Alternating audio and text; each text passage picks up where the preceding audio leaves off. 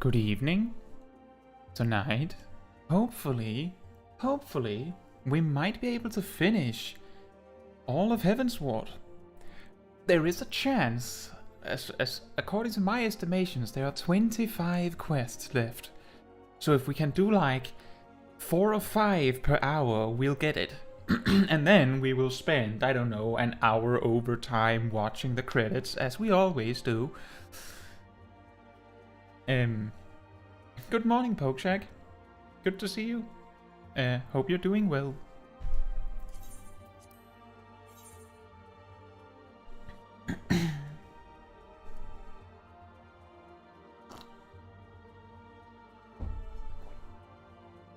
Of course, we're not going to be rushing the main quest any more than we normally do. It's just there's a possibility. One quest in 12 minutes sounds plausible, and usually we stream for 6 hours or so we have more than 12 minutes per quest. It's going to be the dungeons and trials that mainly take up time, I think. And long cutscenes. Pokeshag says, I'm well, and you? I'm good. I spent a lot of today playing V Rising with my good friend Seb, which resulted in me having to hurry a bit to be ready on time now, actually. But I made it. I even had a few minutes to sit down.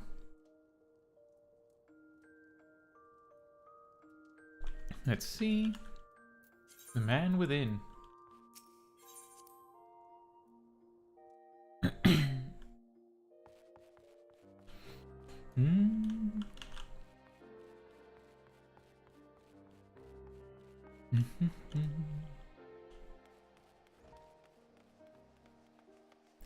And then we just... And Pokeshag says, I'm the Endwalker now. Did you finish the main quest?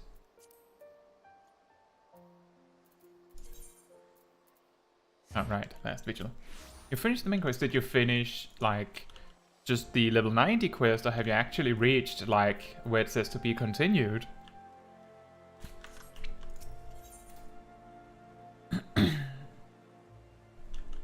Oh yeah, there was some gear upgrades from this. I'm guessing we take the caster one this time.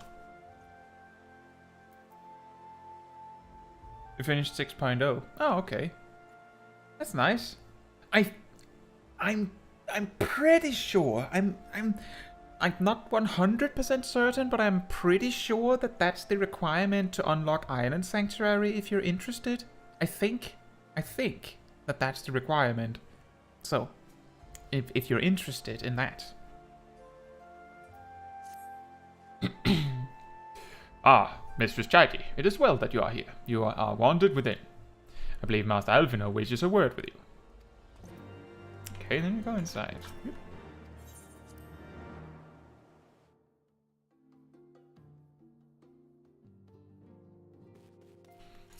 Hello, Alphino.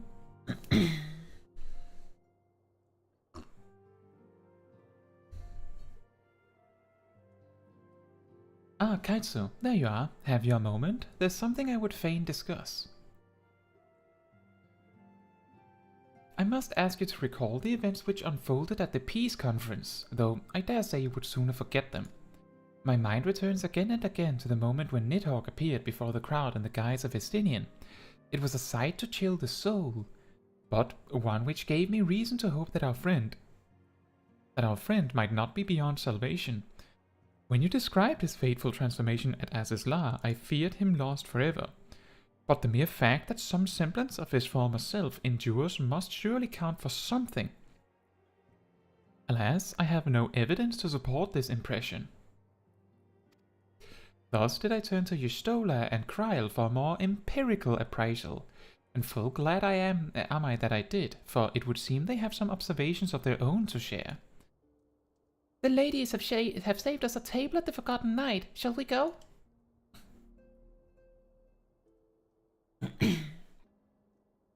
Excellent. Let us not keep our honored colleagues waiting.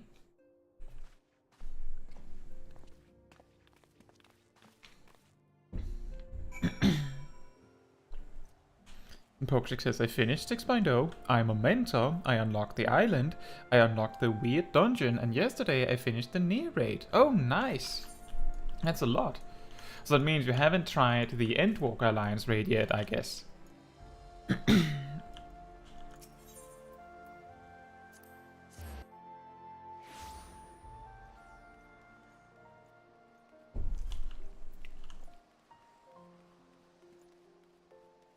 And you're a mentor. Did you get the big crown?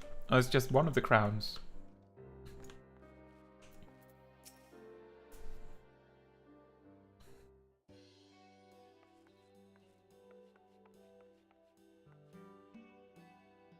We have kept you waiting over long, I fear. Not to worry, Alphino. We had some rather fine mulled wine to keep us company. Truth be told, you could have delayed your arrival a few moments more.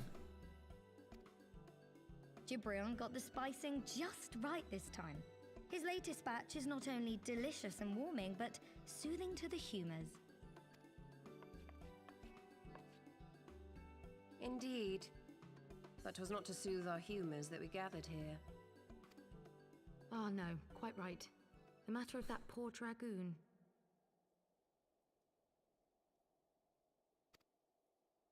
You have discovered something. A means to save him? Let us not jump to conclusions, shall we? Assess the facts presented, then make an educated analysis, as you were taught.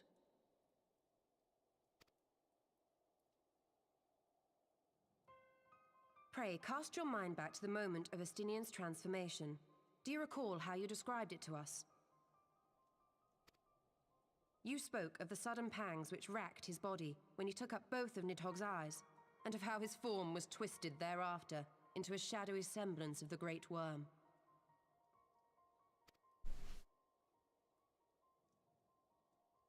When he appeared at Falcon's Nest, the worm's eyes were fused to his mail.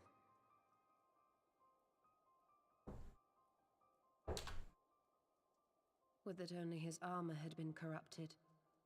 Snaking forth from the eyes, I descried dark tendrils which entangled his very being. His ether has been all but smothered. Then he is lost to us forever? What did I just say about jumping to conclusions? Y'shtola clearly stated all but smothered. As I later discovered, her impression matched my own. Though Nidhogg's presence filled my mind's eye, beneath his seething aura, I sensed the merest hint of something else. And after listening to Y'shtola's observations, I became more certain of my suspicion, that the something else I'd sensed was, in fact, the trace of a different will, submerged in the sea of Nidhogg's rage. You mean... Yes, 'tis like that Estinian spirit yet lingers. Can we not wrest him from Nidhogg's grasp, then? Tear the eyes from the armor? We know not if that would serve to separate Worm's soul from man's. None have ever attempted such a feat. Should it offer even the faintest hope of success, then by the gods, I shall be the first to try. Alphino. By all means, hold fast to your hope, but be mindful of the dangers. Even should you succeed in excising the eyes from the dragoon's mail, we have no way of knowing if your friend's soul would survive so violent a separation. And that is to say nothing of the possibility that his would-be savior might become Nidhogg's next host. But what other choice remains to us? Should the opportunity present itself, I will tear those foul orbs from Estinian's armor and trust in the resilience of his soul, even at the risk of mine own.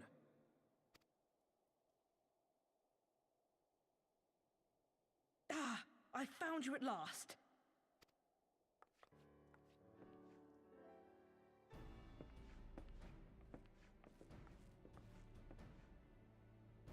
A messenger of the Temple Knights came to the manor some few hours past.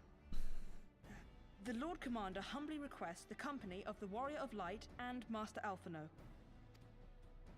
Sir Emmerich would speak with us. Very well, thank you, Onawa.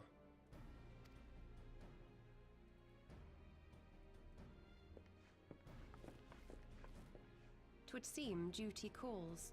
Pray see to yours, and we shall return to ours. Thank you, Y'shtola, Kryl. Your words have given me hope where there was none. Come then. Sir Emmerich awaits.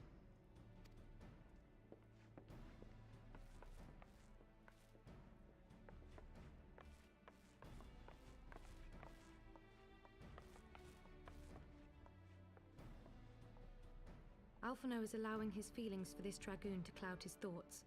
I worry he may do something rash. Keep an eye on him, would you?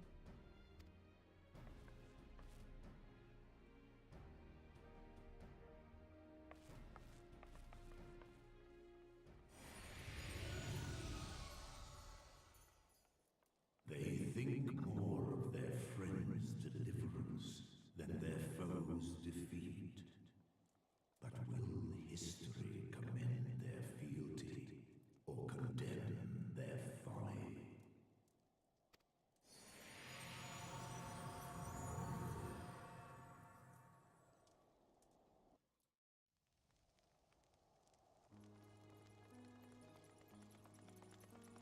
The conference held at Falcon's Nest was to be a celebration of the reconciliation twixt man and dragon. But the lingering shade of Nidhogg, clad in the flesh of the Azure Dragoon, did mark the occasion by spilling the blood of his own kind. A timely atrocity to remind the children of Ishgard that the Dragonsong War was far from over. And when fear gave way to fury, the call to arms rang out anew. Death to Nidhogg! Death to Nidhogg!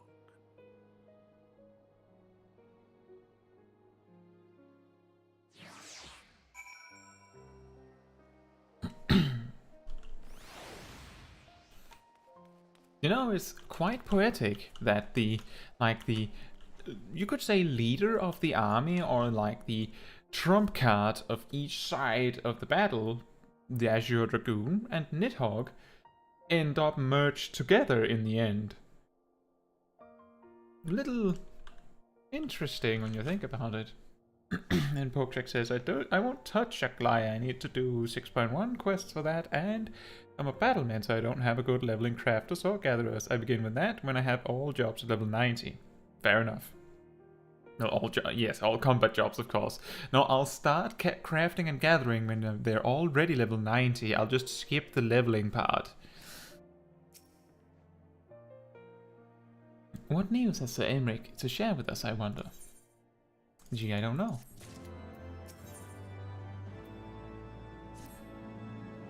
Might Sir Emmerich perchance have received word of a Dravanian advance? Or mayhap they have located that is to say, mayhap Nidhogg has been found. Come, I would hear what the Lord Commander has to say.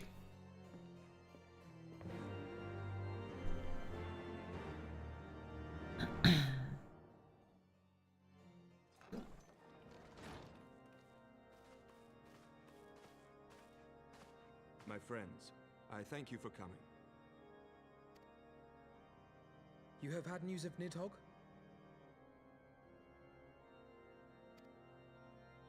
Alas not. Our scouts range far and wide, but they have as yet found no trace of the Great Worm. We dispatched an elite unit of dragoons to reconnoiter the churning mists, but even they returned empty-handed. A pity. Fear not, Alphino. We shall see the worm again soon enough. His words at Falcon's Nest attest to that. Indeed, he is like to come sooner than we would wish. I assume Ishgard's defenses are being bolstered as we speak? With all haste. I mean to call upon every able-bodied warrior at our disposal, from the Knights of the Four Houses to the men and women of the Watch. But I did not summon you to discuss strategy. What then would you have of us, my lord? I will speak plain. Now that Nidhogg is possessed of both of his eyes, no mortal force we can muster will repel him.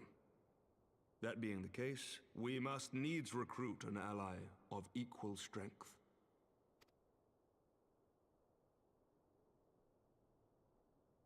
You speak of Hraesvelgr? I do. To whom else could we turn? That he is Nidhogg's equal, I do not deny, nor can I name another. But convincing the reclusive creature to do battle with his own brood brother will be... how shall I put this? It will be no small undertaking, yes. Estinian's report was most particular about Hraesvelgr's unwillingness to involve himself in the affairs of men. But much has changed since your visit to Som'al, and if there is even a chance that the dragon may be swayed, I must plead our case. Whatever price the dragon asks of me, I shall pay it. Such was my oath, to defend the people of Ishgard. Come what may, my friends, the battle with Nidhogg will mark the end of my tenure as the acting head of church and state. Will you help me discharge this final duty?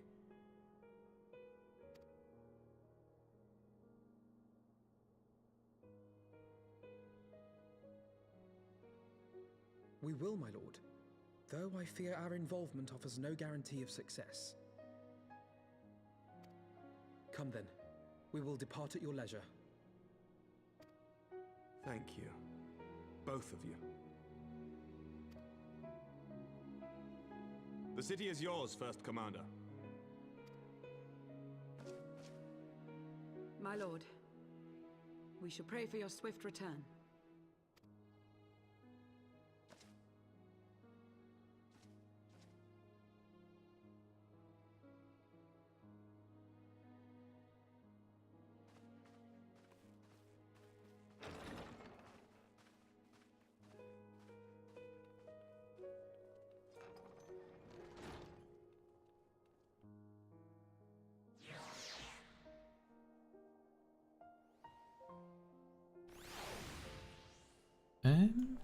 Oh, right. Talk with Aimrig again. Is this also voice acted? Okay. It grieves me to impose upon you in this manner, but you of all people understand the threat we now face. It is no imposition, Sir Aimrig. To Caetsu and I, Ishgard is as a second home. After the many battles we have fought and the bonds we have forged, the plight of your nation has become our own. If there is aught we can do to aid in its salvation, then pray impose all you must. Yes. You are true friends. Shall we be about our task then? We have no way of knowing when Nidhogg's shade will strike, but we must assume that time is not our ally. Indeed, with that in mind, I have taken the liberty of dispatching a messenger to inform Mistress Tataru that you will be escorting me to Som'al. I confess I did not provide the exact details of our destination, as they are as yet unknown to me. We will summon Hraesvelgr at Zenith in the churning mists. Ere we begin our ascent, however, I think it best that we pay a visit to Antics Shrine. You seek an advantage in the coming negotiations? I do. I would consult with Vidofnir. I propose this in part out of concern for her condition. Were she to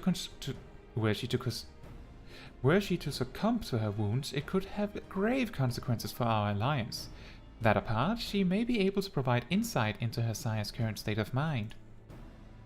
Well reasoned. To the Dravanian Forelands, then.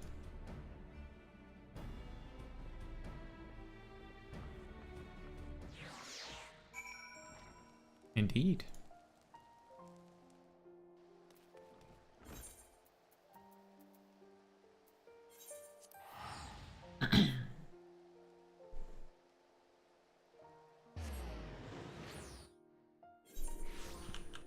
Well, that looks like we'll be a third of the way through this patch very soon. And this patch alone, if we're going to complete everything tonight, we have like an hour and a half for this particular patch. I'm of course not going to be that nitpicky about it. If we're really close to finishing, then we're definitely going over time. make sure that we finish. It would be really awkward to have a stream where we do like 1 or 2 quests and then, I don't know, something else, because we want to start Stormblood on our new stream.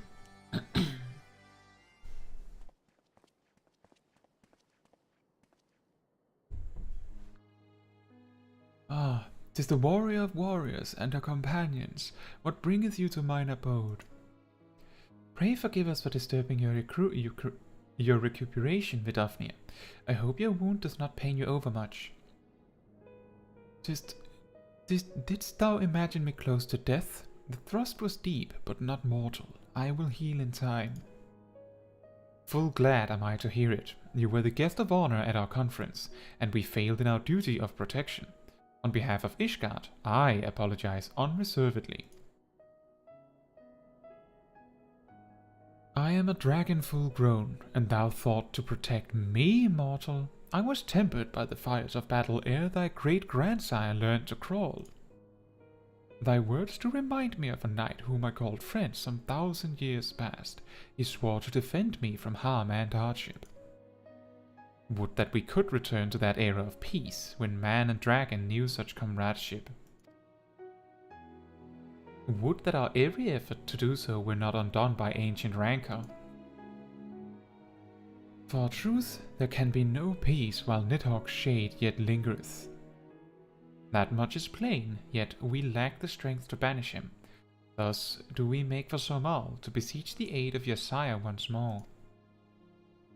Folly, thou knowest as well as I how he will answer. Hraesvelgr's heart remains unchanged then. A pity, but if it is folly to hope, I am content to die a fool. As hath ever been the way with thy kind, go then, but be warned, the Shade's presence hath driven its minions to frenzy. Thank you, Vidofnir. We shall disturb your rest no longer.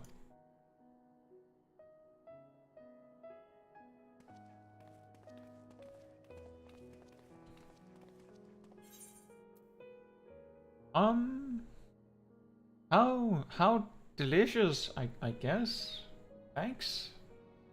I guess you take that one? Doesn't really matter that much.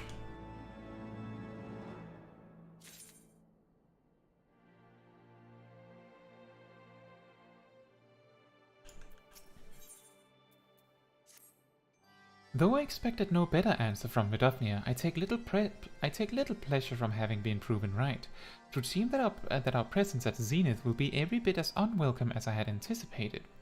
But what is the eye of one great worm to a trio of self-confessed fools such as ourselves? Let us begin our ascent. After you, Master Alphonse. Scout ahead if you wish, Caetsu. We shall join you outside Markholm.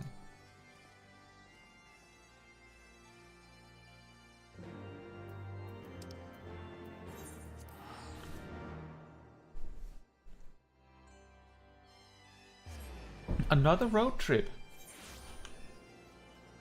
We just replace Estinian with Aymeric, and I don't know, you sail with this owlet. And then it's basically the same trip again, isn't it?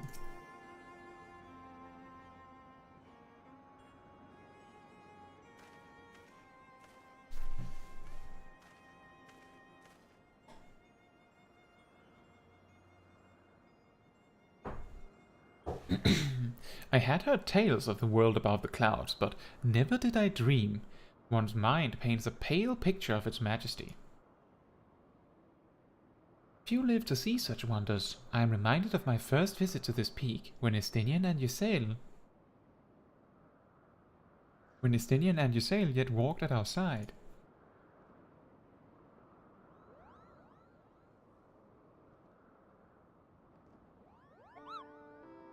Kopopo, is that you, Caetsu?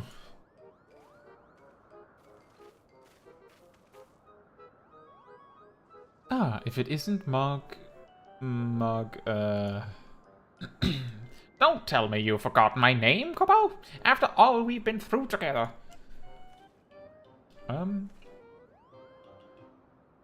But at least you remember me. You do remember me, don't you, Caetsu? Oh no. Well, might as well be honest. Apologies, friend, but all moguls look the same to me.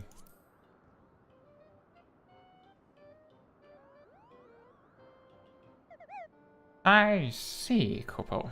Then I suppose our time around the campfire meant less to you than I thought it did. It's Mohan, by the way. But putting our shared history to one side, what brings you and your friends to Markholm, Kupo?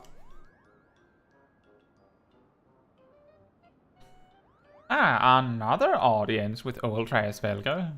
Well, I hope you've brought the horn, Kupo. With the winds as gentle as they are, good loud toots should reach the Great Worm's ears easily enough. That is good to hear, Mogan. Thank you. We had best press on to Zenith, while the winds are in our favor.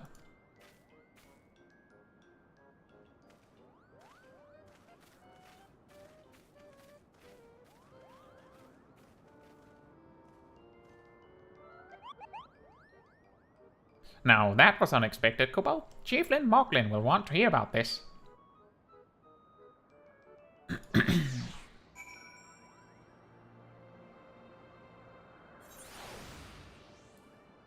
And then we teleport to Zenith. So Pokeshak, have you gotten far with your island sanctuary then? Since you've started on it. I know it's mostly like a little bit of progress every day. A lot of it is a lot of the progress is sort of barred by like daily cooldowns and stuff like that. So you can only get so far. But that's even more reason to take the time every day. Just for a little bit. You don't have to do that much. There we go.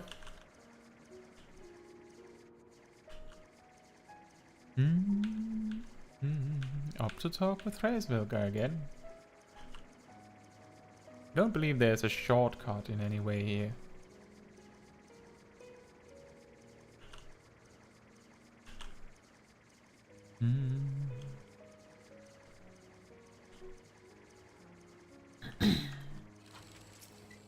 Here we are.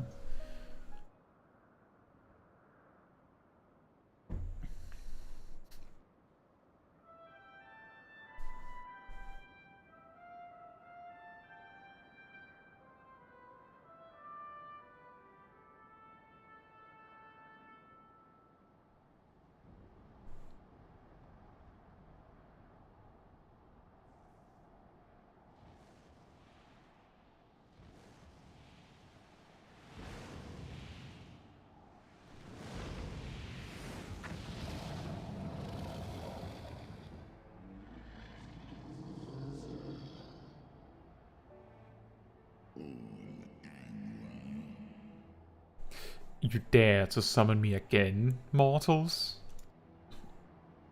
Great Hraesvelgr, 'tis not lightly that we beg this audience. Pray hearken to our words, for they concern the future of man and dragon both.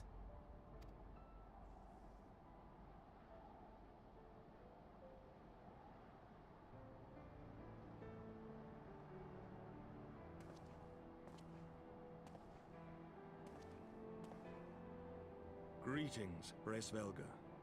I am Emmerich de Burrell, acting ruler of the nation of Ishgard.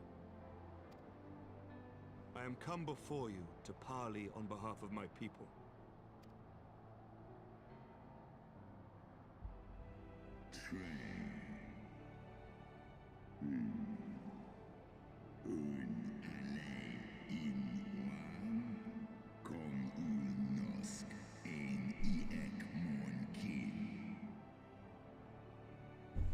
To parley, thinkest thou thy purpose unclear to me? Thou art come to beg mine aid in the battle against the shade of my brood brother.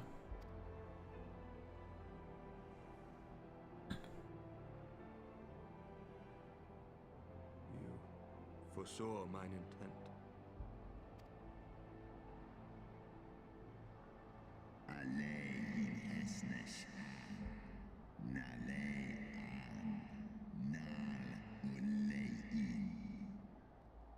I but read that which is writ plain in thine eyes.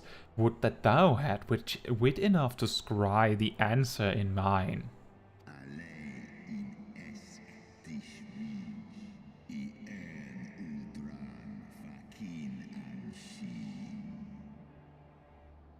my beloved Shiva did once build a bridge twixt man and dragon, a bridge which thy treacherous forefathers saw fit to tear down, as thou well knowest. Oh.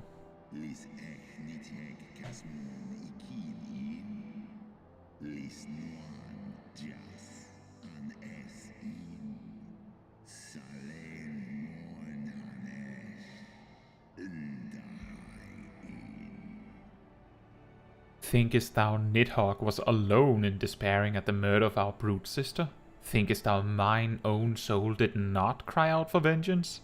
Know then that upon that accursed day my heart did wither in my breast, and thy kind become unto me the harbingers of despair.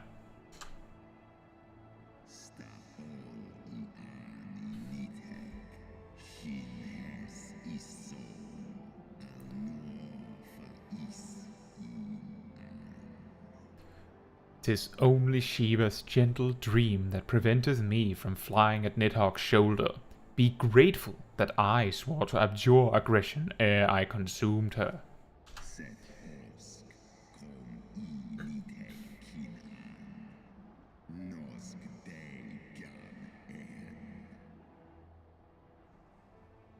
"I permit my children to offer or deny thee aid as they see fit, to warn thy people of my brood brother's coming. That thou wouldst dare ask more of me but affirmeth thine incurable arrogance."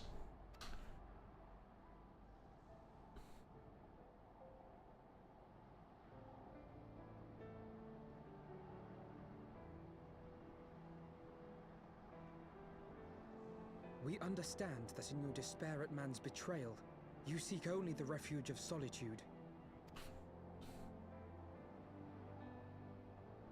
But despite your protestations of spent faith, do you not still nurture the smallest flame of hope?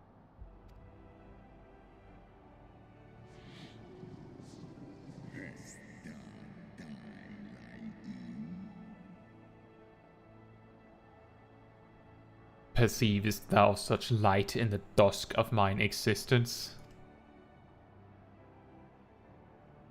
I do. If you claim I see falsely, then tell me, why did you consent to bear Hraesvelgr upon your back?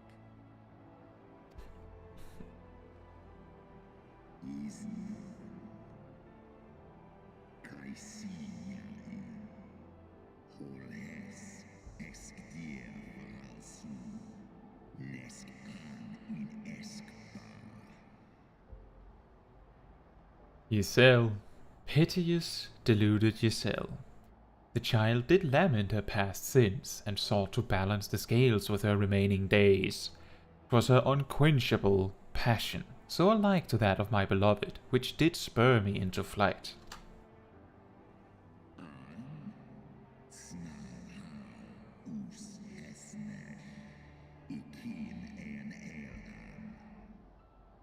And for mine own part, I would countenance no longer the hands of evil men to use my brood brother's eye for ill.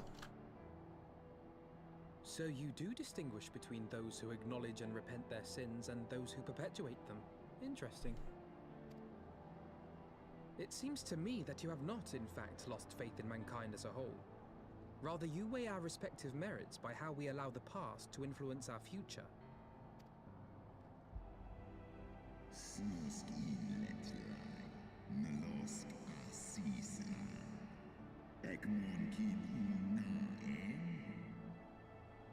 Spare me thine idle sophistry. Even were there a mote of truth in thy reasoning, what of it? Wouldst thou have me slay mine own sibling to save a city of mortals?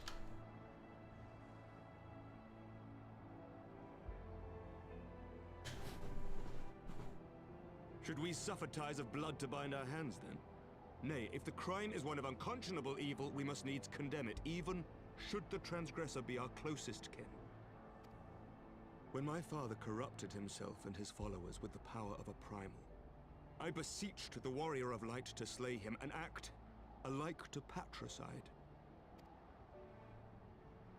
That he did not die by my hand matters little. If anything, it heaps greater disgrace upon my name. But had my father not fallen, he would have drawn countless thousands into a holy war of hellish proportions, which I hold the greater crime. Thus did I order his execution, sparing the lives of my people and yours. Alas, your brother Worm now prepares to murder those whom I sought to spare. What is more, he has taken my comrade's body for his own. But if I must slay my dearest friend to defeat my direst foe, I will not flinch from my duty.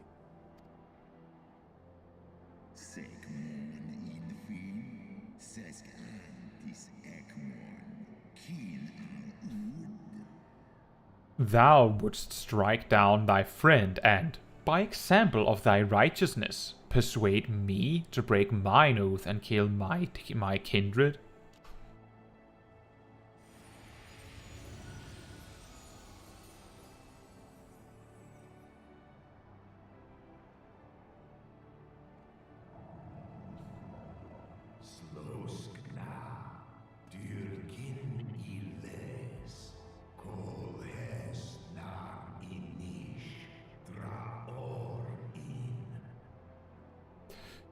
Heed me, my child. The servants of Hydaelyn envision a different outcome.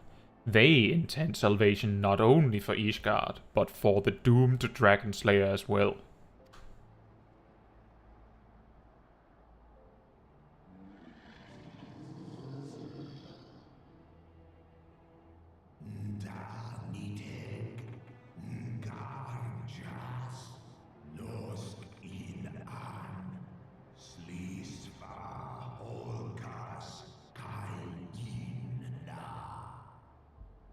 Believest thou the shade to be Nidhogg returned? Is it not merely a manifestation of his vengeance, the shadow cast by thy brood brother's rage?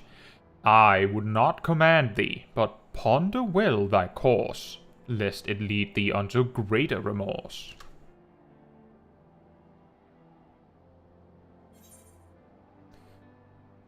While the shade of vengeance remains, the future will ever be uncertain. I think that's the best one, actually.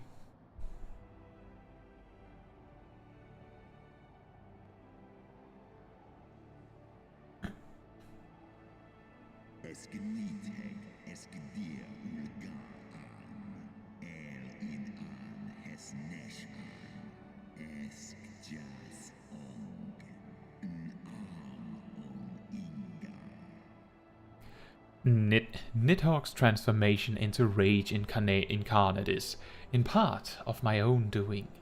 I rendered unto him mine eye, and empowered his revenge thereby. But 'tis the purity of my brood brother's wrath that lendeth him his all-surpassing might.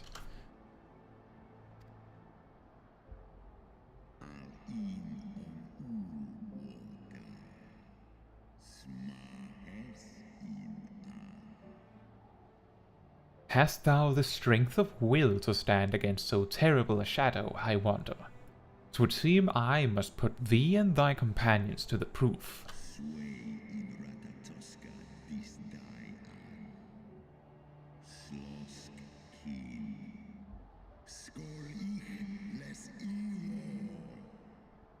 I shall await thee in the ruins wherein Ratatoskr once dwelled. Heed well the words of my children, and hasten thee to the place of thy trial.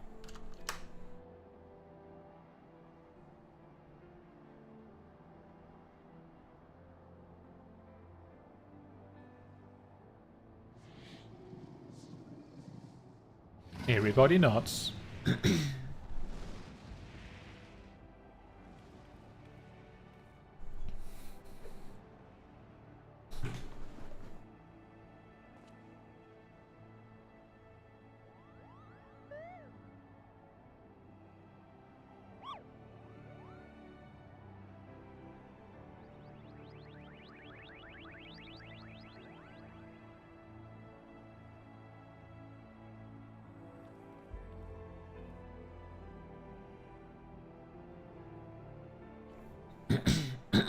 It's very handy to just have a Midgard's armor on speed dial when you need to convince a dragon about something. And Mackerel Zip said, "You got this, Kay. You're going to beat the Moogles." Well, we're starting with that in the trial, if I remember correctly. I believe I spied a wyvern landing just outside the palace. It is doubtless one of the children of whom Hraesvelgr spoke. Come, my friends, let us not keep our escort waiting. Well, that does mean I'm pretty sure that we have a dungeon time in just a moment, so if you want to join, Sip, you're very welcome to do so, but I do think I got the impression that you had something else in mind tonight. And that is totally okay. The Moogles need to be killed first so you can get the Moogle weapon. Well, they don't drop Moogle weapons in this particular case.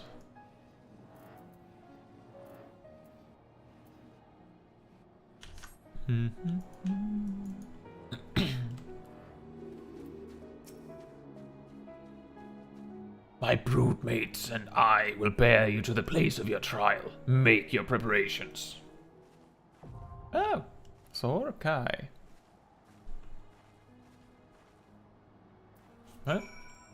Actually, I'm interested to see... Oh! Not in this dungeon, apparently. I just wanted to see what the jobs they were going to be was. I'm guessing Aemric would just be a paladin. That's fine. Good for that. Apparently someone else is also queuing for that. Well, that is an excellent opportunity to return to our endless project of farming company seals. Ta-da!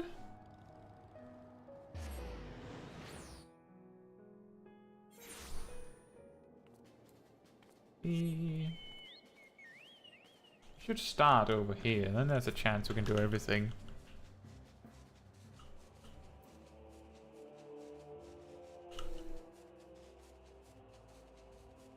Well, already now I know that we're falling behind on the time that I set forth for each quest, but that's pretty much how it's going to be whenever there's like a dungeon or a trial part. Then the shorter story bits have to compensate on the other side to make it possible to finish the entire story tonight. What is it? Where's the thing we're supposed to kill? Is it? Oh, there's like 2 things. It's going to make it really annoying. I need to like intercept them and kill them fast enough that I can make my way up to their spawn location and then we can start to get somewhere.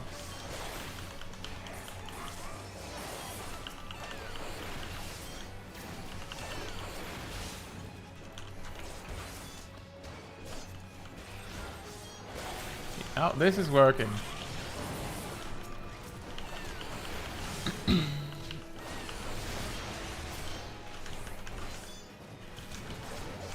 I will see how many fates we'll be able to do before the queue pops. So often we get surprised, but right now we're working with 9 minutes.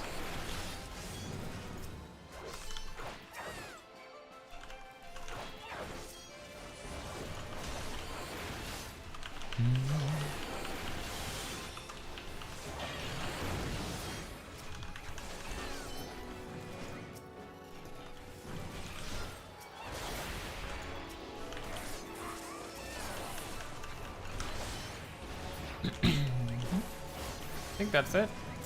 Yep. Next one. And it is in fact this boss fight that is the best one to take. So continue to that one.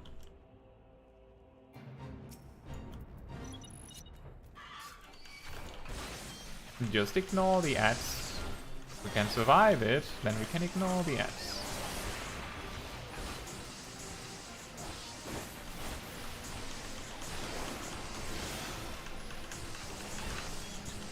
And of course the reason why we're farming company seals whenever there's downtime in the main quest is pretty much that we want to have as many company seals as we can so that we eventually can reach the rank where we can exchange gear that we no longer need for more company seals.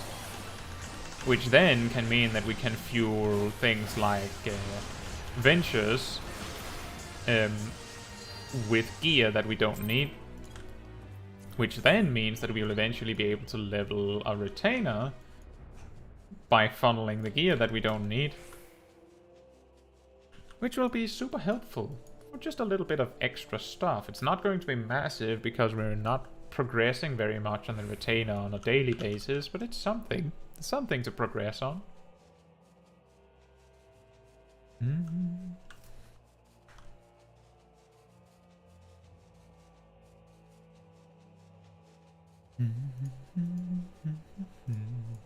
And then the next boss. I think this is a fine order.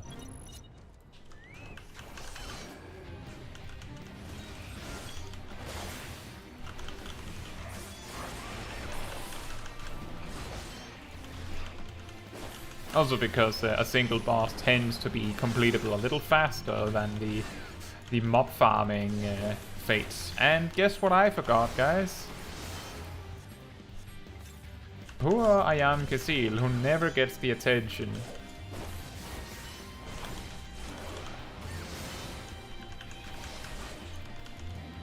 But you were remembered in the end, Ayam Kasil.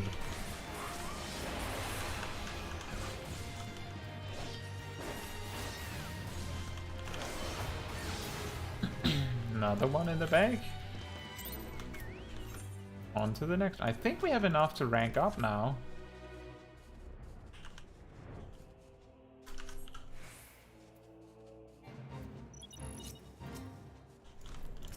Now we just need to round up a bunch of these. Preferably without pulling the elemental, because they tend to be a little surprising with how much damage they do.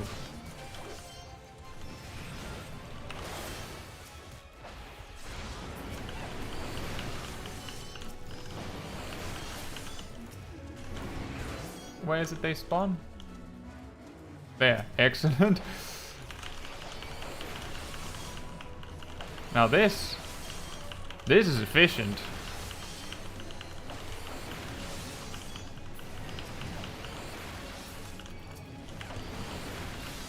There we are. Next one would be the toll collector.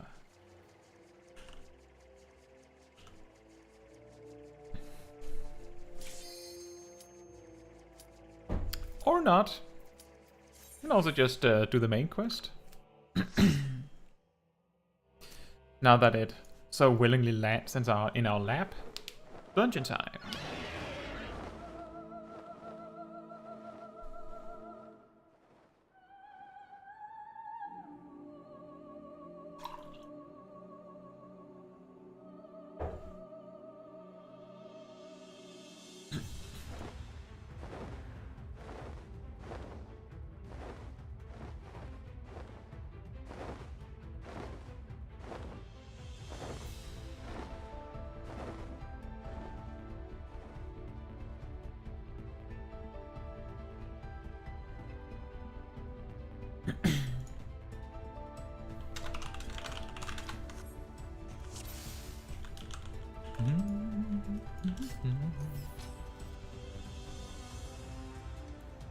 And we have a Reaper in the group.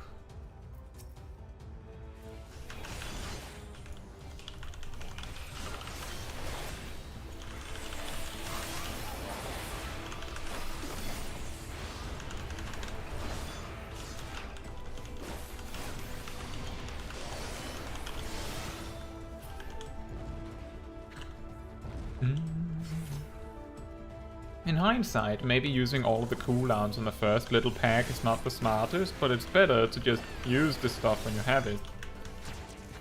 Else you'll end up sitting on it forever.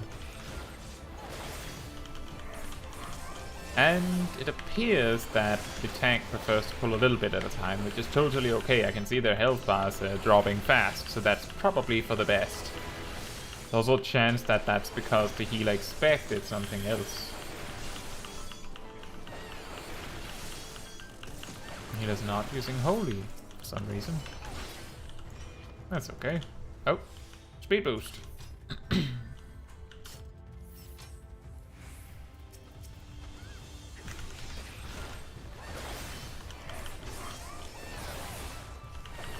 Oh, we're pulling more, then it's better to just hold for a moment.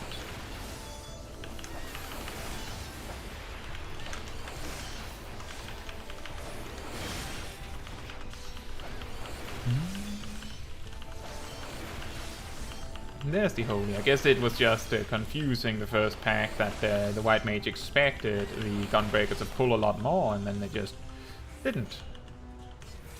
That's understandable. I can see how that makes sense, actually. And then if you're expecting that they're pulling more, then you wouldn't want to use Holy on the off chance that the tank would eventually start pulling more. The moment you use Holy, that is no longer an opportunity that the tank will have.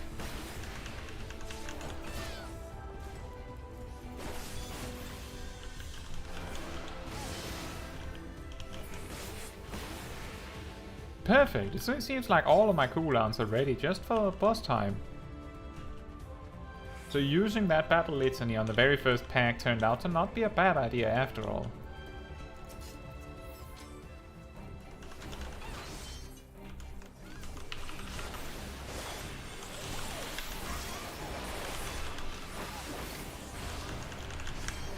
Ah yes, the classic Moogle song.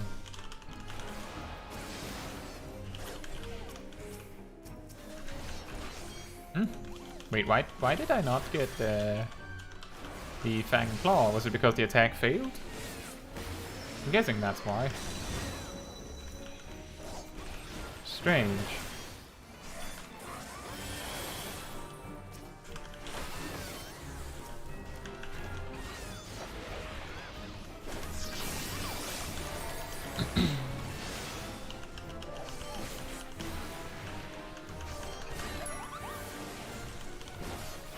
I think the battle is already over.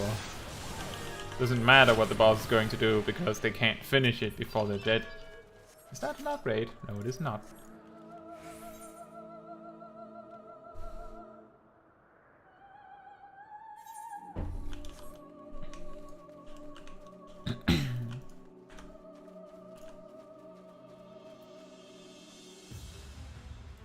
Nope. Tank be sprinting.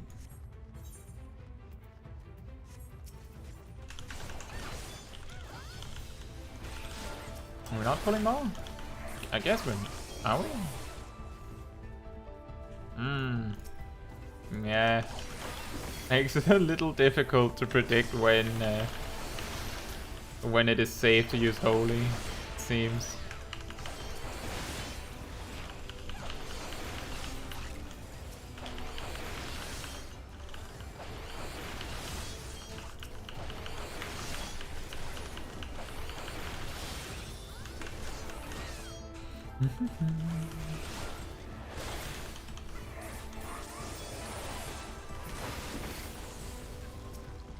And Ansu. Oh, these guys actually cleave in front of them, so they're actually extremely dangerous to pull in numbers. The healer's dead. Yep.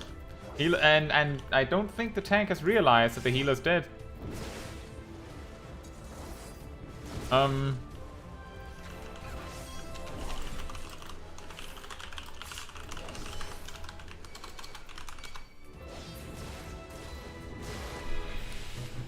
Ouch.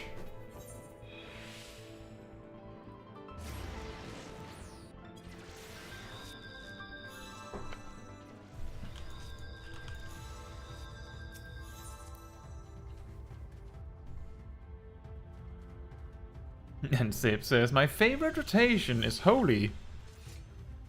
And nothing else. Yeah, it's not that difficult. It's pretty nice. It's very flashy.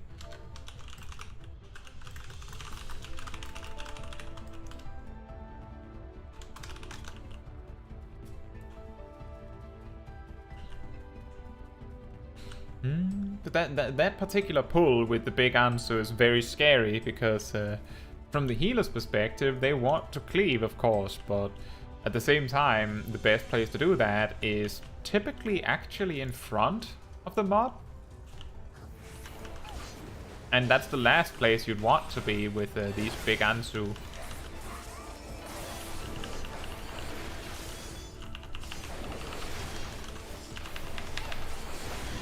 As you can see, the healer got hit again because they placed themselves in the best spot to use Holy.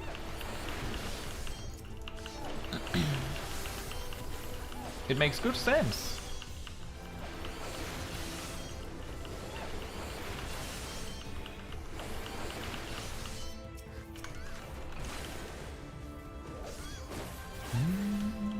I should have used disembowel there.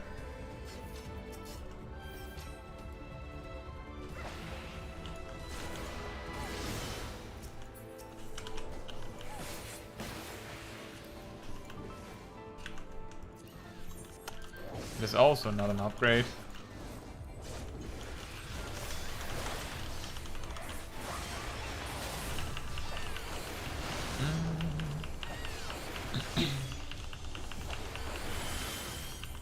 I think this is the best spot. It's sometimes really difficult to get a good aim with a like thin line AoE like Doom Spike. We need to hit 3 things for it to be worth doing over a single target.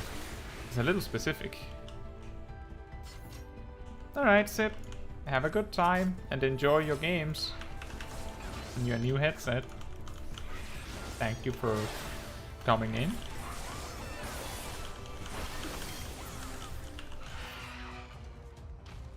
Oh, that hippogriff is a lot, or griffin is a lot easier to fight when it's alone. Extremely so. It's not that tanky.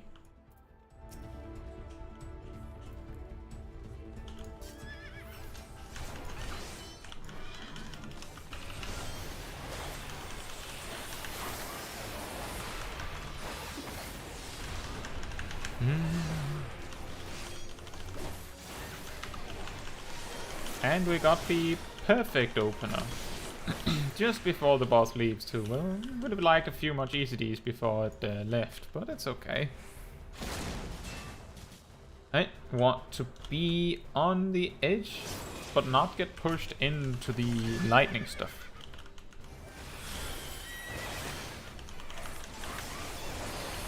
Well, Stip, the only thing that I really could need you for would be, you know, tonight at least, is for main quest stuff, and if you're playing something else, then that would be awkward, wouldn't it?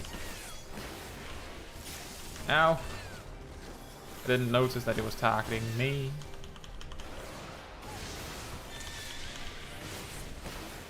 Or was it targeting me even? I don't know.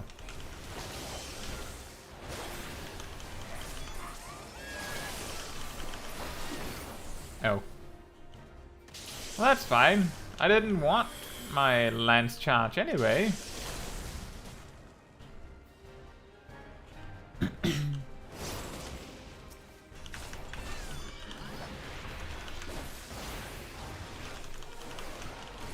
Nope, missed the life surge. That's fine.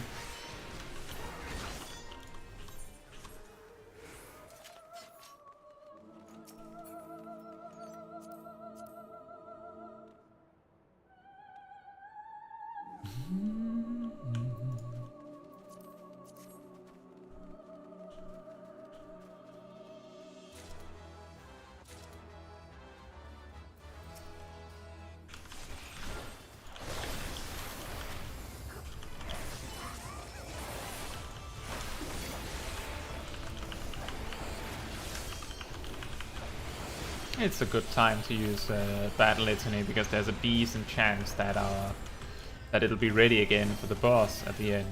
Takes around 2 minutes, I think.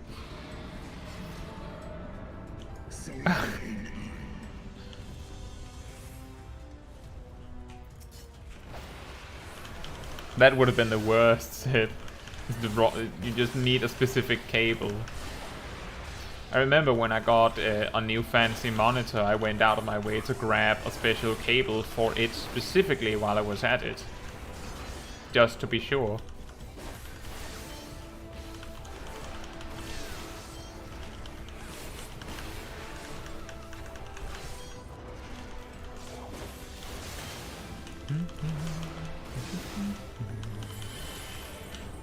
Oh yeah, the ice dragon.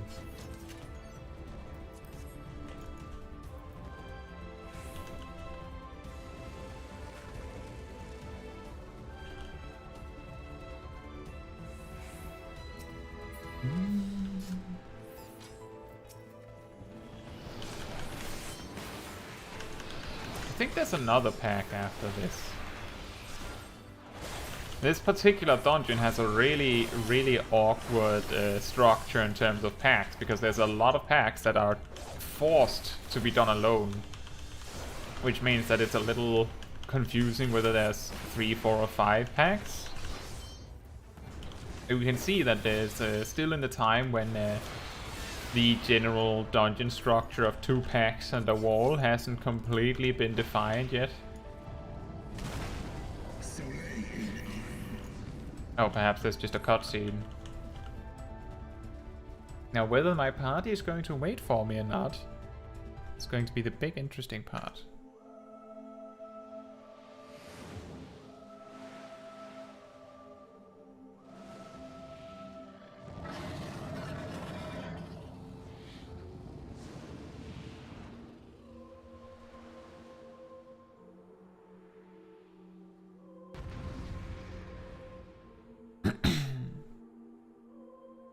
Oh, seems they did wait. Nice.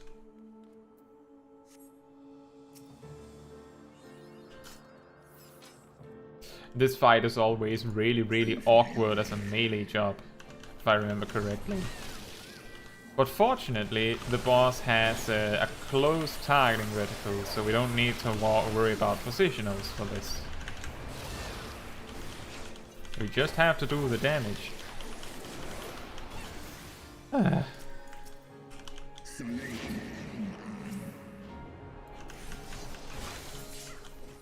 It's really random at times where it chooses whether I get the credit to use my Fang and Claw or not. It seems to explicitly require that the damage goes through, which doesn't seem to go that consistently.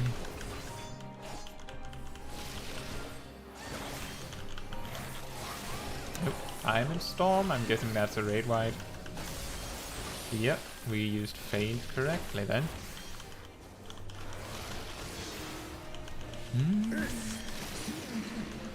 And here comes again.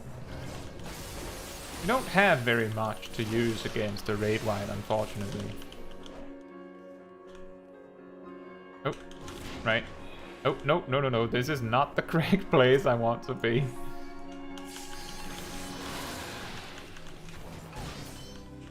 Where does he land? In the middle. Excellent.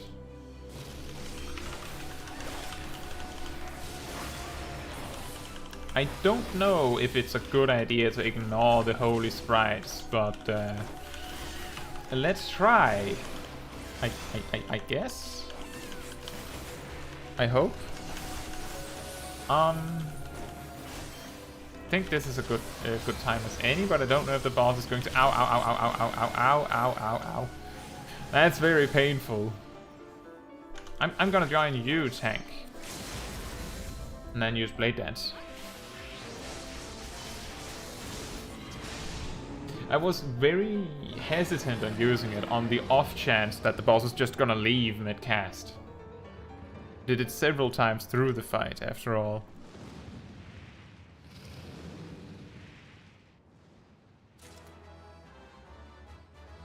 Oh, apparently I got loot.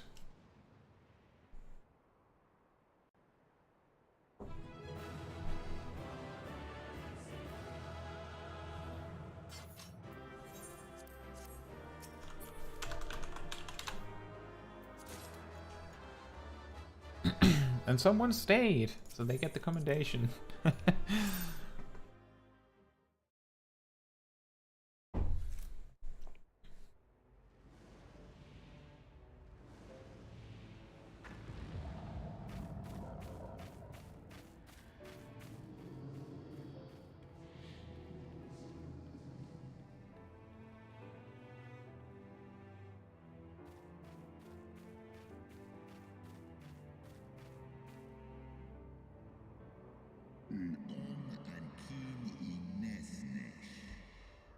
Even bereft of an eye, my brood brother was a fearsome foe indeed.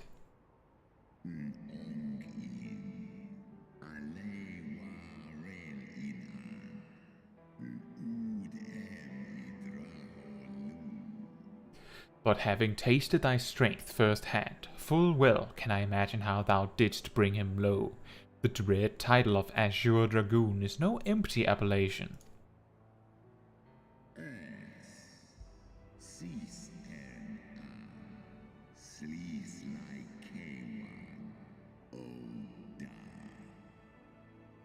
Very well.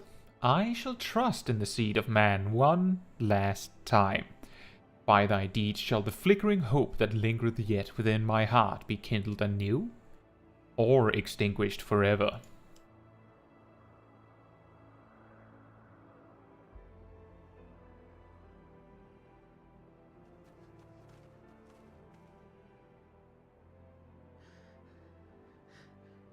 Your trial is ended as well, then? That is going to be very difficult to explain with the duty support if Alphino is part of this trial on our side. Mine was brutal beyond reckoning. Hraesvelgr seems ill-acquainted with the notion of mock battles.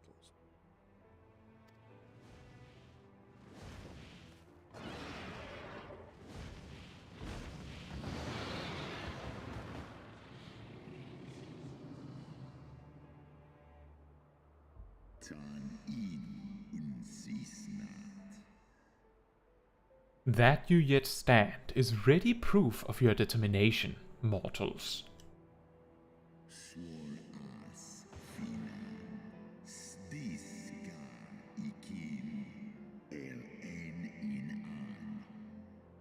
Let us fight as allies then, and together banish my brood brother's vengeful shade. On my oath, the wrath that once was Nidhogg shall meet its end.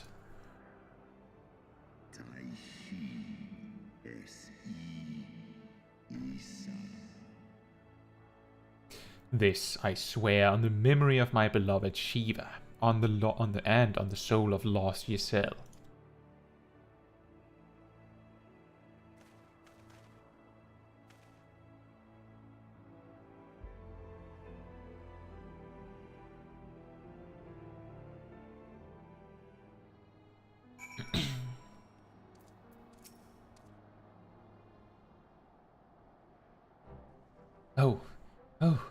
Oh, my poor ribs.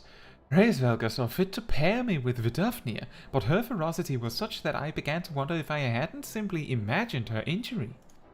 Yet my trial pales into insignificance next to yours. How fared you in your duel with Hraesvelgr? Well, fine. I take it from this that your battle was rather more involved than my own.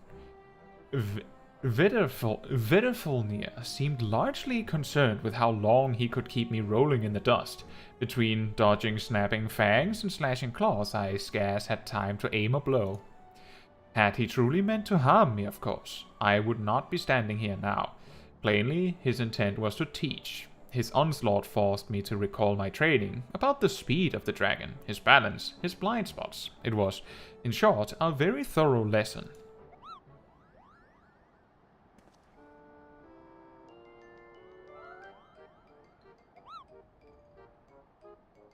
Whoa, Caetsu, let me begin by congratulating you on the completion of your trial. For one with a name more befitting a jester, you fight with the savagery of a rabid demon. Do you see how my wings are kinked? Even my palm aches. After this drubbing, I fear my loyal subjects will have to bear the load of my personal chores for quite some time, Kupo. Possibly indefinitely. Oh dear. What? When I told you about Caetsu's trial, I didn't mean for the rest of us to suffer.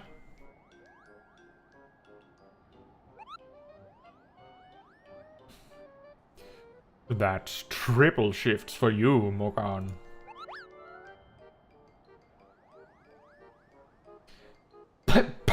Triple? But that's not fair. There's no justice, Kupo. None at all.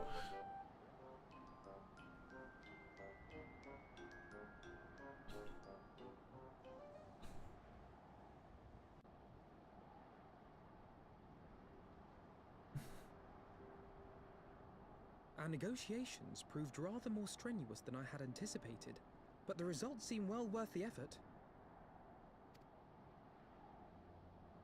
The battle was indeed hard won. Thank you, my friends. I would never have earned Hraesvelgr's cooperation had you not seen fit to grant me yours. 'Twas your stalwart heroism that moved the heart of the Great Worm at the last. Any gratitude I can offer is but poor reward for your continued service to Ishgard.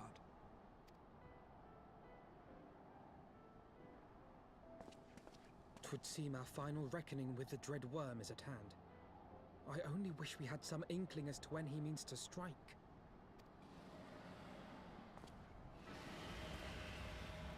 Now? Oh gods.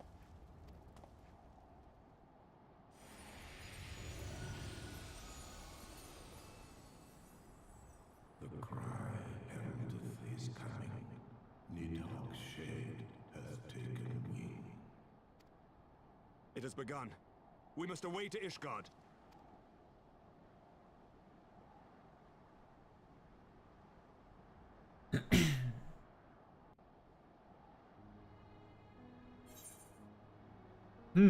And max ether or a potion? I guess the potion is more helpful, really.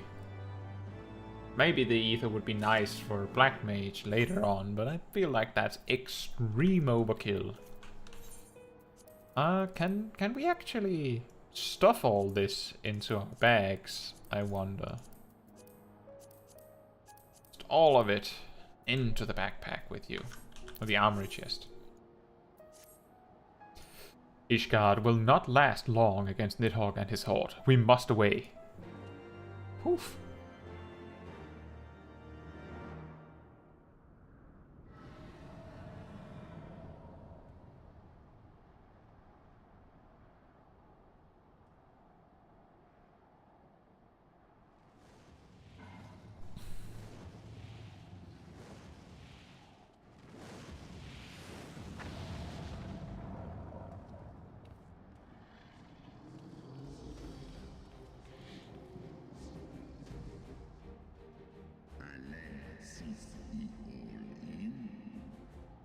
Know you then what this roar portendeth? Aye. I must return to my city without delay.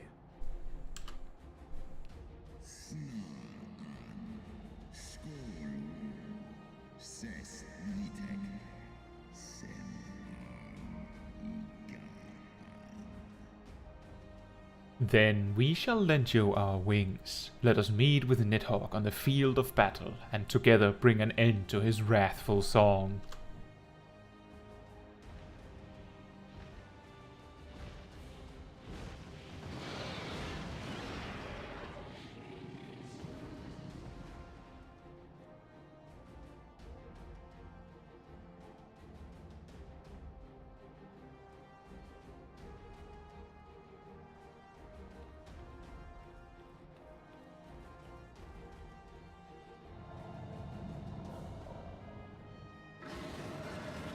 Trust me, I'm somewhere on Hraesvelgr. You'll have to take my word for it. You can hardly see me.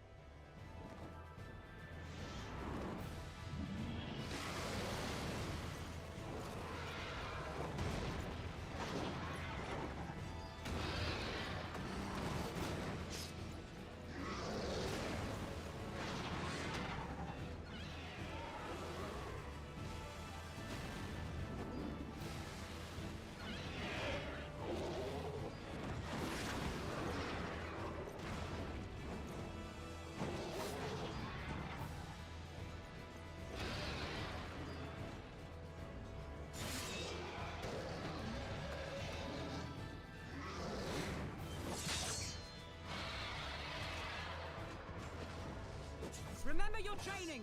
We hold fast until the Lord Commander returns.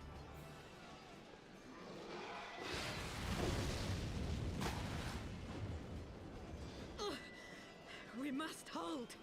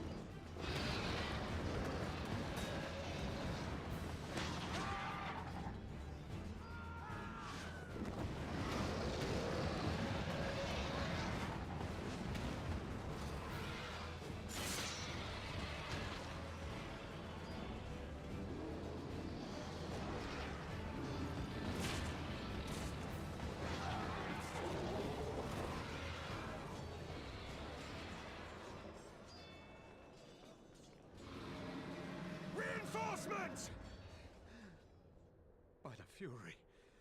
That one is the size of Nidhogg.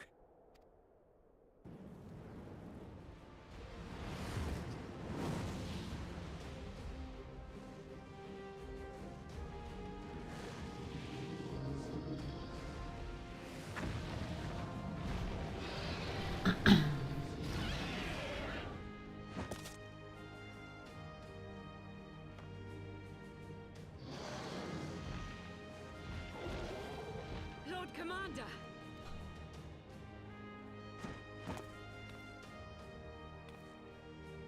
You are late, Warrior of Light.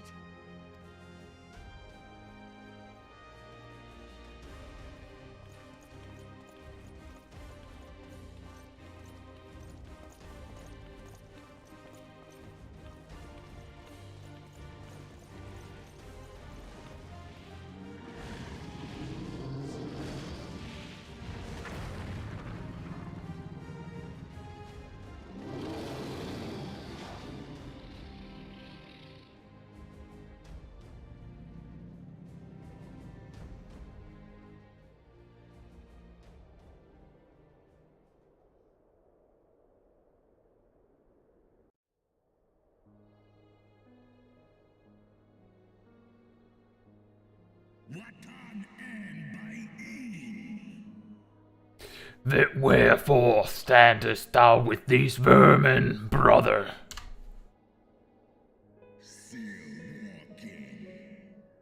Abandon this war. Shade.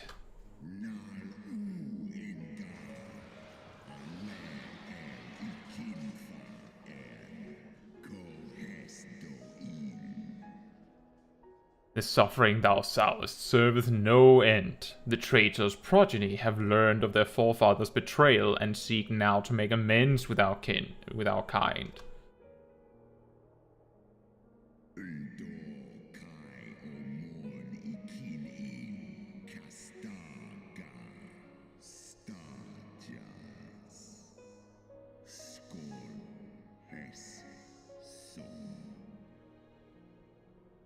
Never shall our grief be assuaged, nor our loss forgotten, but reconciliation may yet halt the spread of this plague of enmity. Forsake thy vengeance, and be at peace.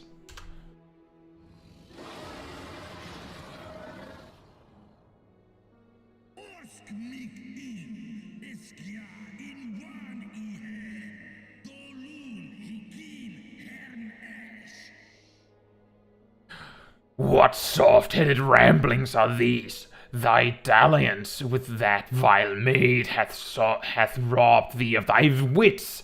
Mayhap her cloying perfume hath made thee forget the stench of our brood sister's lifeblood.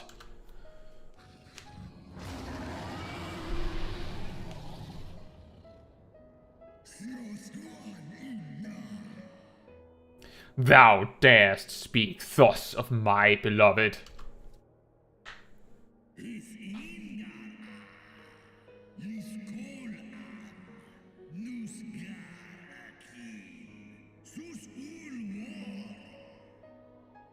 Ah, so the flames of rage may yet be kindled.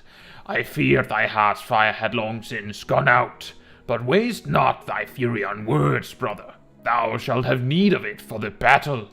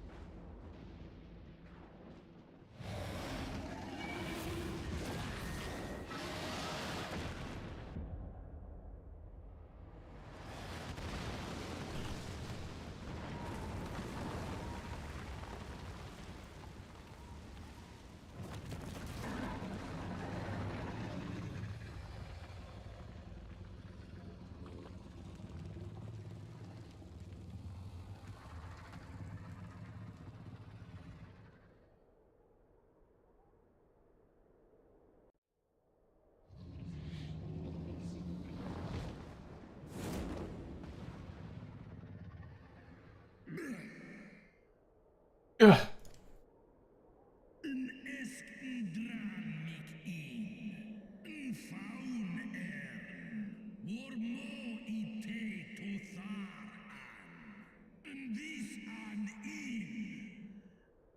Thou art weak, Hraesvelgr, a slithering worm who fawneth on the vermin who should rightly be his prey. For 1,000 years have I fought without cease, and thou didst think to prevail against me.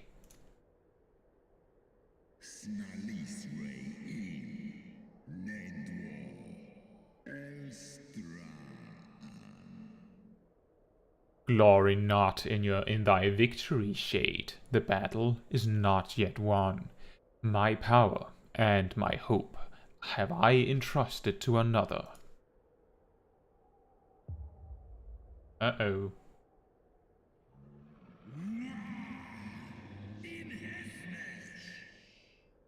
Thine eye, what hast thou done?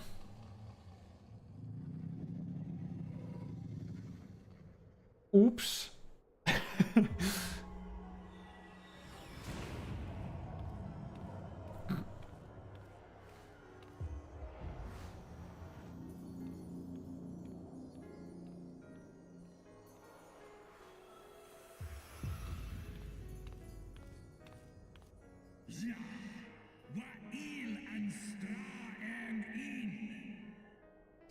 Fool, thou wouldst trust a mortal with thy strength.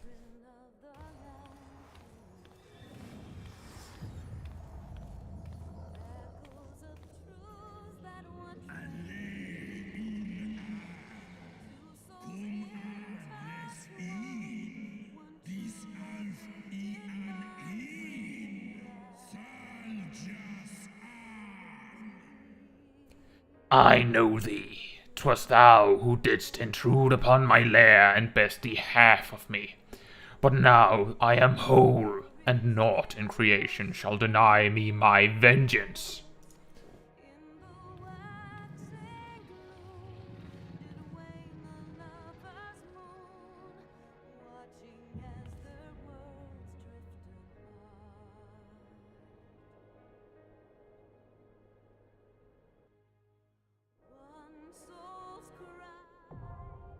Hey Rallo, how are you doing? We're about to fight Nidhogg, however, I need to be right back real quick first. And I think this is a great time to be right back, with excellent music.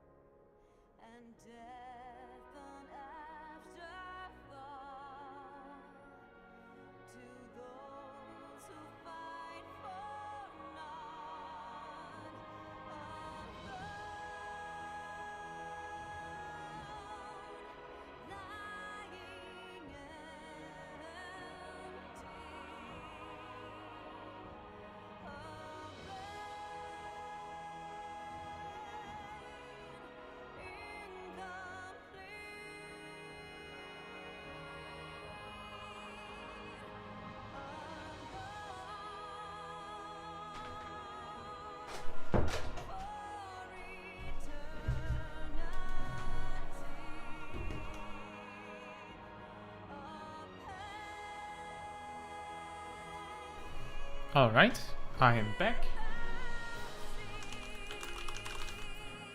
Rala says, pretty good at the moment. Oh man, I just did this yesterday on my... Oh, not gonna lie, the ending to this battle actually made me drop a tear.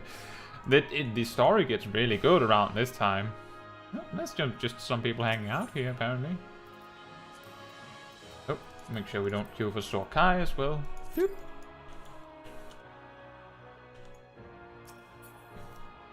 Yeah, I know some that love this song so much that they would queue for this just to hang out. But usually they would just do unsynced so that they could get in and hang out. Or just want to do the encounter to, with reason, hang out in the music. But you've made an Eldralu and you've just caught up and beyond of Smol Kai. Impressive. Do you play your Eld a lot?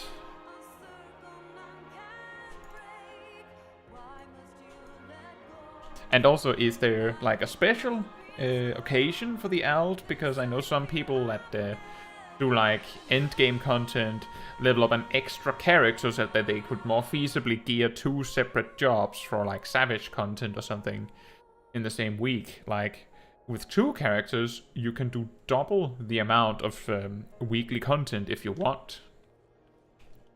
Look, look. Another Lalafell.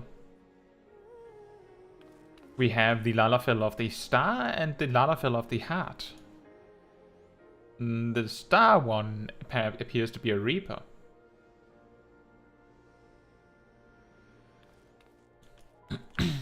I think? Maybe? Yeah, Reaper. Sometimes they can use a fancy scythe-looking weapon. There's the one from the Morg store, and that means you can have a scythe with a handful of jobs. If you want to. Well, if this is going to take a while, we should... I think we can advance our rank. I'm pretty sure we can advance our rank.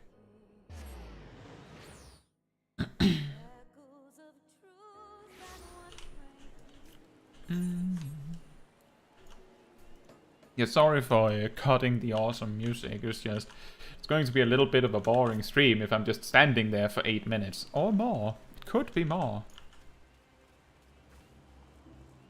Hello, I would like to advance my rank.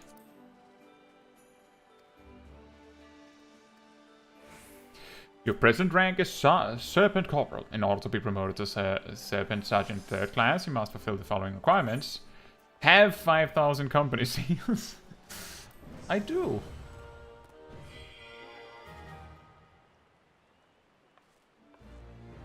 In the sight of the elementals, I hereby confer upon you the rank of Serpent Sergeant 3rd class. I am pleased to inform you that, as of this moment, you are eligible to undertake a wider range of company leaves. Go forth and do that which brings peace to the Swellswood and honor to our name. Woohoo! What's the next rank? 6,000. Do we have any new hunting log stuff? We do! Excellent! And then we shall do this. That makes way more sense, and we needed 6,000. That might be possible.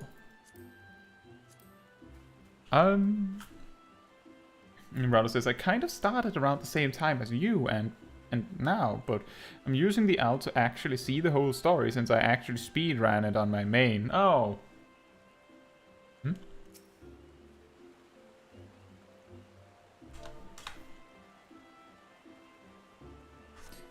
Shadow Wolves.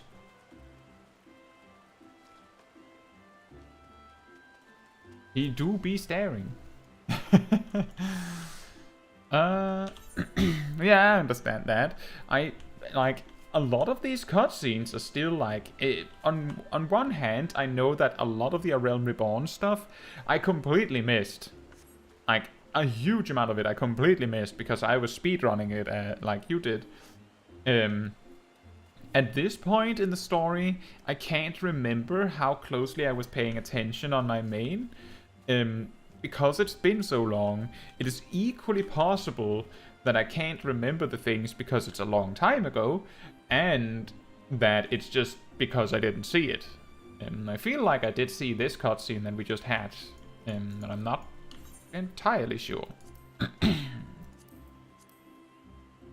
Well, but I can totally see the benefit of making a new character go through the story rather than doing like New Game Plus, for instance. It feels like it's a better way to like place away doing the story again in like a separate compartment, so you don't have to think about that when you're playing on your main for whatever reason. I don't think I would have found as much the time to relive the main story if not for streaming it. I feel like that's a much better way to, like, for me at least, to find the time. It's like months ago I also said that I wouldn't have gotten that far doing a solo run in Palace of the Dead if it wasn't for the fact that I was streaming it. The fact that I was streaming it meant that if I failed, like I wiped out for any reason, which I ultimately did, it didn't feel like the time was wasted as much, because people had enjoyment out of the entertainment value of the run itself. Like, everyone that like viewed it or whatever, participated in it, had some enjoyment out of it, so I didn't just waste my time by doing a solo run only to ultimately fail it. I know that sounds a little bit like, oh, if you're not streaming it, there's no point, but that's not what I mean. It's more like, if I'd done the run alone, then I would have just been playing Palace of the Dead alone. But when I'm streaming it, it means that while I'm playing Palace of the Dead technically alone, I'm also playing it with you guys, being able to be there to enjoy the successes and failures and weirdness of Palace of the Dead with me, which I think is much more fun. And Rado says, my friend was streaming this game before I started, and I honestly wanted... let's see, I honestly... let's see... I guess what you're saying is I honestly was invested in the raiding aspect of the game, but the story was like, can I get to Endwalker so I can start unlocking everything? Or yeah, exactly. Okay, I did guess correctly. Yeah, I get that. When I started originally back in Stormblood, my biggest interest in power leveling through the story was I want to get to level 50 so I can be a red mage. I have mentioned this on stream before, and even in videos. I started playing Final Fantasy XIV because of the red mage. Like, I've played not that many Final Fantasy games, but I've played, for instance, Final Fantasy VII. I played... One of my favorite games was Final Fantasy Tactics Advance, and red mage and the double cast ability, or spell you could say, that the red mage gets, is one of my favorite, like, ideas for fantasy skill as a whole. Like, it leaves so much possibility, and I think it's so fascinating, and then coupled with just the general feel of the red mage, with the rapier and everything, like, the whole combined experience of the red mage is possibly one of my favorite jobs or classes in a game of all time. So when I see that red mage exists in Final Fantasy XIV, I'm like, guess we're playing Final Fantasy XIV, boys. And then I figure out I have to get to level 50 to get that.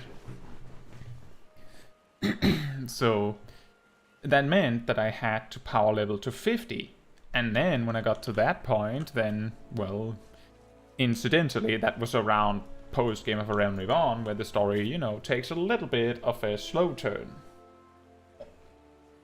So I started skipping even more. It didn't help either that back when I started, like, heavy cutscenes, like big cutscenes and dungeons and stuff, were all skippable.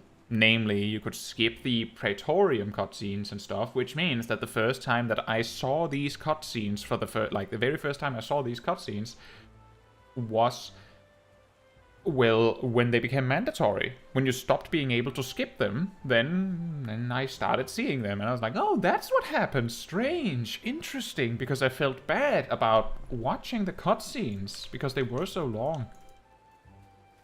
Rather is my phone automatically trying to correct but replace words that don't even make sense. And I was like that too with Dark Knight, since Final Fantasy IV was my first Final Fantasy game I played on an emulator on my phone.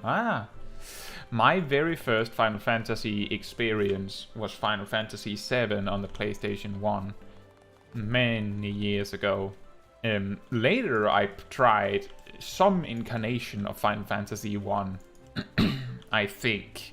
Something with the very old PlayStation titles makes it a little strange. Some things match up, others don't. I'm not entirely sure if it was actually Final Fantasy 1, but it did introduce me to, you know, the classic warrior, rogue, thief, and monk, black mage and white mage especially, and the red mage, I believe. And then I got Final Fantasy Tactics Advance for my Game Boy, and the only thing that I just can't stand about that game is the rules system, or the law system, where randomly in every fight there's something that is not allowed. Which means that you could go into a boss battle and it's like every time you cast a healing spell, you get a yellow card, and if you already have a yellow card and get another one, then you actually get a red card and your healer gets thrown in jail. And you're like, how am I supposed to beat a boss if I can't heal? And then it's even worse because bosses only get yellow cards. They can't be thrown in jail, so they can just cheat. Which kind of ruins the purpose. Like, normally you'd be like, well, I'll just make sure that the laws that come in on the day that I'm doing the boss is something that prevents them from doing something, but incidentally, they can just ignore the law. If the law is to their benefit, good. If the law is to their detriment, whatever. It's really weird.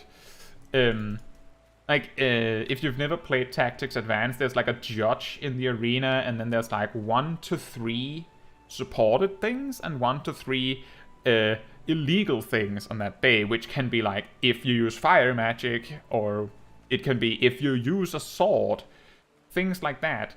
And when you do something good, you get like points you can use to basically use a limit break. Every time you do something illegal, if you do it in general, you get a yellow card every time. And if you already have a certain amount of yellow cards, I believe, you get a red card and you immediately get booted from the match. Like, that character is just deleted and put in jail, and then you have to pay to get them back. And if you kill something with something illegal, you just immediately get a red card. So you can't just go, oh, I don't have any cards, so I can use my sword signature move to kill this guy and it'll be fine. Nope. If you kill someone with the illegal move, you immediately jump to red. I would recommend, if you play Final Fantasy Tactics Advance, I would genuinely recommend, if you can't stand the law system, use cheats to remove the law. It is possible to just delete all laws. Generally, the limit breaks are very boring in the game anyway. Like, it's just damage, typically. Nothing special. However, after having played through the entirety of the game that way, I can also say that if you don't have the laws, then battle becomes extremely samey. Why would you change up your strategy if your strategy works? The laws make it so that you have to switch up your strategy occasionally. Sometimes the laws specifically prevent that strategy that you use. So that might be a good thing, after all, when you think about it. Something, game design, basically. And Sip says, well, turns out my motherboard doesn't have the port that allows me to hook my case USB-C up, so I'll have to do a workaround tomorrow. In the meantime, yoinking Brothers USB 3. Yeah, so Sip, I believe you got a VR headset. It needs to get it to work, and Sip is macro, for anyone that is a bit confused by that. And hopefully we can get that to work, then he can have a lot of fun. But yeah, exactly, Rallo. There needs to be a balance. Like, this kind of like, oh, there's a law that prevents you from doing certain things, forcing you to think out of the box for specific fights. It's the same as, like, XCOM having a certain turn count that you need to beat the fight in. Because if they didn't, then the best strategy in the game would just be to turtle the entire match. Why hurry if you don't have to hurry? It's easier and safer to just wait it out and let the enemy come to you. And the enemy has to come to you because they're programmed that way. They will eventually come to you, and then you win by default because you can just wait for them. See 2 in Southern, 3. Wait, that's in the dungeon. Let's make sure that we check what is in the dungeon or not. We have Southern Thanalan in Zagoli Desert. Eastern Lanosea, Upper Lanosea, dungeon, Outer Lanosea. Was that also outer? Nope. Upper and outer. Temple Guardian, that's the boss, isn't it?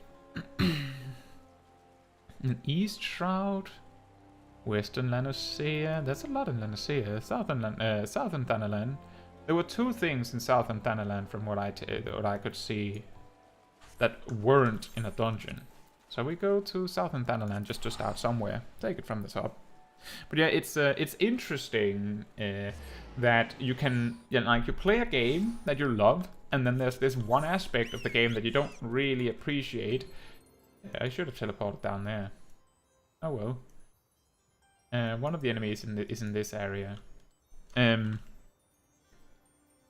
But you play a game, and it has this mechanic in the game that you really, really dislike. It's like it gets in the way of your fun, and then one day you get the opportunity to play the game without that mechanic, and then while you did have fun, it got extremely samey. Like, the game became extremely samey. And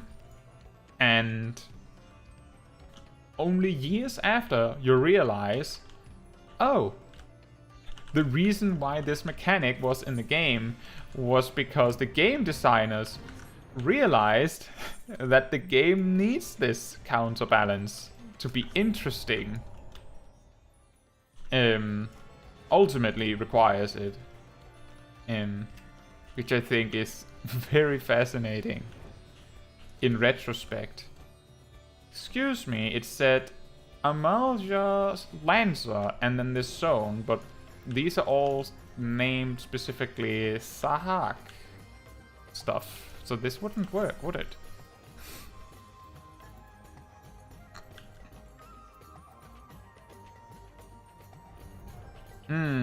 Strange. Morales says, have you been having fun using Dragoon in the main quest? Yeah, actually, it's nice. We had a short discussion when I reached level 70 about the fact that I could switch to Reaper, and Reaper is definitely one of my favorite jobs at the moment to play. But I think it's better to just stick with Dragoon after all. This might be one of the last chances to play Dragoon through the main quest before they rework it. So this would be like a little bit of a time capsule. And given the pace at which I play through the quests, I guess that we would reach like... It'll still take some months to reach Endwalker with this character. Oh, there's a sniper and they're only level 32.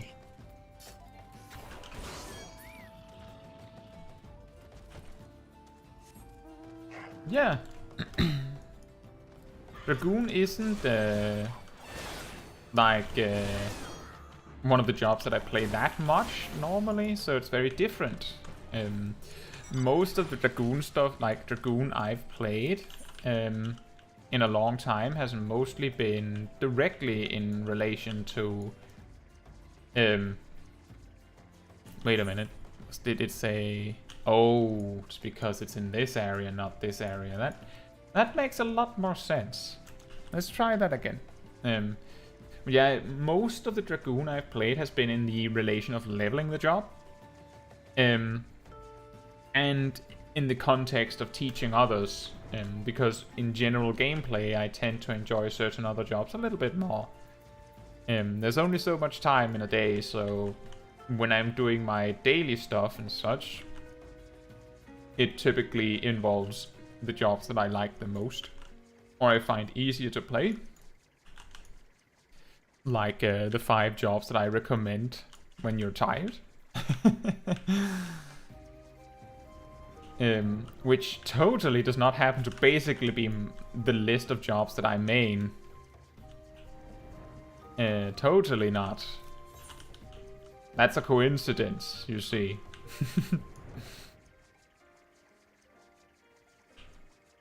Oh, there's a Lancer. Finally. We found a Lancer.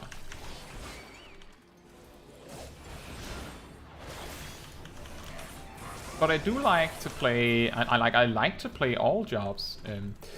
One of the things that I find super fun about making like a job guide is that it really gives me a great opportunity to really learn all of the small, like, minor intricacies about a job, which I might not normally have, like, invest the time to do outside of making a job guide. Like, for example, I discovered the new standard of the specific 2-minute burst rotation of the Reaper when I was researching for a guide that happened to involve the Reaper in some capacity, so that I was still up to date. And Rada says, I went through a couple of jobs before choosing my final choice on my alt. Which job did you choose on your alt? I don't think you mentioned that.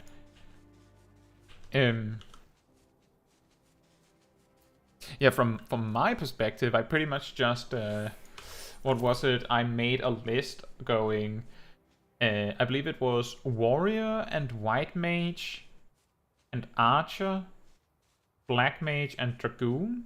So I, like, basically I said, well, my first character ever was a Gladiator, and then I deleted that and started over the day after when I had bought the game so I could be a small dragon on my main. Which means I have experienced Gladiator at the start. So Marauder could be the case. But if I remember correctly, I specifically only suggested jobs that started in Gridania. I guess it was just Conjurer, Dragoon, or Archer, because that's the only zone I hadn't started in. Your alt is a Gunbreaker. Okay, so what job did you play up to 60 with? If you're a Gunbreaker on it, then surely you had to play something else all the way up there, right? I guess.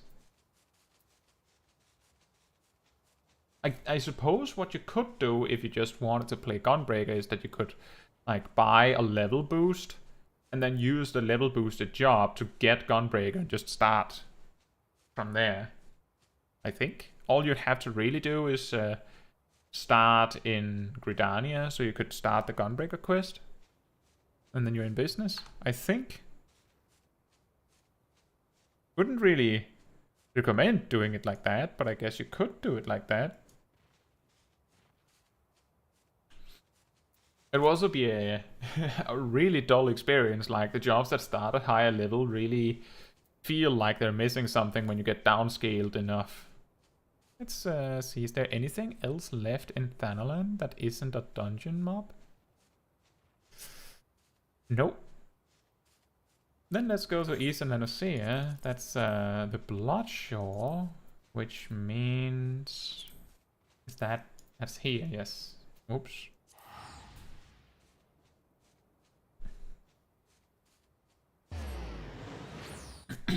Gunbreaker.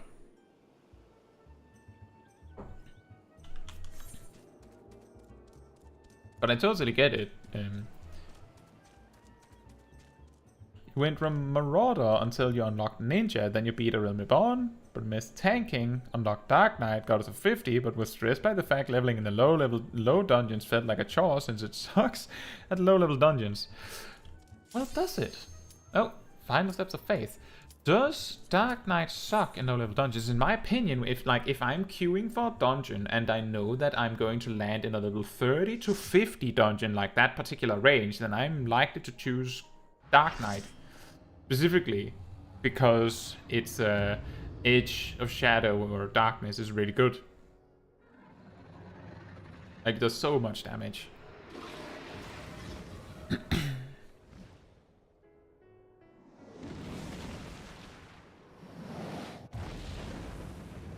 But it's hard to say. Each person has their own preference in tanks and what they like at any level range.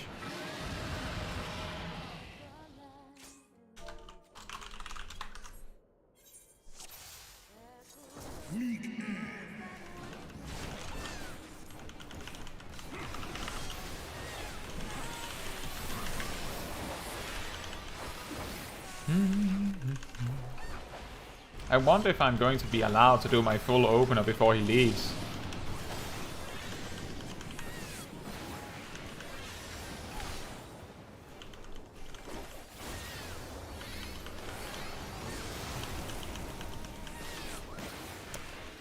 Looks like a yes. Charles says, I prefer Dark Knight in raiding over dungeons. Yeah, I get that. The reason why Dark Knight is pretty strong in the level 30 to 50 range is specifically because in that level range, the weakness of the Dark Knight not really having that great defensive cooldowns compared to the others is not a problem, because none of the other tanks have really gotten theirs up and running yet. Like, it's mostly Paladin with Sheltron, but there are other things that Paladin is lacking in that level range. So specifically in the level 30 to 50 range, it's before Warrior gets Raw Intuition, and it's before Gunbreaker gets Heart of Stone. So all of those worries about not having like a short cooldown before level 70 is alleviated by that. Oops. I should have dodged that. Which one are we attacking? Oh, that one.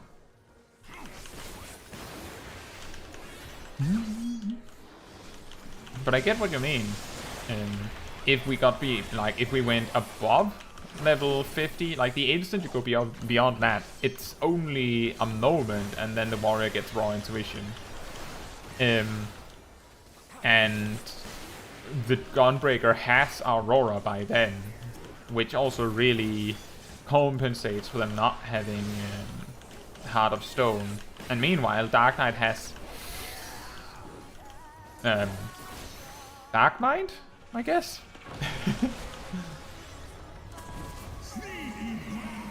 You got to level 60 with Dark Knight and then just switch to Gunbreaker for the damage. Fair enough.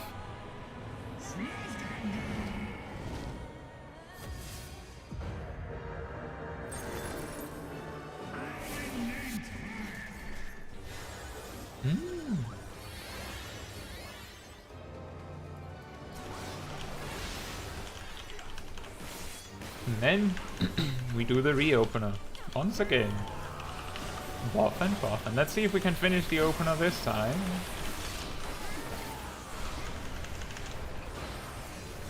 And we ensure doing Dragonfire first to make sure we don't miss that opportunity at the very least.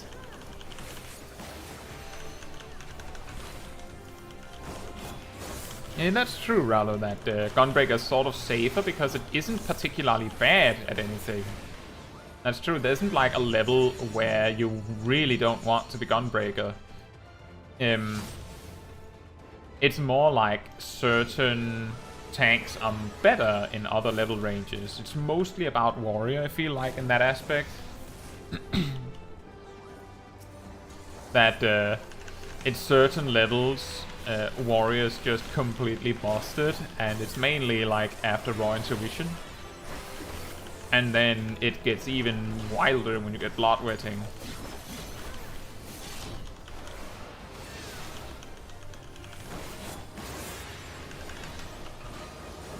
Nope. Nope, it's not on me. Uh-oh. Uh-oh. Now it's on me.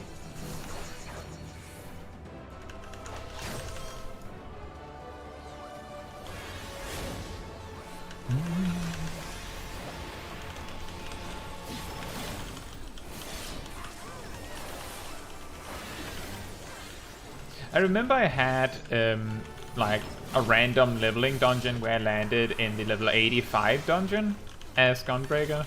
The one thing that was really problematic for me was that my healer was the type of healer that will immediately heal you up if you lose health, which meant that my Heart of Corundum often would just go to waste. And that's a problem that Warrior will not face.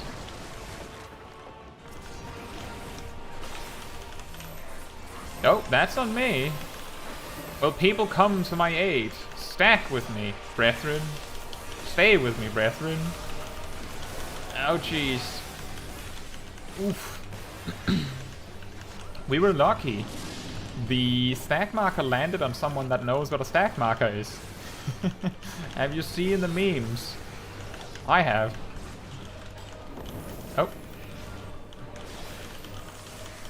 Not feeling super confident about standing behind him right now.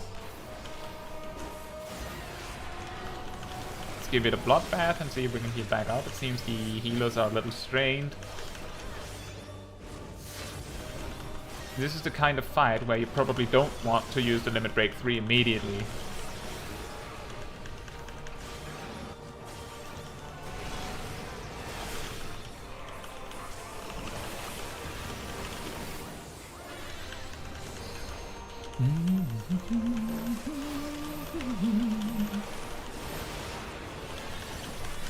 Ow.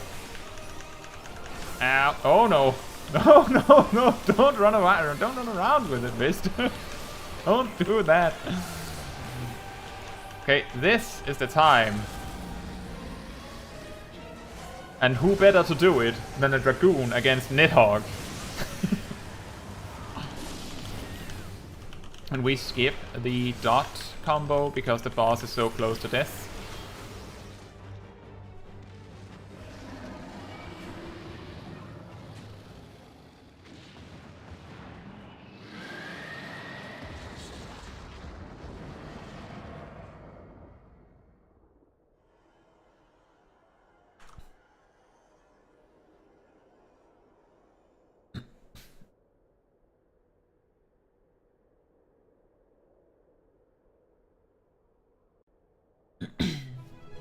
Oh, and everyone left.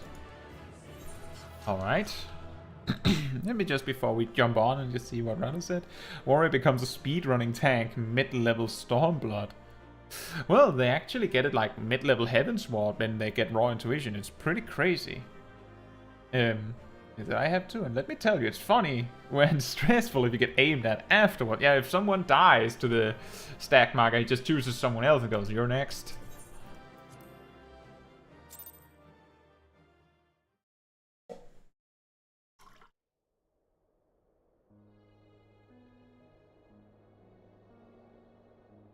My glasses! Estinian!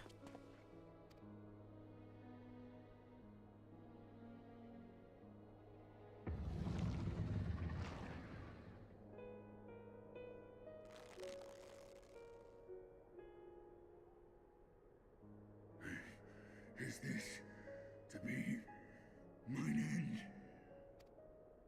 Nay, I will not allow it. I am of the first brood. I am vengeance incarnate. I am Nidhogg. Thou shalt die by my hand.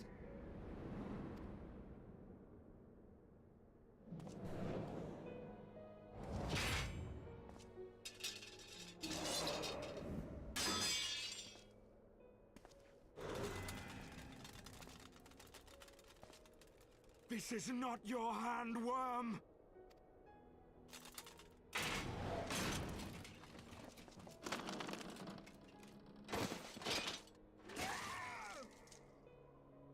Thou wilt obey. I would ask one last favor of you, Warrior of Light. Finish me, now, while I have the beast subdued!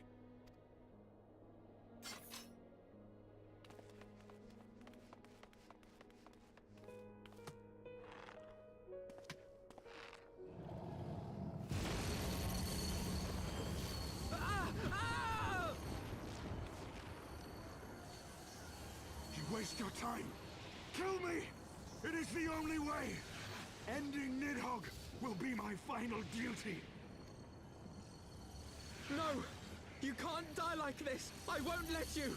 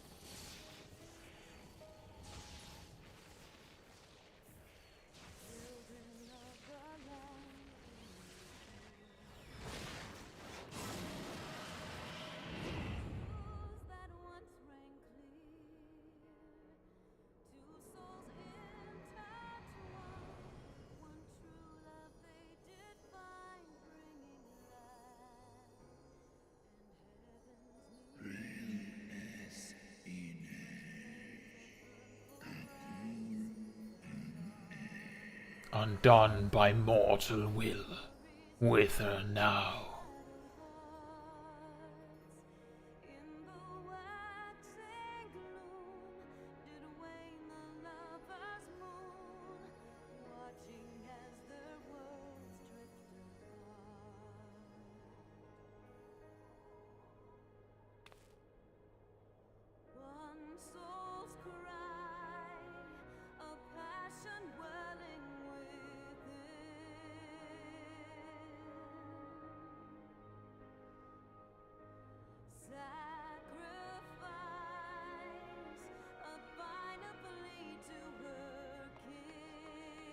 The eyes!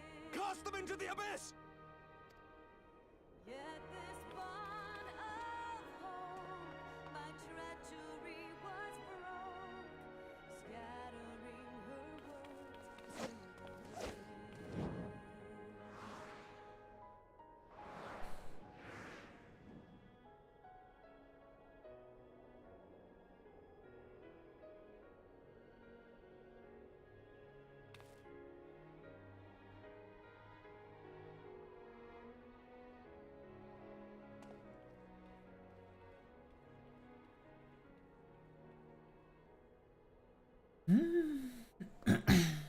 Such a good cutscene.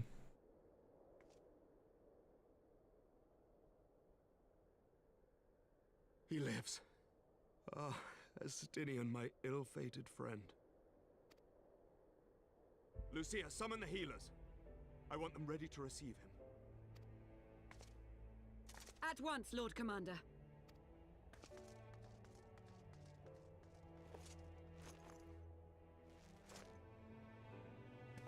Allow me to do this much, at least.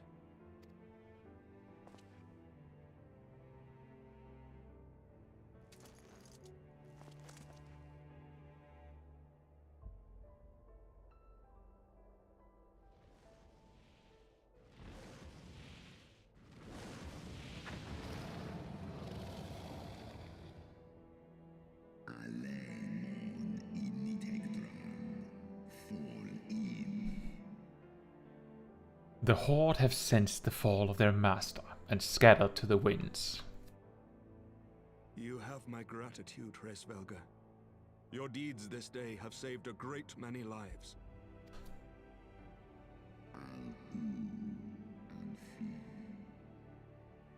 Then our alliance hath served its purpose.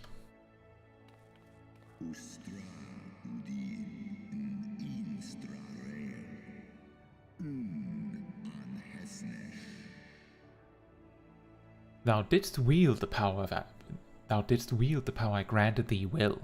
'Twas thine own skill, and not mine eye, which earned thee victory.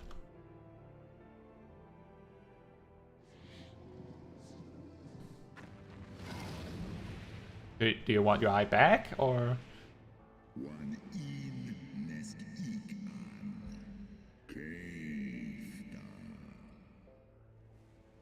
I wish thy companion a swift recovery. Fare you well, children of man.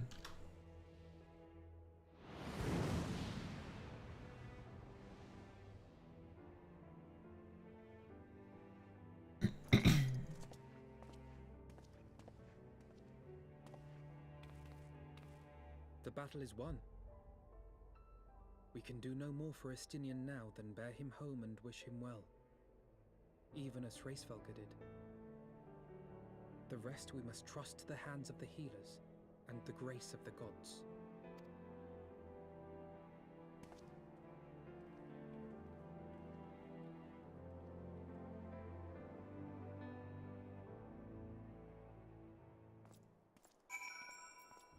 Oh. Ah, that person was when we started on Sorkai, I believe. It's funny. Why are they sitting there now? Are they following me? Oh, there's the person, the Lalafell we saw earlier as well. Ah, interesting. Through the pain, through the haze of pain, I swear I sensed, but no. The past is done, and we must look to the future. At long last, Nidhogg is gone, his foul spirit cast out once and for all. I only pray that Estinian survives the ordeal.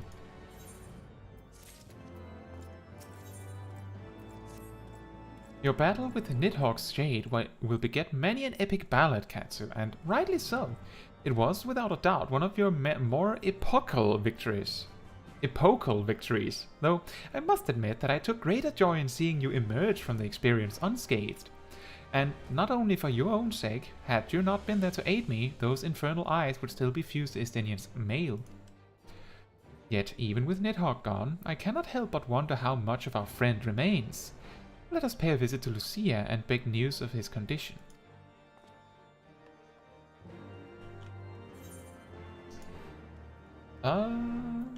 Closest is in the broom.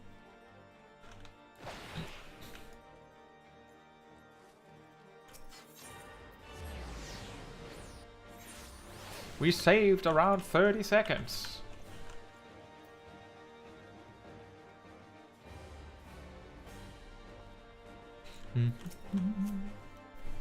Caetsu, Master Alphino, my honored friends, as if winning Hraesvelgr to our cause was not enough, you took it upon yourselves to rid us of his brood brother. I know not how to thank you. My own contribution was hardly noteworthy. The true saviors of the day were Caetsu and Estinian. Estinian? One triumphed over Nidhogg's Shade through strength of arms, and the other through strength of will. Oh, that's true. And speaking of Estinian, what news of his recovery? The Azure Dragoon was conveyed to the infirmary, where he now resides under the care of our hospitalier captain. I am told he has yet to regain consciousness. But as you know, Estinian's mind and body were held hostage for many days. We must be patient and allow the process of healing to begin. In the meantime, you would do well to rest and recover from your own ordeals. But surely! Sir Aymeric is never long from Estinian's bedside, and will send word the moment there are any developments. Now, if I have satisfied your concerns, I believe Lord Edmund and his sons are most eager to celebrate your return. Very well, First Commander. Come, Caetsu, it would seem that we are awaited at Fortum Manor. Oh. Then we go there.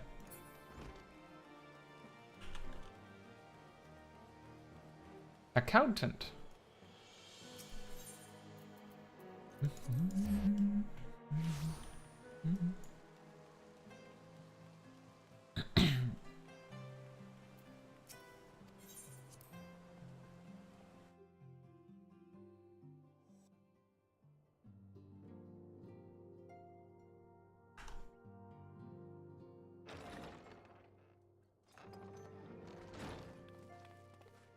The heroes of the hour return. We but did our duty, my lord. It was the memories of fallen friends and not our heroism which saw us through at the last.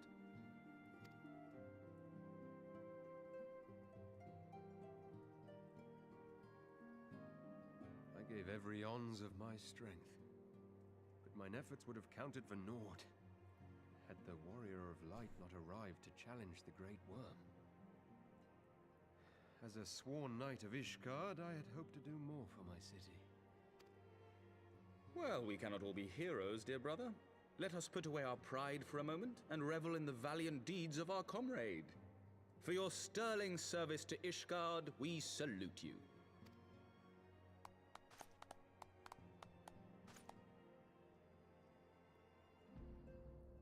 And while we're on the subject of valiant deeds, I believe I myself have earned some small measure of recognition.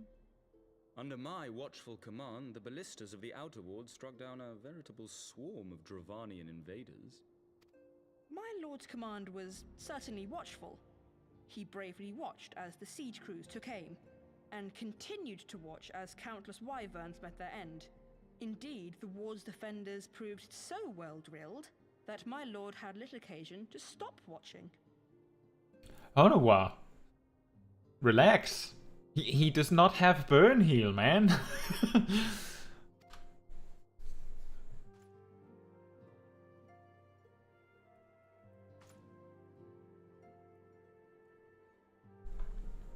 There will be time enough to determine who is most deserving of recognition later. Our friends are doubtless weary from their exertions. I had chambers prepared in expectation of your return. You are welcome to retire at your leisure. I am most grateful for your hospitality, my lord, but I believe I shall pay a visit to the Temple Knight's Infirmary. Pray excuse me.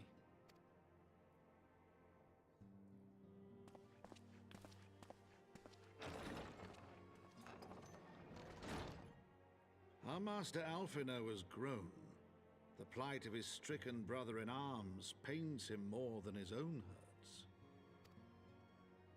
In which respect he has come to resemble you, Warrior of Light. Go then, visit the Azure Dragoon, and grant him what comfort you may.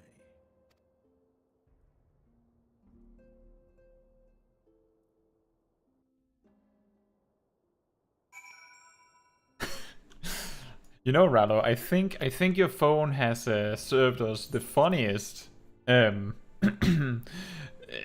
autocorrect yet. Let me just read the message as is. I just noticed Einstein has maxed out the stat of willpower if he was able to handle Nidhogg for that long. Of course, we're talking about Estinian. However, the image of Einstein in his shoes is certainly hilarious.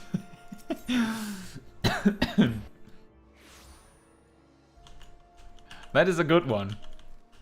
Ah yes, the Azure Dragoon. And science genius himself, Einstein.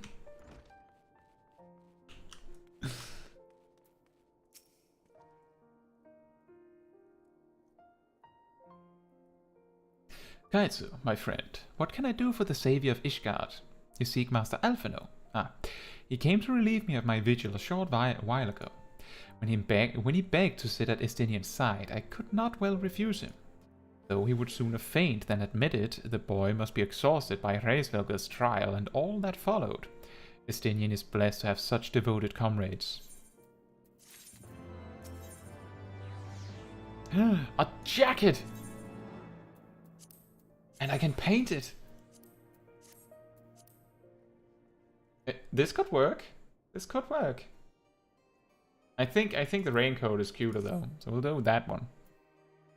But we have a jacket. Oh my god, a jacket. What an excellent timing for you to show up, Nikolai. My own friendship with Estinian began some 10 years past, shortly after we joined the Temple Knights. I learned his name soon enough, but Estinian barely registered my existence. I was less a fellow recruit and more a shadow which occasionally darkened his path. And so I might have remained had fate not seen fit to intervene. While out on patrol, our company was set upon by a dragon, and we were the only two to survive. The experience forged a bond between us, as such life-threatening situations are wont to do.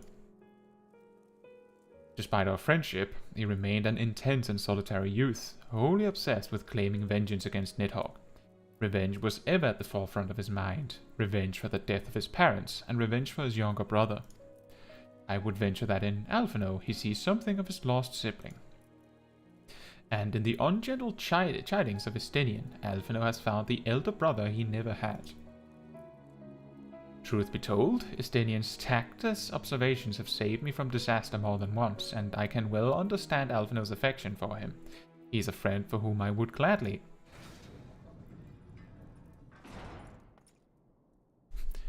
Lord Commander, your presence is required in the infirmary. Is he? Tell them I'm on my way.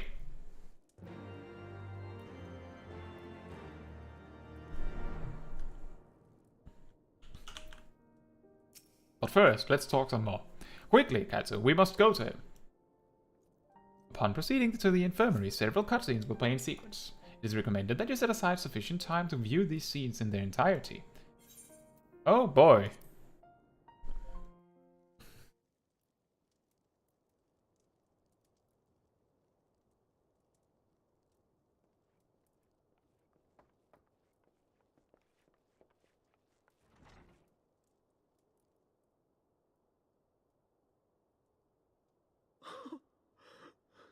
Estinian!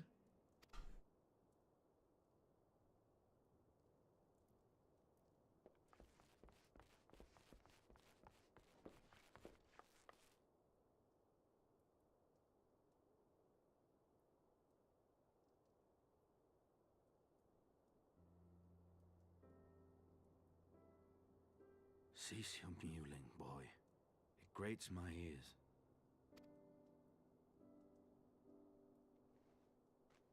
Forgive me. When I saw you awaken, I could not... It was such a relief. We feared you might never wake up. Now, Estinian. If Master Alphinaud thought any less of you, you would still be Nidhogg's plaything. Or dead.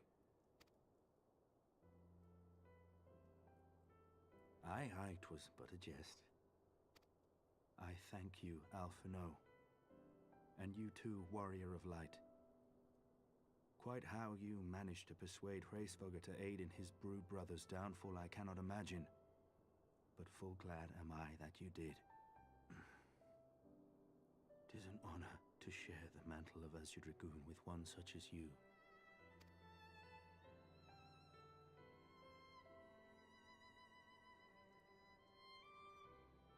I, for my part, owe you an apology. When last we met, I did willingly loose an arrow at your heart. Can you forgive me? There is naught to forgive, Hameric. You but acted in defense of Ishgard as is your duty. Were you any less single-minded about it, I would not follow you into battle, nor trust you at my back. Besides, I had come to the selfsame conclusion, that I would have to perish for Nidhogg to be stopped. So let us dispense with the hand-wringing. I have heard enough mewling for one day. Oh!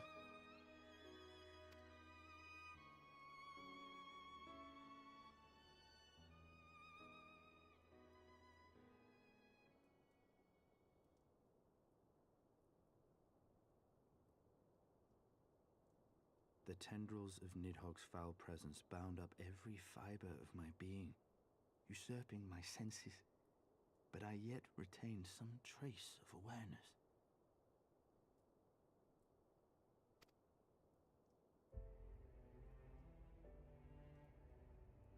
The worm's mind was as a vast and tumultuous sea.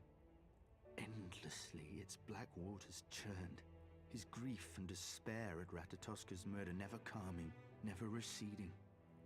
Driven by this surging current came wave upon wave of unrelenting rancor. It was the very image of my own heart.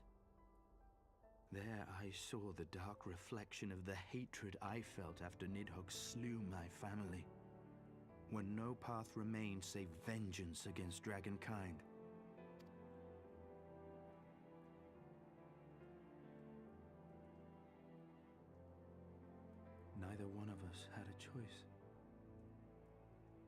I was blessed with something Nidhogg was not. Comrades and teachers to console and admonish me.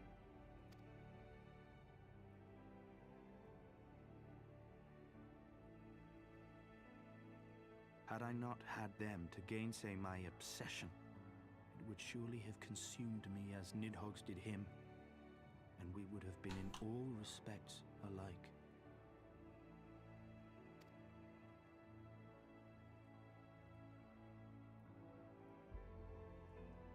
Though his shade is banished, his spirit scattered upon the sea of clouds, I feel no joy at his passing. Where once I craved vengeance, I now crave rest.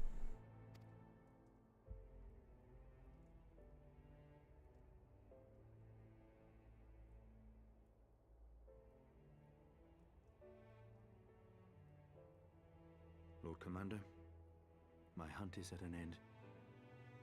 I would lay down the mantle of Azure Dragoon. My friend.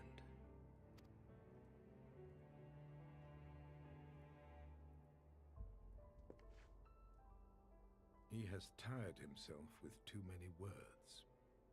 I doubt not that he will make a full recovery, but he must be allowed some few days of quiet.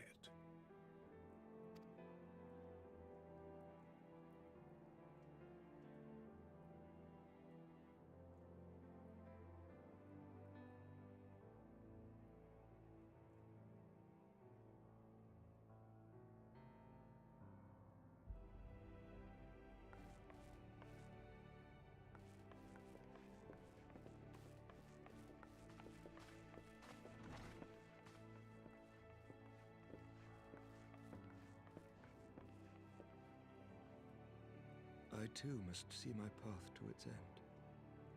Sleep well, my friend.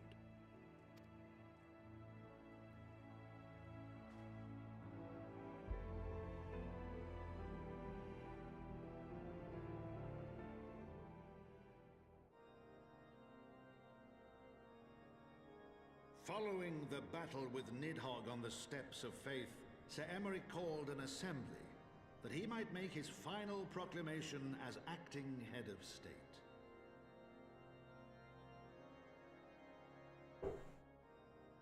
'Twas there, with one decree, that the 1,000-year rule of the archbishops was ended, paving the way for a new republic. The governance of Ishgard would now be placed in the hands of high and lowborn alike, their ranks represented by the newly founded House of Lords and House of Commons. Church was separated from state. The foundation for change had been carefully laid, and the reforms proposed by Ishgard's new government passed into law without incident. His duty done, Emeric de Burrell gladly stepped down from the Archbishop's dais, only to be raised unto the highest seat in the House of Lords.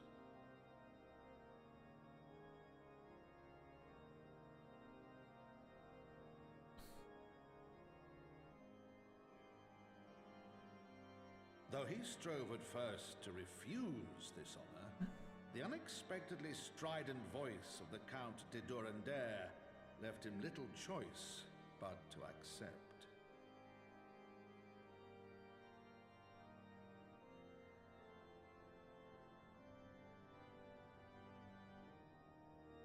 And so it was that the winds of gentle revolution came to stir.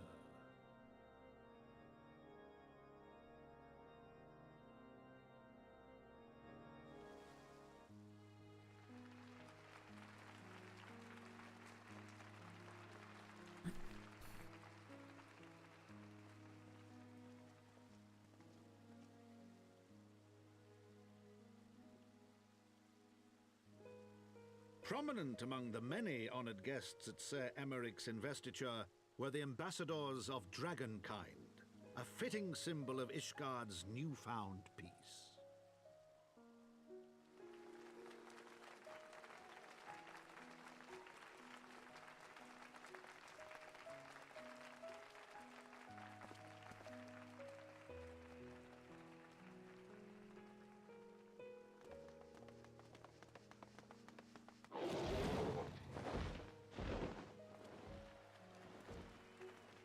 The people looked on in awe as he soared through the heavens on Dragonback.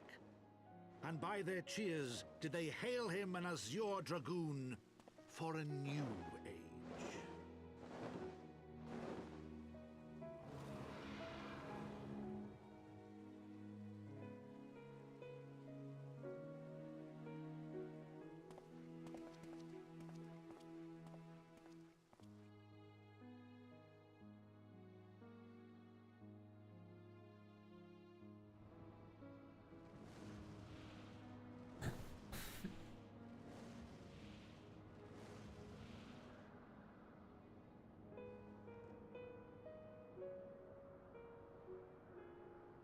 Thus were the notes of the dragon song rewritten, the din of war giving way to a rising litany of peace and hope.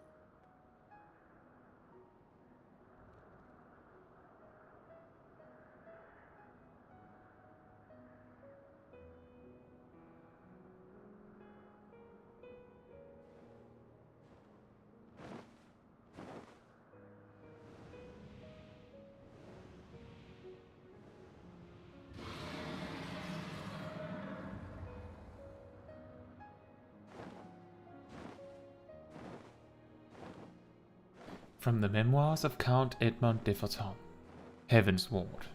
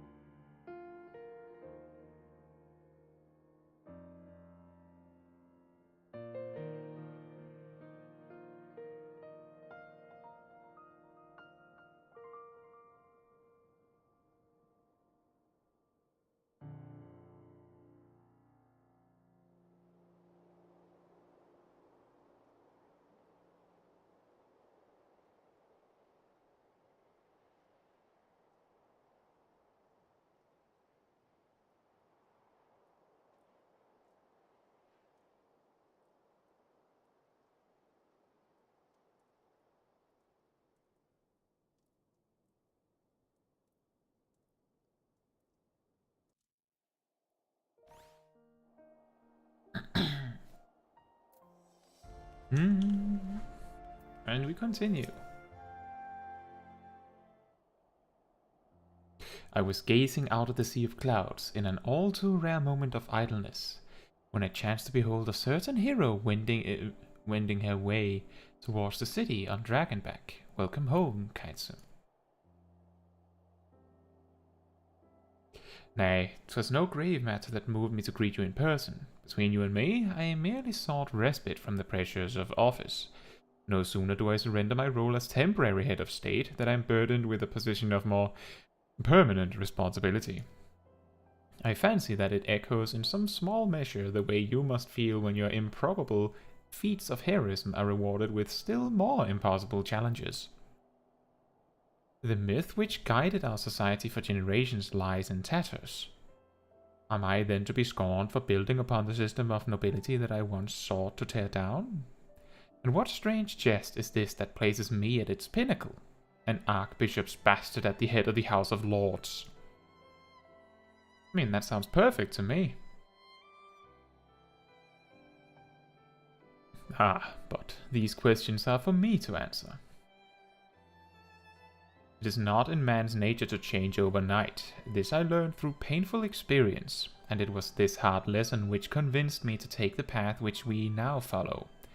Even as we rebuild the bridge between man and dragon, so must we reimagine Ishgard, one carefully placed stone at a time.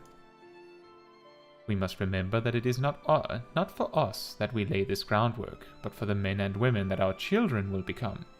May their towers rise proudly from the fundament of our legacy.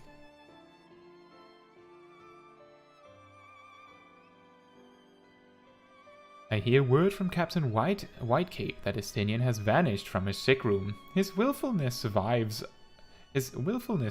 undiminished. Should you ever happen upon our unmannerly friend on your travels, pray assure him that I shall keep Ishgard safe until he deigns to come home. Thank you, Caetsu, and please, convey my warmest regards to Master Alphinaud.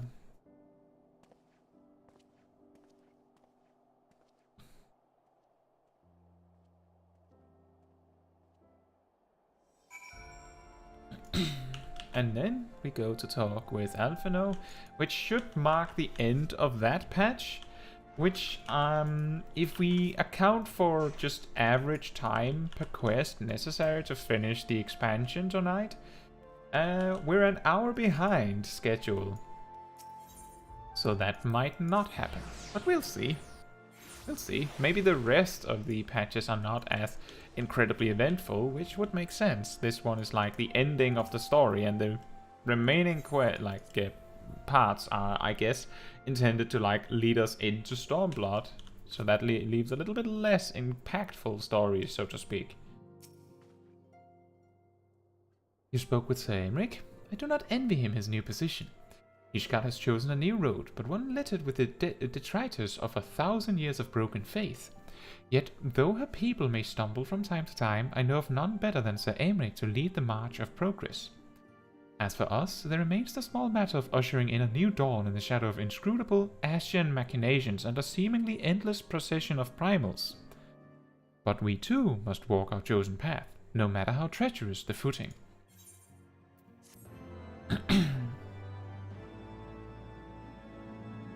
In the wake of Ishgard's governmental reform, near airship routes have been sanctioned. You may now travel to a selection of distant locales from the landing in Ishgard. Okay. I guess.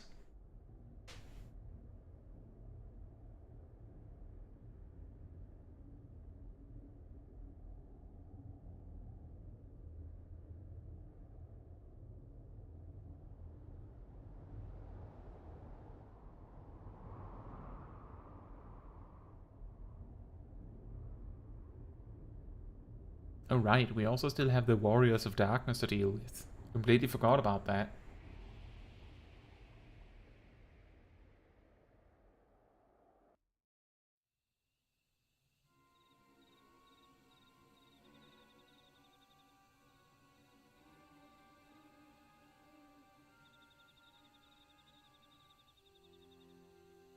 Thank you, Blindhurst. Nay, you need not remain there. We shall rendezvous at the usual place. All is proceeding as expected, then? Aye, there's naught to concern us, aside from one overly curious mouse.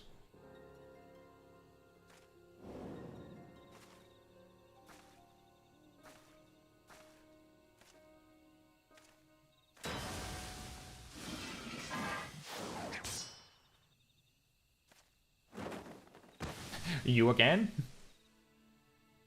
This way!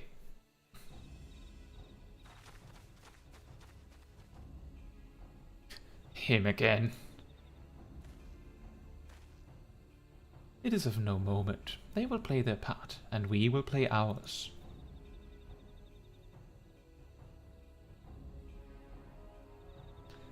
I like this recurring theme of Thancred just denying our Warrior of Darkness his fun. And thus did grey mists give way to azure skies. Man and dragon rise above, voices joined in song. But beneath shrouded boughs, beyond the scope of light, shadow stirs. And there we go. I will have to take it. Like, I'll be right back, and then we'll continue the story from there. I'll be very quick.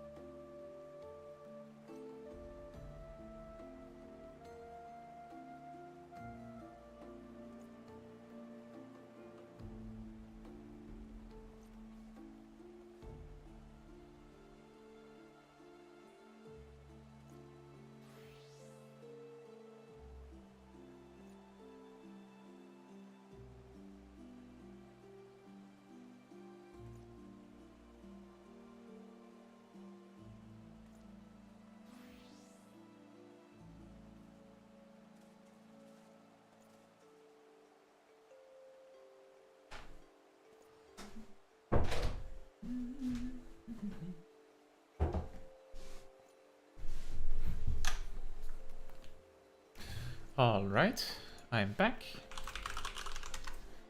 That wasn't too long of a wait. It's a little difficult sometimes when I don't make timestamps on that particular aspect. Let's continue, I believe, into 3.4. Promises kept. Mistress Chaiji! Mistress Chaiji! You come at a most excellent time. An invitation from a truly preeminent personage was delivered to the manor but a short while ago. Would that you had been present to receive it, but in any event. Sir Aymeric de Burrell, Lord Speaker of the House of Lords, Lord Commander of the Temple Knights, and Viscount of House Burrell, cordially invites Mistress Chaiji to dine with him at his estate. Oh my. You seem surprised. The messenger assured me that his lord had broached the subject with you at an earlier date, when the arrangement for the peace conference were still being finalized. Of course, the intervening moons afforded little opportunity for leisure. But with the happy advent of peace, 'tis plain the Lord Commander sees no further cause to delay. What say you? I should be glad to accept. I would, but I haven't the foggiest what to wear. Any thoughts? To be honest, I'd rather not. I think the second one is best. I would, but I haven't the foggiest what to wear. Any thoughts? Something pink, probably. You would ask me? Well, I'm sure that as a personal friend of Sir Aymeric, you are at liberty to wear whatever you deem appropriate. That said, when in doubt, a man of note could do far worse than an alpine coat. At least, that is what Lord Emanelaine has been heard to say. I assume that same holds true for ladies. When you're ready, pray report to the Astrologicum. A man of House Burrell shall be waiting near there to escort you the rest of the way. We have an alpine coat, but I think that it's only appropriate that we wear our classic raincoat. Oh, we just barely have the space, but instead I'll put it there, because it is a climber. For some reason I recalled this particular quest to be like far further in the future. That's what I remembered, but I guess this is already now? Really? I was certain this particular meeting was like in Stormblood or Shadowbringers for some reason, but I don't know how it would fit. So I guess this makes sense. Greetings and well met, Mistress Chaiji. I have the honor and the privilege to serve as head steward of House Burrell, though, admittedly, our staff is somewhat smaller than those of other noble families, being countable on one hand. My lord will be overjoyed to hear that you have accepted his invitation. As you will soon see, we have spared no expense. I dare say a woman of action such as yourself enjoys nary a moment's respite. Aye, the battlefield beckons even now, I am sure, but for this day we bid you lay down your burdens and raise a glass to peace and prosperity.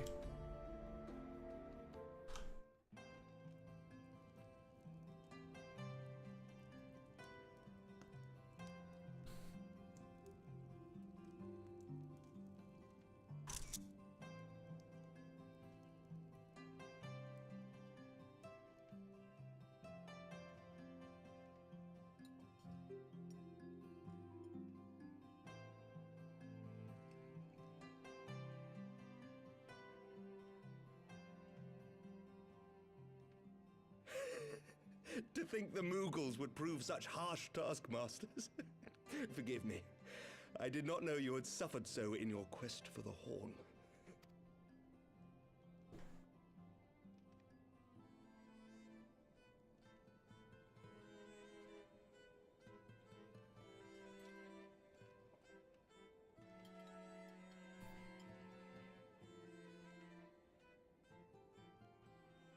I must say, your spirited accounts always come as a welcome change from the arid reports which fill my days.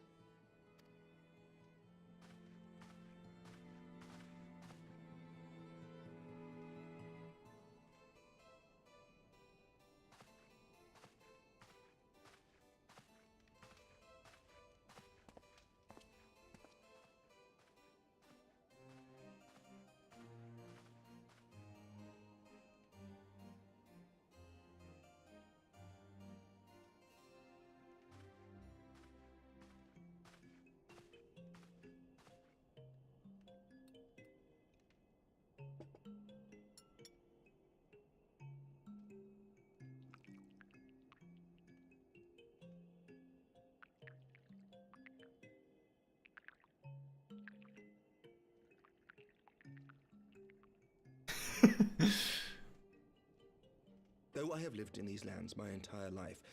To hear you speak of them, there is much and more I have yet to see. Truly, yours was a marvelous journey. Though perhaps a bit long for my liking, why not join me on the next? It wasn't all sunshine and lemon cakes. Well, if it's a story that involves Smol Kai, then it is always sunshine and lemon cakes. But I think we should say, why not join me on the next?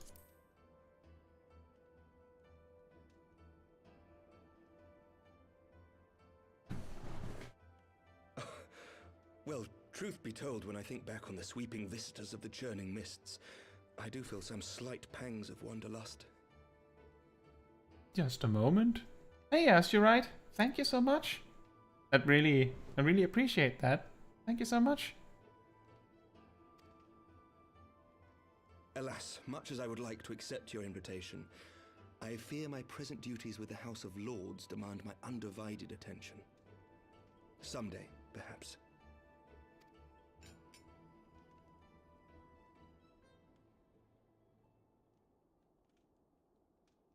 By your deeds, you have helped us to lay the foundation for lasting reform.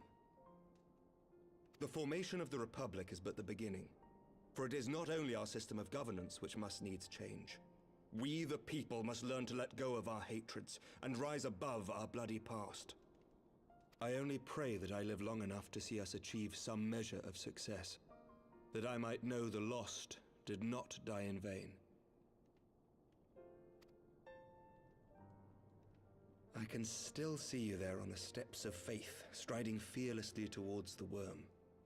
If you could do that, who are we to balk at the challenges ahead?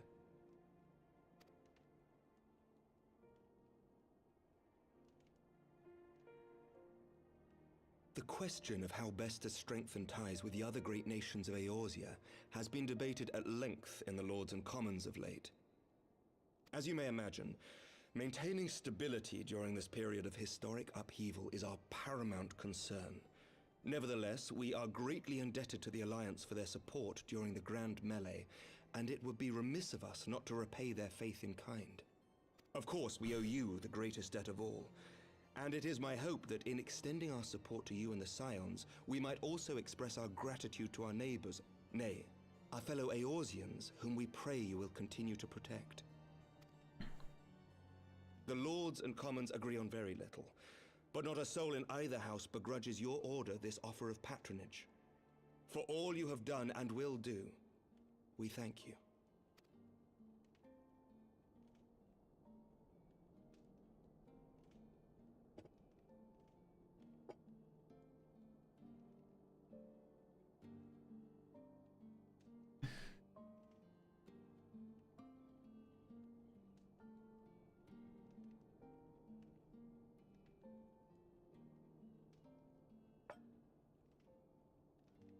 May I ask a personal question? Now that the dust has settled, what will you do? Not as a scion, I mean, but what do you want for yourself?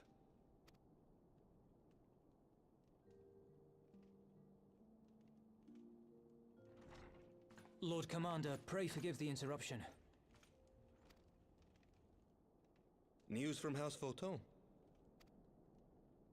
An urgent message for the Warrior of Light. I was instructed to deliver it without delay. Master Thancred returned to the manor a short time ago, bearing an injured maiden. Master Leveilleur and Mistress Tataru are tending to her wounds, but they like not her chances.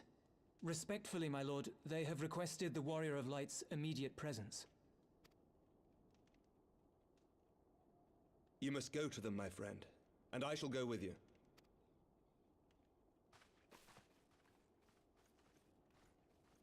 Can't even finish dinner. For every ending marks a new beginning.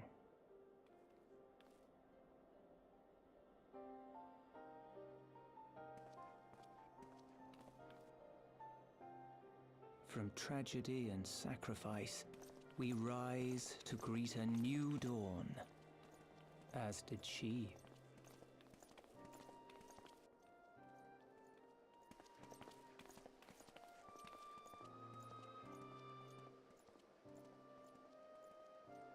only to be drawn unto another battlefield, another cause, as if by fate.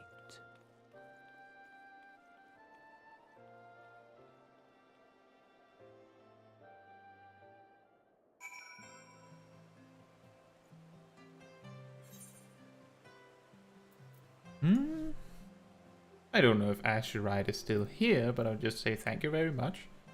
It's a very funny coincidence, given that I did feature a thumbnail of yours in a video that I posted just yesterday. It's almost like I magicianed you in to see it. That makes me very, very happy to hear praise from you. Being that you're a little bit bigger of a channel in the same department, you could say. That means a lot.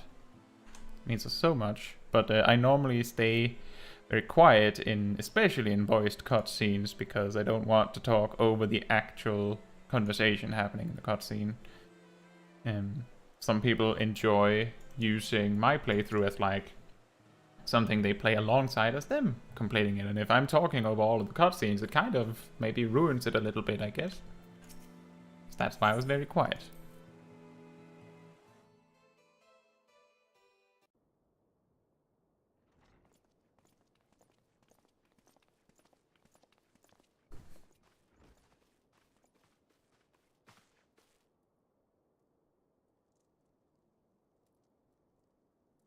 Yes.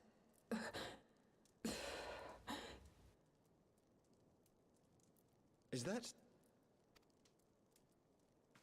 Alize, Alphinaud's twin sister. She ran afoul of the Warriors of Darkness. I had been tracking them since the ceremony at Falcon's Nest. Little did I know I was not the only one. Evidently, she had learned of their activities and attempted to shadow them on her own. Poorly. I rescued her in the Twelveswood, and together we fled north. But though I made every effort to cover our tracks, they caught up with us on the Ishgardian border. And in the ensuing struggle, Alize took an arrow to the shoulder. 'Twas only after we had made good our escape that I realized it was poisoned.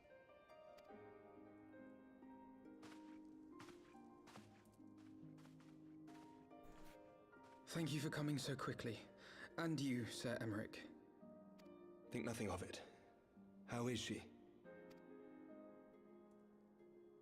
We have done all we can for now. Although the immediate danger has passed, the poison yet lingers in her blood.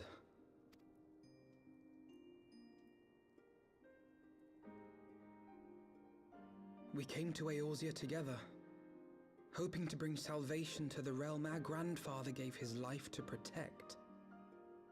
But when confronted with the bitter realities of its politics and its petty powermongers, she was driven to anger and to doubt.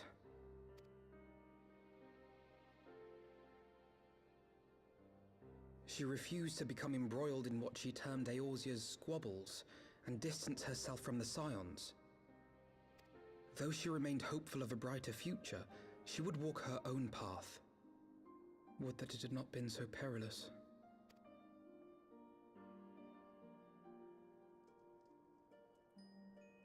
For all our differences, she's as dedicated as any Scion to the salvation of Eorzea.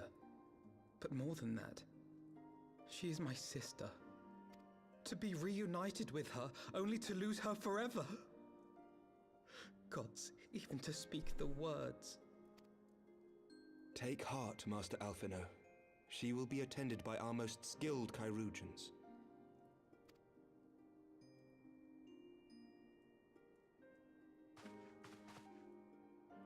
Bear Mistress Leveilleur to the infirmary at once. Apprise Captain Whitecape of the situation, and inform him that she is to be treated as my personal charge.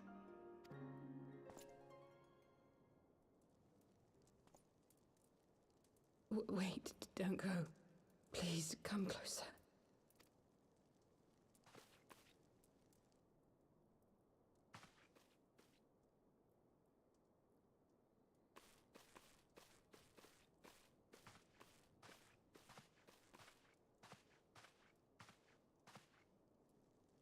The warriors of darkness are in league with the Ascians. Slaughtering the primals is but the first step in their plan. They make for Xelphatol to bring about Garuda's summoning and to kill her.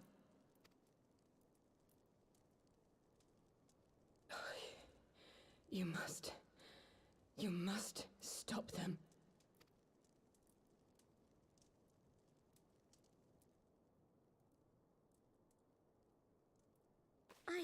I shall inform the others at once.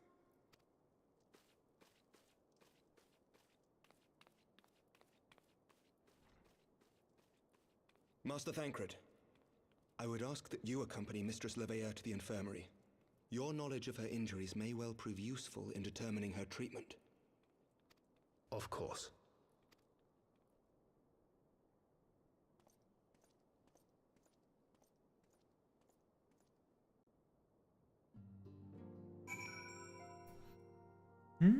Ashurite says, I've been lurking for a bit, just decided to speak up. Just doing some work on the side, I noticed you streaming, so I thought it was perfect. Well, you are not the first, you will not be the last to find it nice to have my stream or my videos just playing in the background of work, so that's totally fine. I never required anyone to speak up in the stream. I know that there's a lot of people that prefer to just hang out quietly. So that's totally understandable. I hope you get a lot of work done, whatever it is that you're doing. Surely they won't let her... Yes, I know. We must trust in Captain Whitecape and his Chirurgeons. Did they not bring Estinian back from the very brink of death? I am uncomfortably reminded of how he mocked me for praying at his bedside for days on end. What say you, my friend? Shall we turn our attention to a matter whose conclusion we yet have the power to influence? Let's take the money.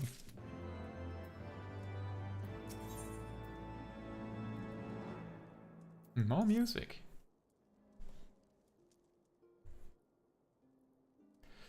So the Warriors of Darkness and the Ascians are conspiring to bring about Garuda's summoning, that they might put her to the sword.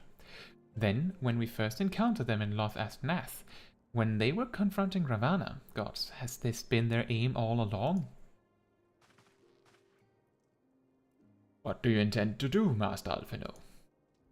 There's much and more I do not understand, but I know this, a primal summoning cannot be ignored. Alice risked her life to uncover this plot, and we squander her gift at our peril. Caetsu, will you accompany me to Xelphatol and help me stop the Exile's ritual?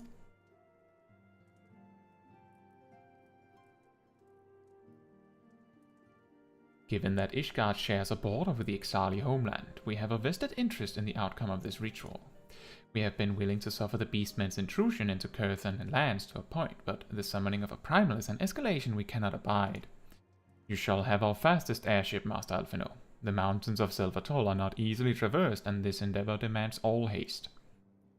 The gesture is most appreciated, Sir Emmerich, but I fear an aerial approach is destined to fail. This is their homeland, after all, and Ixali dirigibles are not to be underestimated.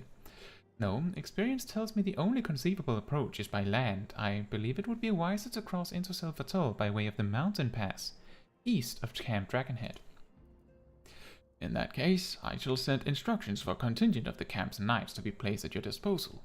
They will secure your safe passage through the mountains and escort you thence to Xelphatol. Though my men are unqualified to confront a primal, they are more than capable of contending with the Ixal. We should be glad of their assistance, Lord Edmund.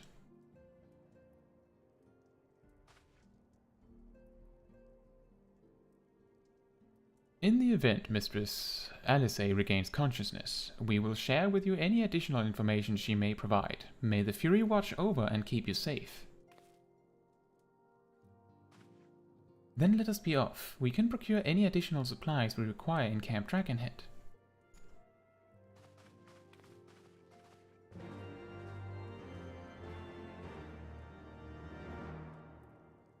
Astrite says, your videos are really good. Job guides are top quality, really in depth, much better than mine, and I mean that. Thank you so much!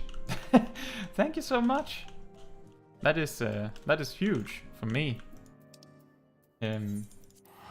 I've actually just started on like remaking a bunch of my guides because I felt like I could do it better.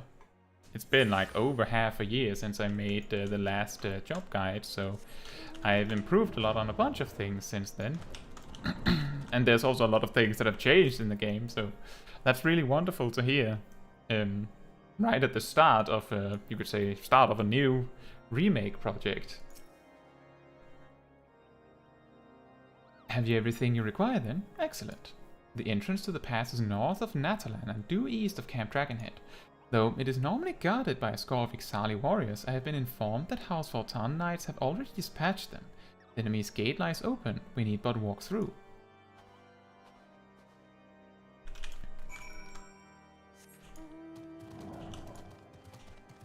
But that does lead me to wonder how you manage to find my videos as you write. Like, or sometimes I am very curious how people like find their way there.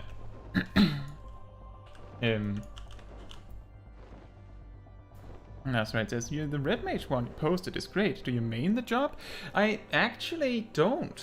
I tend to play, like recently I play Reaper a lot. But I have played Red Mage for years, like on and off. As I've mentioned on streams and videos before, Red Mage was the job that got me into the game, so I love the job just by default. But I did do some like research on the job to make sure that what I'm saying in a job guide isn't something that I just made up. I always double check other sources to make sure that I'm not saying something that is completely incorrect.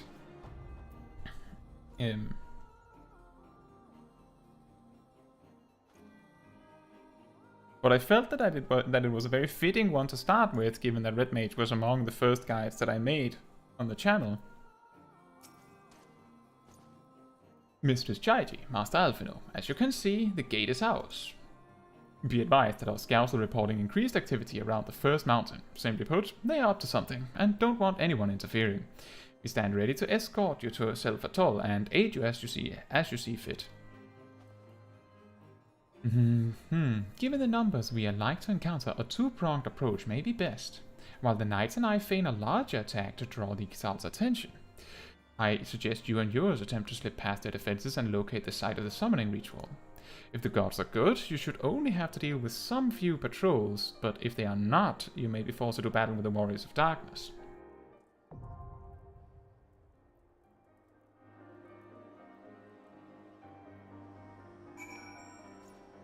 That's right. You came up on my in my question to how you found me. Came up on my recommended. I saw a cute aura, and I'm a massive aura simp. So, and then I stayed because you have had a nice voice, and I think it's very calming and soothing to watch and listen. Thank you so much. That's the aim. Like I have heard people ask why my videos are made in this almost like some people have referred to it as a mildly ASMR. But I do it because people come to my guides because they want to learn something.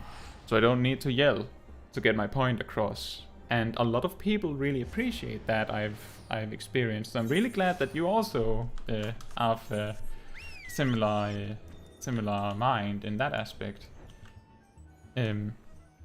Yeah, I have seen. I know that you also play an aura yourself. And I also saw that I see that you have a like a VTuber avatar, right? That looks very similar to your aura. So I can totally see that. It's really well made. Like I could see the resemblance immediately.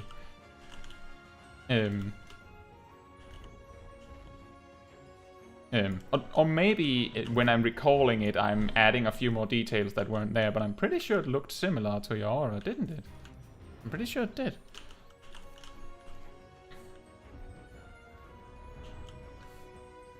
But yeah, I love the aura as well, as people have asked before.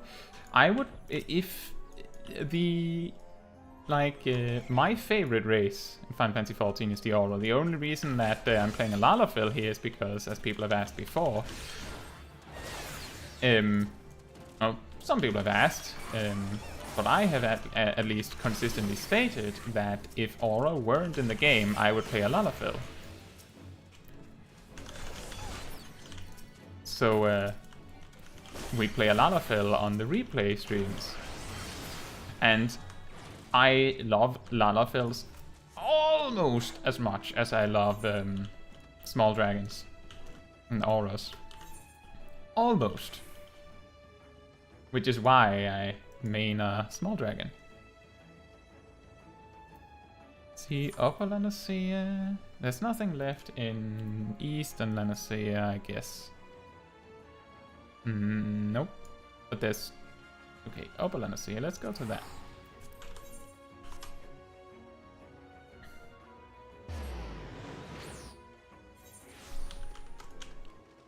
And it was a kobold in Selma's Run, which is where? Oh, there. Excellent. Near the Titan entrance, as I recall.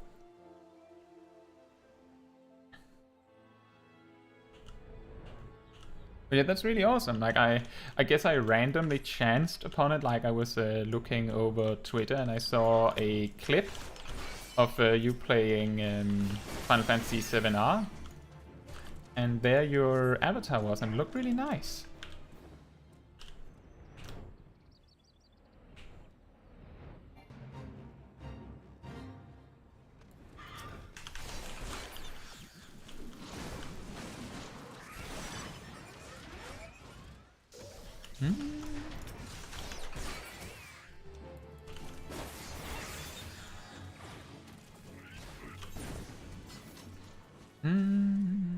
In Outer... Is it just Outer Lanacea? Is there two things or one thing? There are two things in Outer Lanacea. Wait, isn't Outer... Oh, it's right there. Then I don't want to pay for it.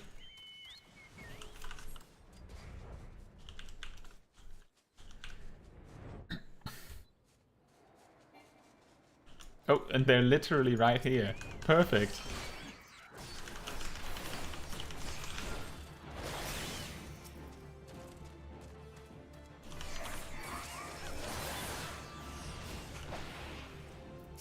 I'm sure that just as I make my way up to the next target somewhere else here, just as I see them, the queue pops, and I will just barely not have enough time to finish the hunt. That would be very typical. Let's see, Ugamaro Roundsman, so they're probably in the mines.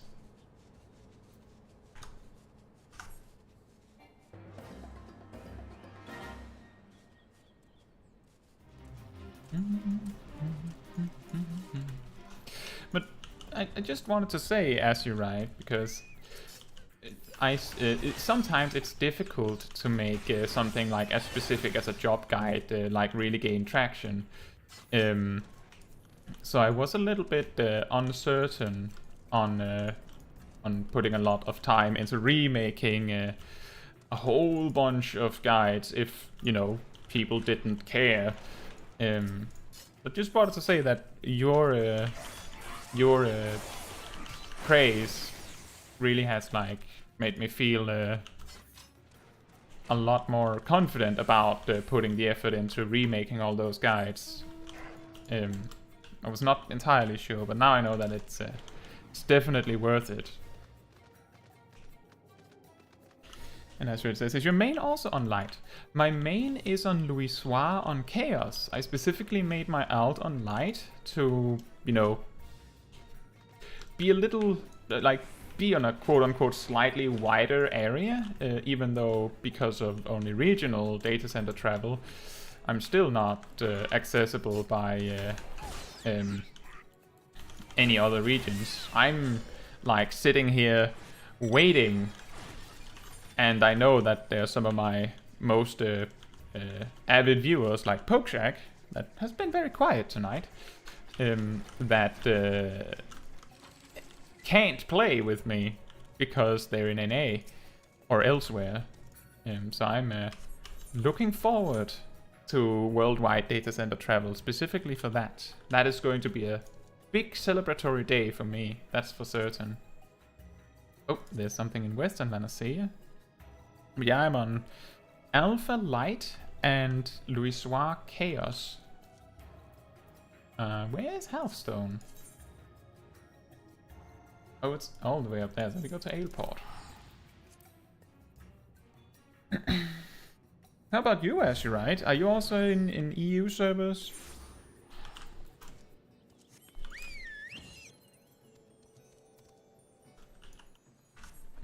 Azurite says, I'll be honest, doing job guides burnt me out from content creation. Researching so many different resources can get really tiring after doing 19 jobs. You know, I actually said earlier tonight that I love to research the jobs because it gives me an opportunity to learn some extra details about like the finer small nitty-gritty about each job. For example, if you saw the high-level version of my Red Mage guide, then you will see that I mentioned something about double melee combos. The reason why I have a lot of like text-based details about the fact that saving the melee combo for movement is also viable is because I discovered during the process of making the guide that Red Mage mains recommend doing that over doing 2 melee combos in quick succession. So me knowing how to maximize damage on a melee combo, like by stacking melee combos and raid buffs, will just sort of assume that that's the best you can possibly do. But someone who has played the job as their main for ages would obviously know better than me what is more helpful. So I added that. Specifically because both options are viable. It's just a matter of knowing what is best at the specific moment in time. I also say that a lot of the guides that I've made are actually in a large capacity is just off the top of my head because I know these things. I am like a huge nerd on like optimizing jobs. I know a lot of people, like a lot of streamers actually go out of their way to do like savage content because it's you know, entertainment, and also because that's naturally where you would go if you've completed everything else in the game. I would rather spend hours in Stone Sea Sky just perfecting a rotation than go in P5S. And that's not just something I'm making up. Just the other day, I spent like 40 minutes just repeatedly doing Reaper rotation repetitions in Stone Sea Sky because I felt like it just the other day.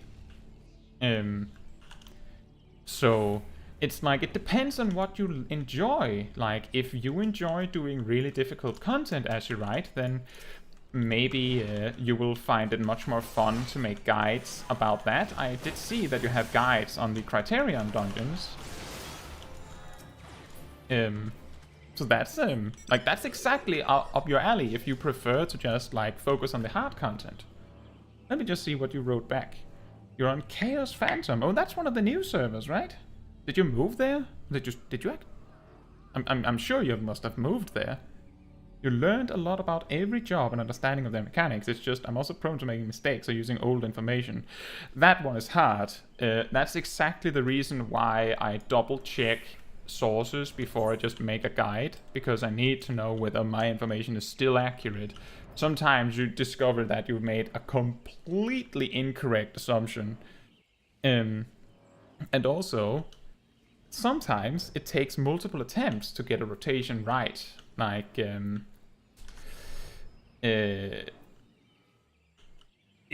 it's just practice, practice, practice. Siege Rack Neo.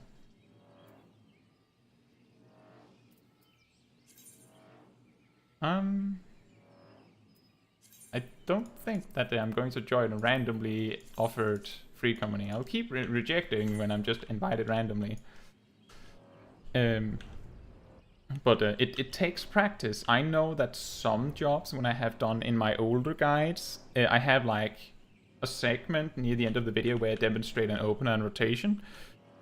Sometimes I've had to retake that because like 2 minutes into the rotation, I make one mistake. And I'll retake the whole thing if that's what it takes, because if I can't even do it right in the video, then who am I to teach, right?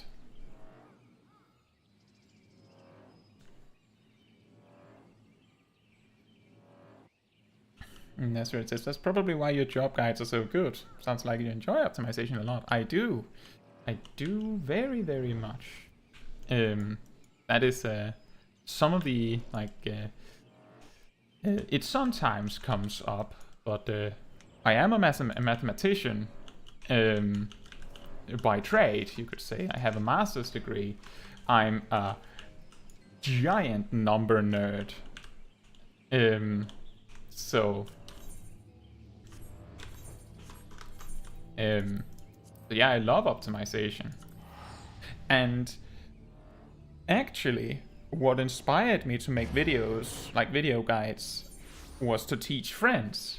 Because in the free company I was in at the time, I often taught my friends in the free company how to play their jobs. And most of those friends have gone on to be in the free company that I lead now. Well, co-lead. My best friend is in the same free company. And we lead it together. Although it's recently it's mostly like me and Mackerel that is online in the free company. You know how it goes with slow months in Final Fantasy XIV, I'm sure. Oh. When I start on a fate, that is of course when the queue pops. Yeah, Nikolai has known me for like over a decade. He would know. And so it says, I am the kind to just bash my head against a wall until it works, but I also enjoy teaching. My form of teaching is just getting people to press their buttons properly first and foremost. Yeah. Yeah, exactly. That is also a really good piece of advice, because sometimes people get very intimidated by things like openers, like really complex openers and such. And the only reason why I feel that it is important to teach things like openers is because it's an excellent way to know where to go. Like, if you at least know which button is most important to press first, then you can learn like the reason why. But just knowing what to press first is an exceptionally good guideline.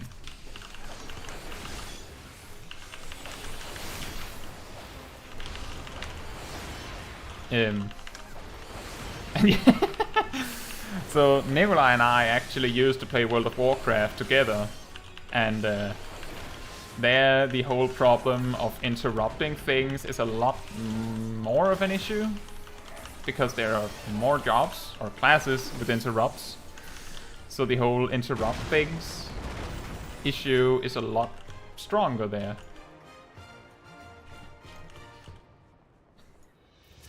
But yeah, it's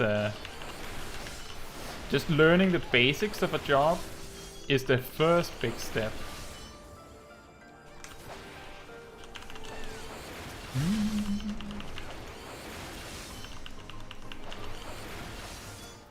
And that's interesting, Ashurite. I actually don't know that many Final Fantasy XIV creators that I explicitly know are in EU. That's very interesting. Oh, whoops, that was a wrong order. Should have used Lance Charge first.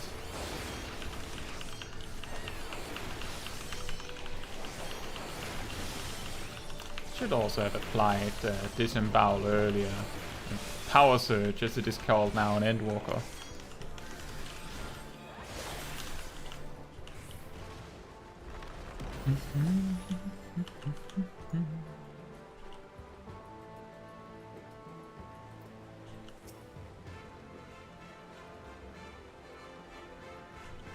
I know, as you're right. It's just it's difficult to figure out who's who, you could say. It's not always people, you know, hold a big EU flag, you could say.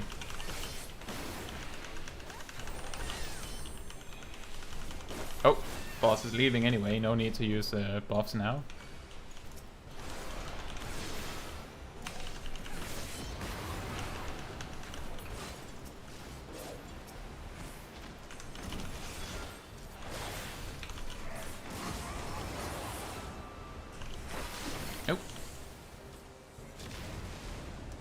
Ah, good. The dancer had it covered. I'm slow.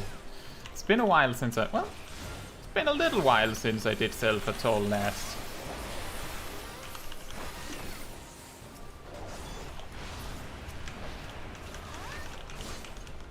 That was an awkward motion.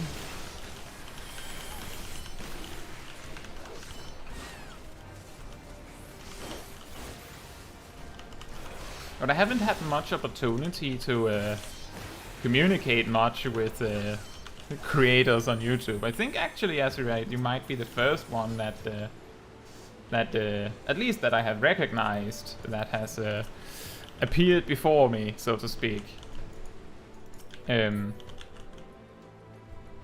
Like I was very surprised when you suddenly appeared on my Twitter this morning.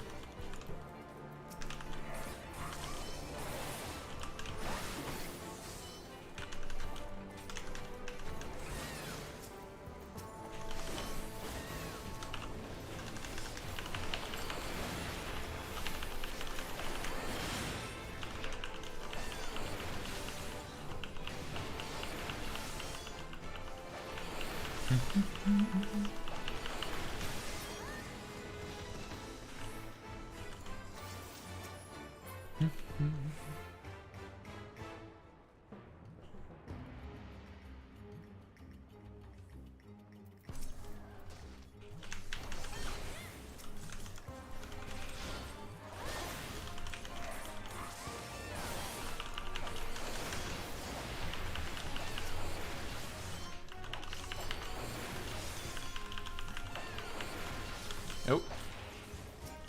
Don't have sprint to keep up with the tank.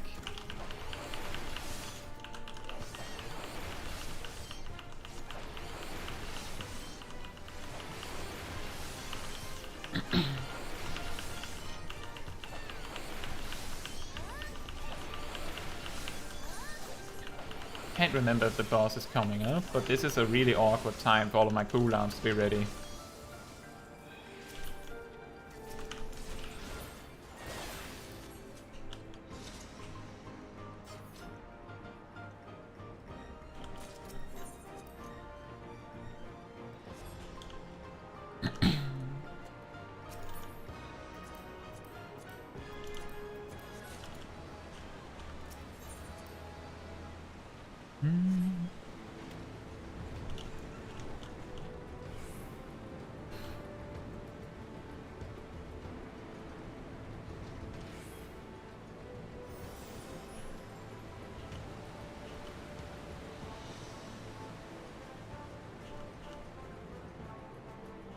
Oh, that's what it says. It's a YouTuber thing, I think. Hard to find each other or find a way to talk, and the links and profiles are overlooked. Just noticed the Twitter link when I was watching your latest video. Oh. I see. Yeah, it's also awkward these days because of how there's this and that with Twitter. I'm sure you know what I mean. People are not sure if that's the place. That is the place to communicate. That's also why I've not been as aggressive about putting my Twitter handle in my videos recently, because I'm not sure whether I should do that.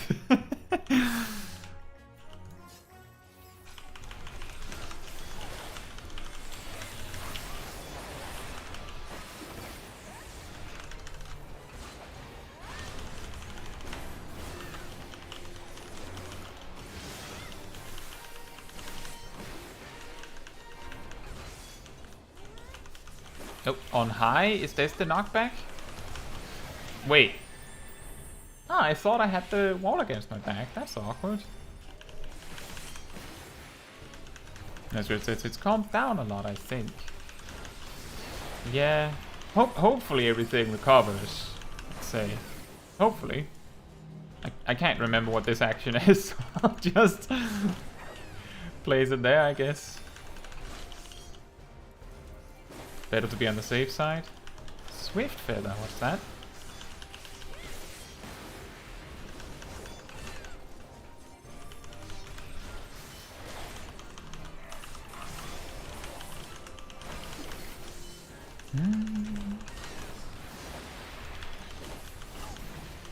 On high, that was a knockback. Am I in the correct position this time?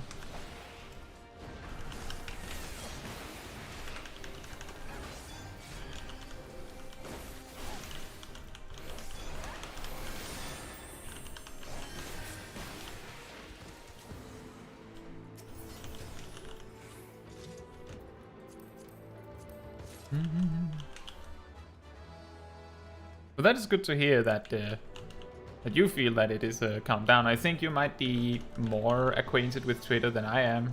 The way you use it more than me, I think. So that's good.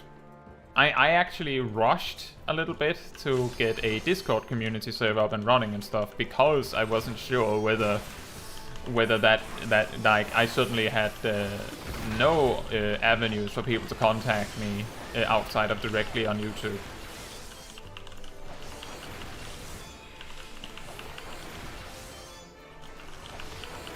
But I guess Twitter is still one of the better places for creators to contact each other. And then, as you said, it's probably a YouTuber thing. Not all YouTubers are on Twitter. So you don't know if the person is even possible to contact.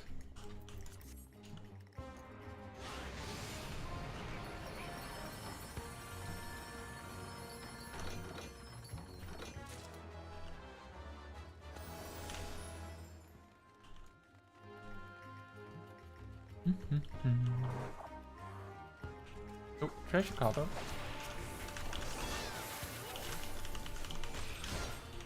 Oh right, there's ads spawning from there. Sort of. 2 ads.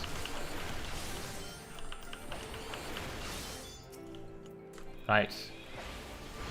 2 balloons.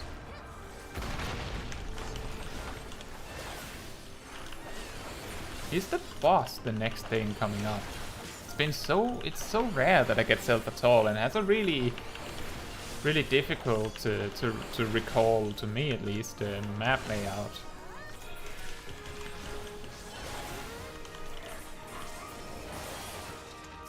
I think I have had self-atol a couple of times in the past months, because I was farming pretty much every single daily roulette that gives a respectable or relevant amount of astronomy, because I was farming all of the relic weapons in Endwalker. But I just recently finished, so not doing as many of them anymore.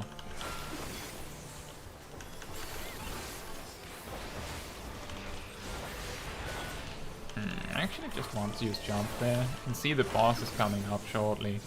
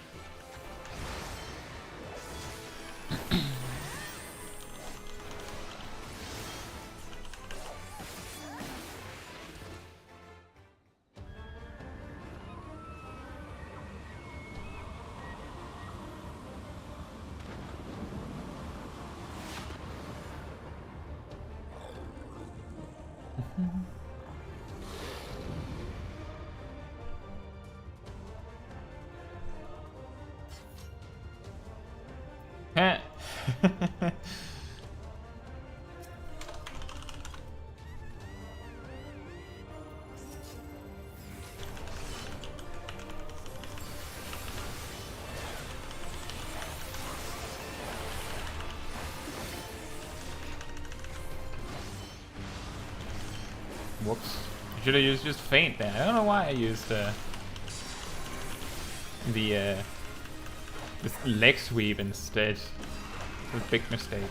It didn't need to be that far away. I wasn't sure if that would place like lingering AoE. That's worth double checking with those kinds of attacks, I feel.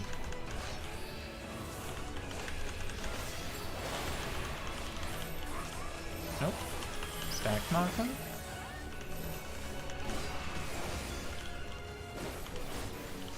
And I'm the only melee, so I should be the one doing limit break eventually.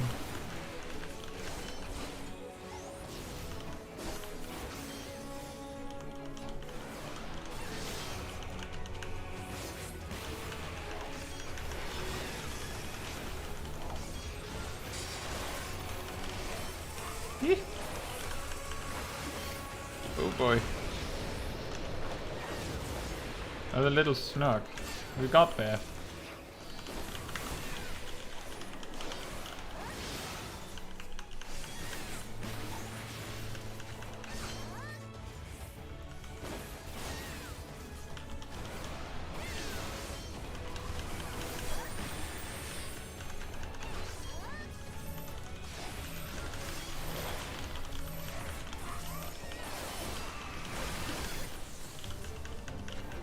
Asteroid says, what's the next video, or is that a secret?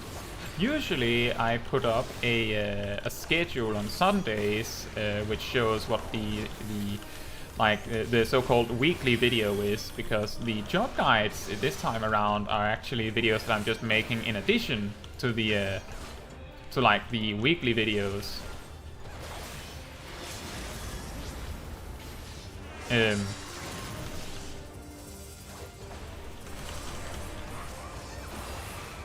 But let's see if I can remember. Because it's tomorrow that I would announce that new video anyway, so I don't mind saying it. The next video is going to be a job comparison video about melee jobs. You may have seen that I have like a tank comparison and a healer comparison and a mage comparison, and on Friday next week. Oh, didn't get to comment anyone. On Friday next week, it's probably going to be comparing melee jobs. Thank the gods! What happened?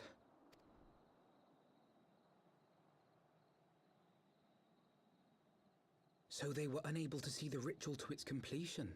Then Garuda is no longer a threat, and whatever the Ascians and the Warriors of Darkness were planning has come to naught. But we should not tarry. The knights have secured our path to safety. Well, well. What do we have here? You'd better not have killed the primal without us.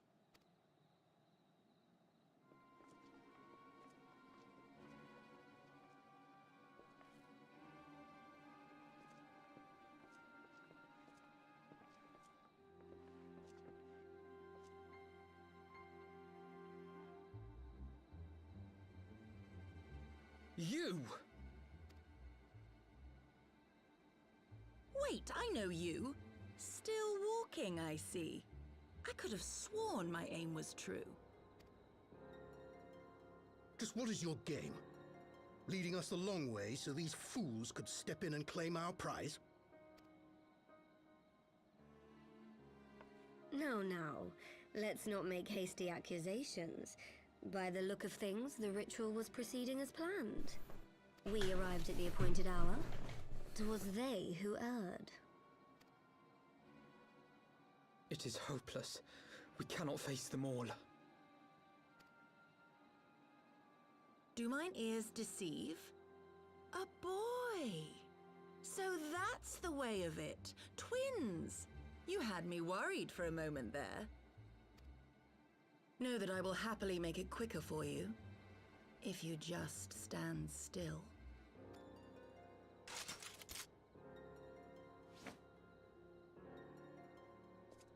Enough, Jarumul. We wouldn't want to upset the man in white with any unnecessary bloodshed now, would we?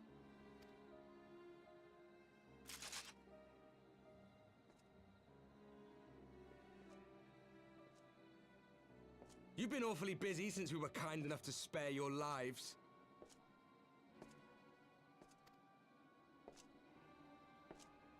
While you were idly consorting with the Asians, you mean? 7 hells! What could you possibly hope to achieve? Should I explain it to you? Very well. Consider it a reward of sorts for beating us here. You know the tale of Hydaelyn and Zodiac, I take it? Of the Great Sundering and the reflections it created?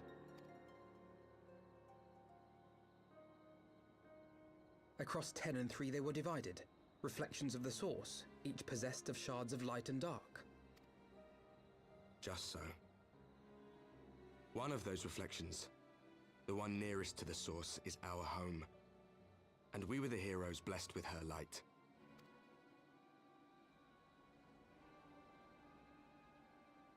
But not all worlds hold light and dark in equal measure. In ours, the power of light was greater by far. So the Asians, who once threatened our home, were no match. And they fell before us, one after another, till none were left. Victory, we thought. And then came the light. A flood of pure, blinding radiance, annihilating shadow and color and life itself. Ere long, it will consume our world, leaving naught in its wake but blank perfection. That cannot be. Do you honestly expect us to believe such a story? Believe what you like. But it has happened before, on a world far removed from ours. The 13th, which was swallowed by the dark and transformed into what you call the Void.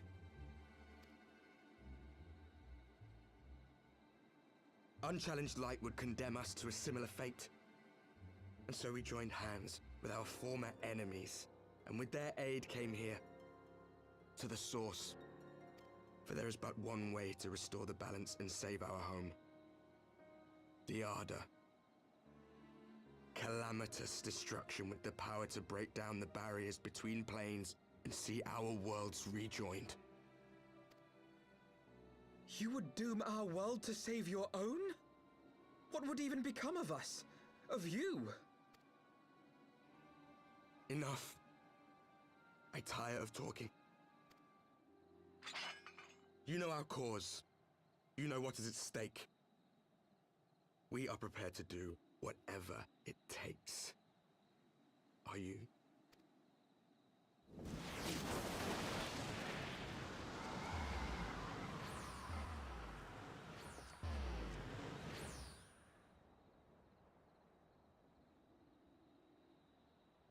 If there is aught you would say, say it. Otherwise, begone. You have no friends here.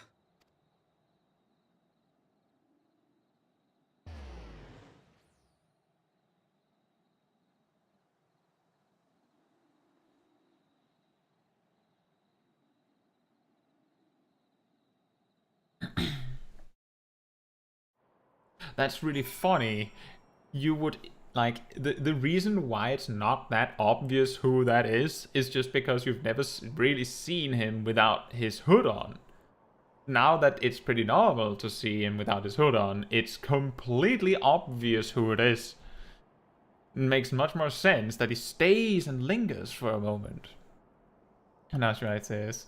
Sounds good to me. Also, melee being the only role with 5 jobs. Yes. I had to be a lot more specific in the explanation of each job and comparisons, and be like to the point, specifically because if I spent the same amount of time as I do in some of the other comparisons on every job, then the video would be like 30 minutes. That doesn't mean that I'm skimping out unimportant details. It just means that there are some things that are less important that I don't spend super much time on talking about. But that is the next big video, you could say, that is coming on Friday. Let's continue. All things considered, we should be grateful to have survived that encounter. Do you think it could be true that to save their world, they must bring ruin to ours? No, no, it matters not. Such wanton destruction is beyond justification.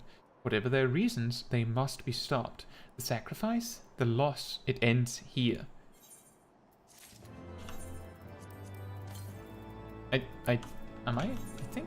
Oh, I still have space for one more piece of chest pieces. Just one.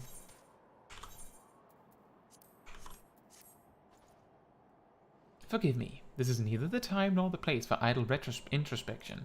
The knights can appraise Lord Edmund of our success, and we the Lord Commander. More importantly, I should like to see if my sister's condition has improved. You may take a moment for yourself if you wish. I will be at the congregation.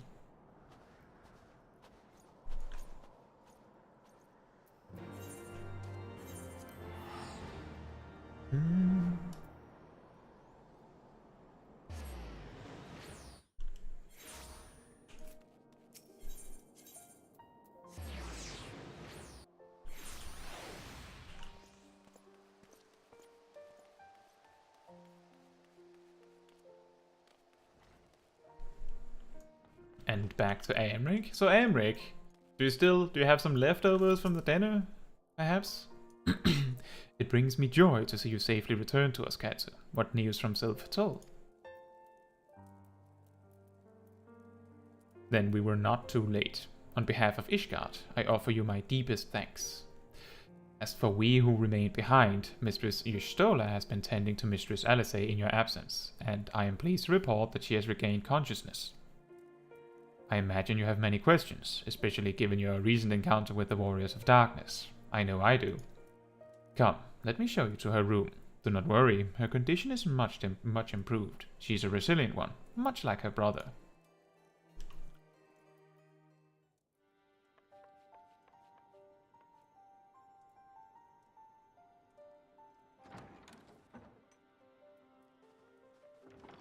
Alize, how are you feeling? Well enough, brother. Thanks to the kindness of our hosts. They told me you had departed for Zelfatol while I was still abed. I slept much better knowing that. Thank you. I take it your mission was a success.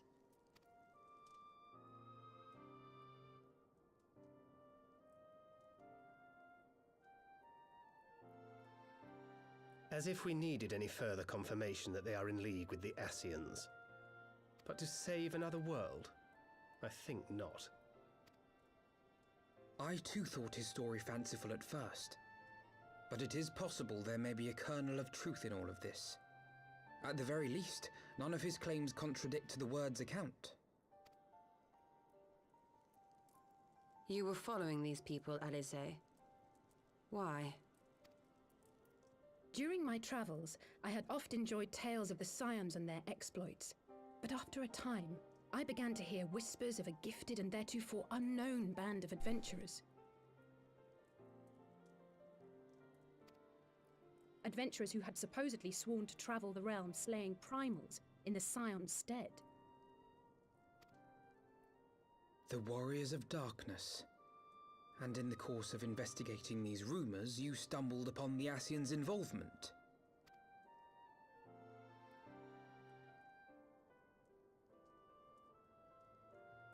Yes, exactly. Forgive me, but if these Warriors of Darkness mean to bring about another calamity, to what end do they hunt primals? To prompt an escalation. To deepen the beast tribe's feelings of helplessness and despair, and thereby drive them to summon ever more powerful gods. And lest we forget, these events do not occur in isolation. With their patron deities being slain left and right, the news of man's victory over Nidhogg must surely have sown panic in the minds of the beastmen. 'Tis no wonder they wish to defend themselves.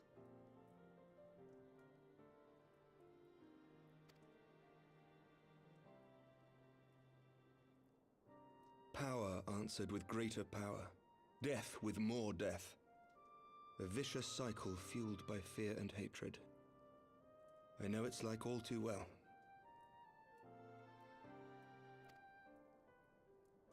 Indeed.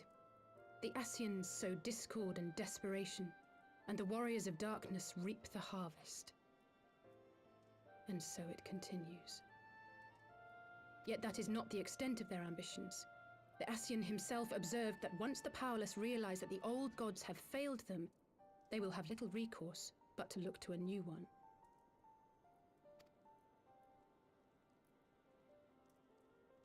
We cannot let that happen. It should come as no surprise, but Alize and I have uncovered evidence that the Ascians have been manipulating certain parties to ensure that a constant stream of crystals flows into the hands of the beast tribes. If we sever these supply lines, we should at least be able to slow the escalation.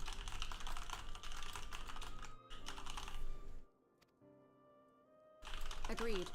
Kral and I shall journey to Zelphatol and learn what we can of the Ixal's source.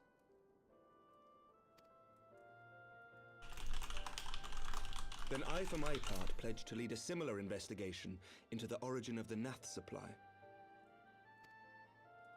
Sir Emmerich?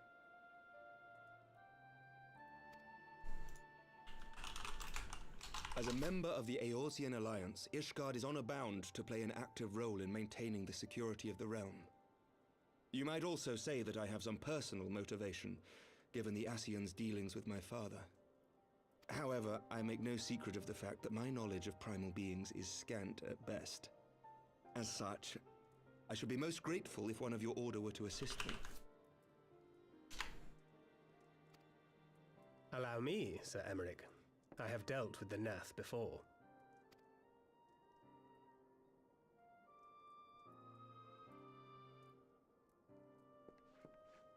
Let us consult with Orianja then. Given his dedication to the study of primal beings, I should be surprised if he could not tell us something of value. Allow me to accompany you, brother. And before you think to refuse, know that I am not the girl I once was. I shall not be a burden. You have my word. But Alize, you...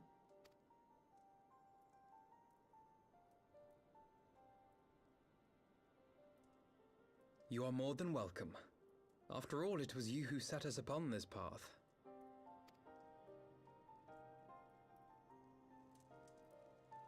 Wait a minute! I'm afraid I can't allow you to leave just yet. Not until you try on the new outfit I prepared for you.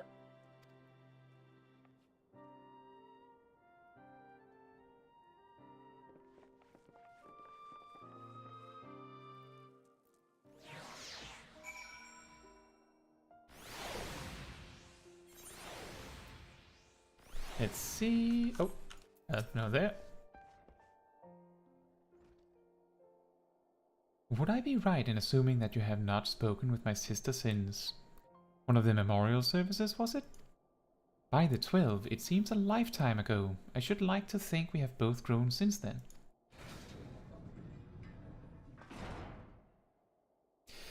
My apologies for keeping you waiting.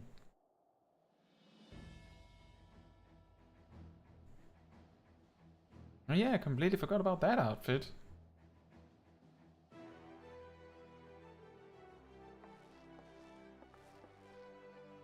Right then, shall we be off? Zara never ceases to impress, though for a moment I feared she might furnish you with an identical outfit. Praise the 12, she did not. Mother and father were rather too fond of making us wear matching clothes. Do you remember that time at the studio when that girl of yours crept up behind me in the hall and whispered, "Sister, please, she was not my..." Can we not have this conversation in front of the Warrior of Light? So be it. Another time, perhaps. It is an honor, Caetsu. I realize we're barely acquainted, but having heard so much about you, it hardly feels that way. I've been meaning to ask about the carriage. I actually want to know about that, what that leads to. Ah yes, the carriage that so fortuitously arrived to spirit us away from Uldar after the banquet. The driver informed me that I had my sister to thank for his presence in Uldar. How did you know to send help? Oh, drunken brass blades are even less discreet than sober ones. Unfortunately, by the time I learned of the plot, it was too late to do anything more. Frankly, I'm still amazed Bremont managed to find you. New garments aside, I must say you seem different, more resolute than when last we met. You have the look of a woman who is ready to fight for the future of Eorzea.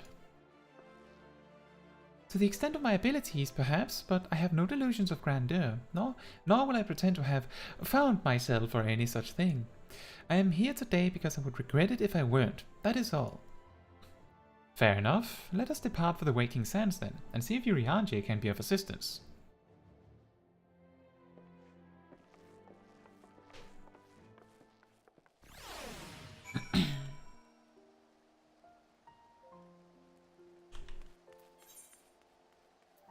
Oh, wait. We still have tickets for that. We still have tickets for that.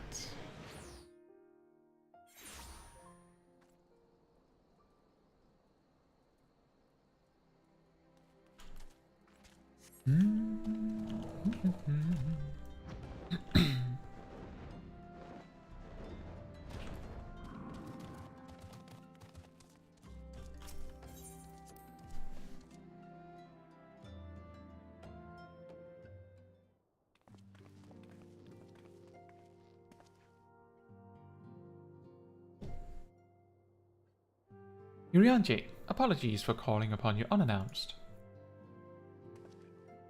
Why, Master Alphino, would that the scholar had seen fit to grant me knowledge of thy coming. What bringeth thee and thine here this day? The warriors of darkness have returned. Pray allow us to explain.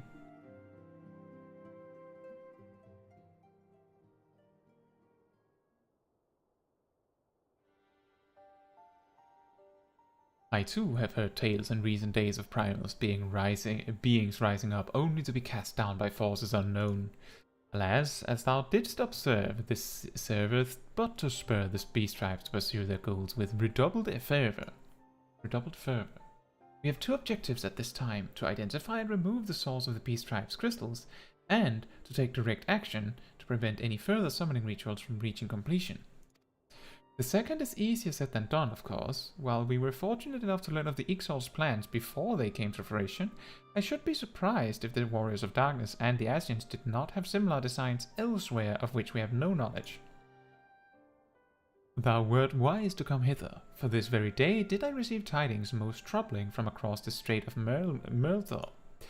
Ogumoro stirreth, and there are whispers that the Lord of Crags neareth his return. Mere rumours, mark thou, but in light of thine own discoveries, thou canst ill afford to return a deaf ear to their claims. Aye, we must ascertain the truth of the matter for ourselves. Let us consult with the Maelstrom forces stationed at Camp Overlook, Caetsu. Thank you for your counsel, Urianger. Pray inform us should you learn aught else. I shall.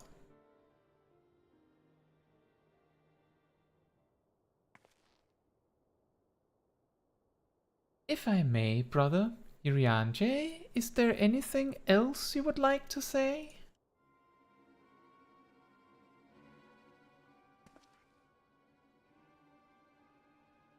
Alice? If not, then never mind. I only ask because you are normally rather more verbose. Nothing to add? Very well, ere we depart, I wish to make a request. The Warriors of Darkness spoke of how the Ardor had the power to break down the barriers between planes, that our worlds might be rejoined. I would ask that you research this for us. Being nowhere near as well read as you, I'm sure I wouldn't know where to begin. That said, I have heard tell of a promising tome, the Gerun Oracles. Mayhap you could start there.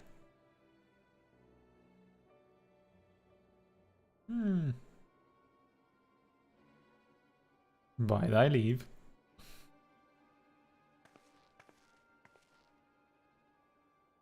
Camp Overlook, was it? Very well.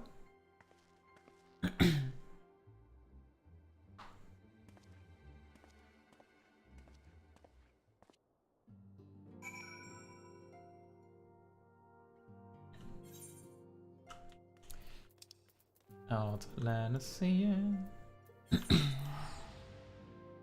Welcome back, Rallo. See, I guess you were away for a bit.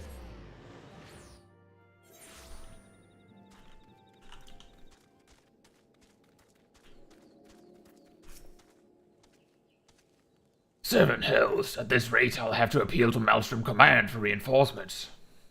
Whatever it is, we don't want any. Well, fancy that. Just when my kobold problems look like coming to a head, the Scions of the Seventh Dawn turn up, itching to pitch in. Bloody brilliant timing is what it is. Right, then, let's get to it.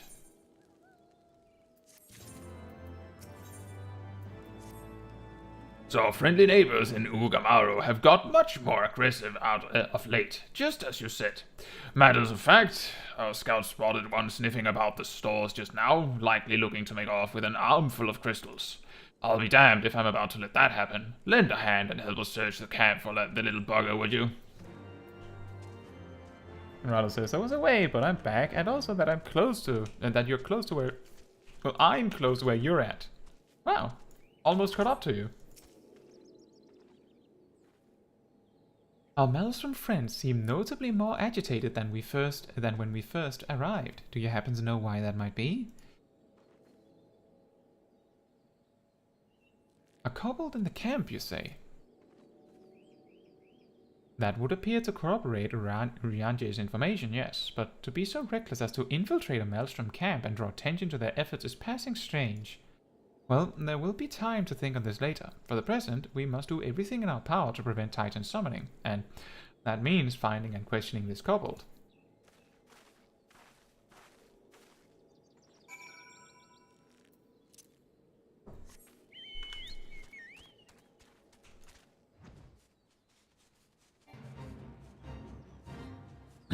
Rao says this quest is definition of a Realm Reborn quest.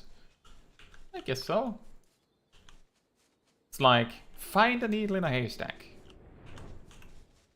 In an Realm Reborn area, while you're at it. Where on earth would I find a cop? Oh. Hello there.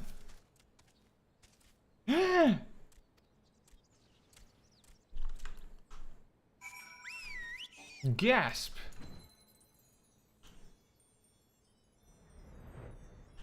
The gaspeth. Stay back!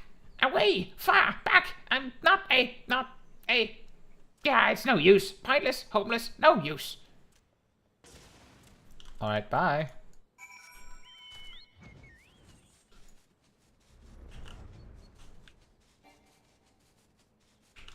This is certainly not the most exciting quest on the journey, is it? Wait. What? Surely it would be around here, wouldn't it? Oh, there you are. But please, don't hurt me. I only wish to talk. Yes, just talk. Now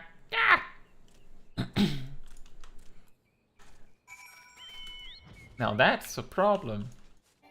Yeah, I see what you mean, Rallo. This is absurd.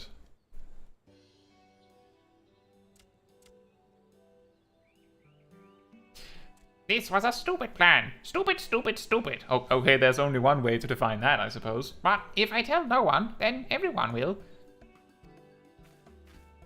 Hi. Yeah, she found me again. What to do? I come in peace. Only to talk. Speak, say, talk. So please do not hurt me. So this is what our wily kobold infiltrator, is it? No wonder the soldiers were on edge. He could very well give one a bruised knee.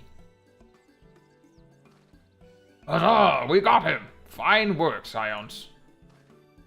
So, little one, thought you could sneak into my camp, did you? Plotting to steal my crystals, were you? No, no, no. I came to talk, to ask for help. But when your soldiers saw me, they drew their weapons and shouted, and I... Now, let us all take a deep breath and discuss this like civilized individuals. What is your name, child? Pigman Gabu of the 620th Order. At least, I will be a pigman one day. Well met, Gabu. I am Alphino, and this is my sister Alice. Caetsu, the woman who found you is our friend, and now that you know our names, we can be friends too.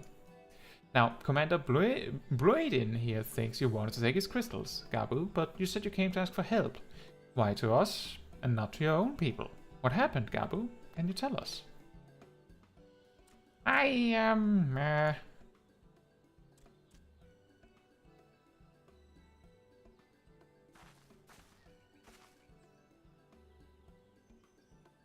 No one is going to hurt you, alright?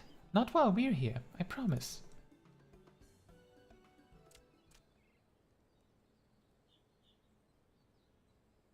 The Patriarch, he's...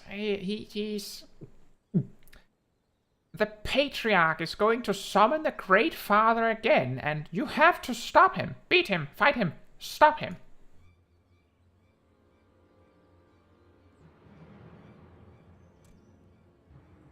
Gabu's parents said they didn't want it, along with many others, but the Patriarch wouldn't listen. He was so angry, raging, fuming, angry. He said that if they didn't have iron in their hearts, they would serve as coke for the furnace, and then the guards took my parents and the others away, and I haven't seen any of them since. Coke for the furnace? I did not want to believe it, but I have heard tales of foci fashioned from the bones of beastmen, which worshippers use in their rituals, hoping to summon more powerful incarnations of their gods. By the 12, that's sickening! No one listens to Gabu, no matter how much he cries, pleads, begs, cries. They do not listen, only talk about punishing the overdwellers and praising the Great Father.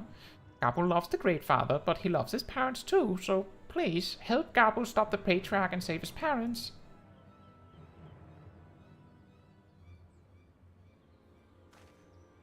Commander, advise Maelstrom Command that Titan summoning is imminent. Should the worst come to the worst, we will require their support. Time being of the essence, we three will attempt to infiltrate the Kobold stronghold, secure their crystals, and free the prisoners. Well, if you're sure, you'll forgive me if I don't seem optimistic. We'll make ready, just in case.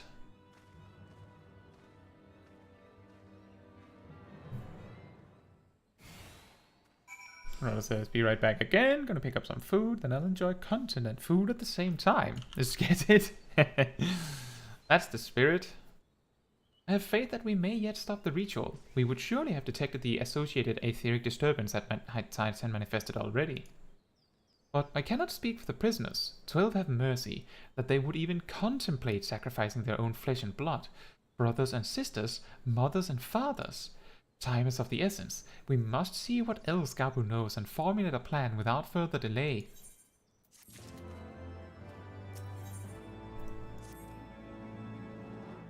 I heard Great Father Titan loves crystals, cherishes, covets, loves them, and if we gather enough, he will return. That's why the Patriarch told everyone to go forth and gather them.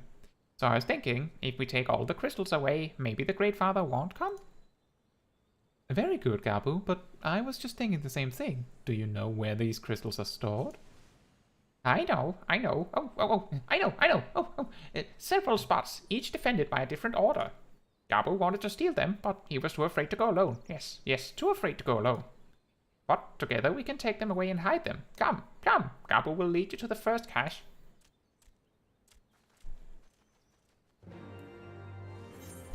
And that's what we're doing.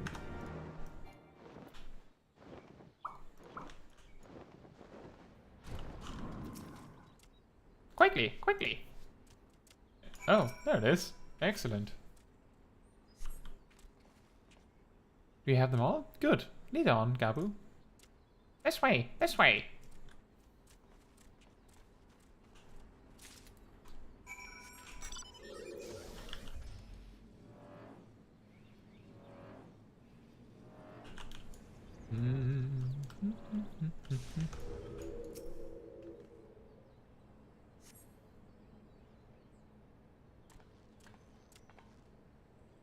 Time is short. If you have the crystals, we should move on to the next cache. Did you hear me, brother? Brother? Aye, aye, it's just that...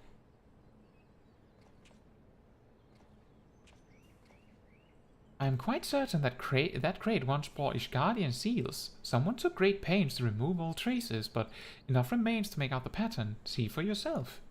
I struggle to imagine couples traveling to Kurthas to obtain crystals, much less bothering to conceal their origins. I suspect these crystals were smuggled into Vilbrand by another party, most likely a pawn of the Asians, as Thancred speculated.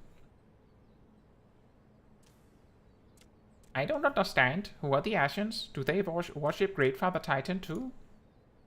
Never you mind about that. As Alizé said, we do not have a lot of time. Can you lead us to the next cache, Gabu? Yes, yes, yes, of course. Gabu knows the way. This next one is the last and is very large. Very big, very huge, very large. Much big. It has much bigliness.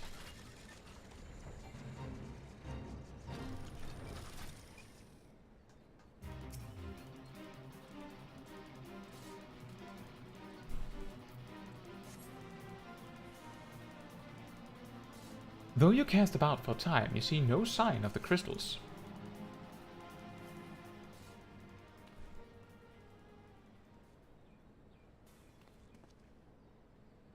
Confound it. What about you, Caetsu? Any luck?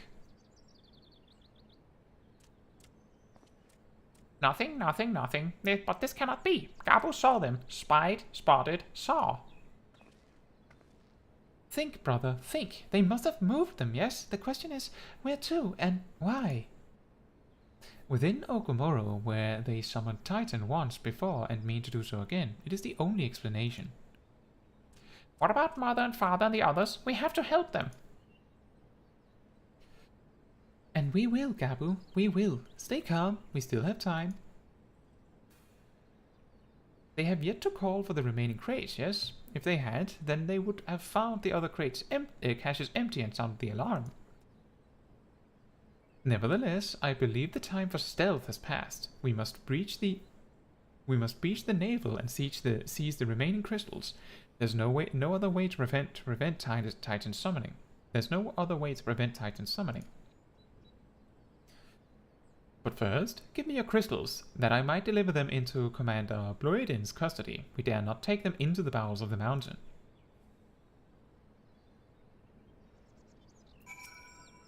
The crystals, Caetsu, if you'd be so kind. A large quantity of crystals intended for Titan summoning. Yeah, I'm just carrying them in my back pocket, you see. Thank you. I shall deliver them to Camp Overlook for safekeeping and brief Commander Bloedin on the situation. Pray go on ahead. As I recall, there's an aetherite within the Ogamaru mines that should deliver you to the navel. Gabu doubtless knows the way. Wait for me there. I shall rejoin you anon. Strange. I would have thought you eager to remain in the thick of the action, but if this is what you would prefer, then Godspeed, brother. This way. This way.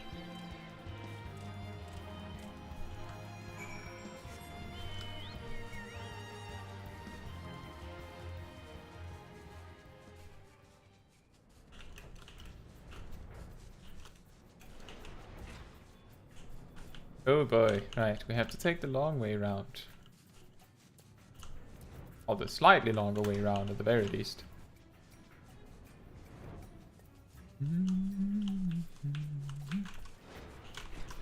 There we go. Ah, I take it this is the aetherite we seek?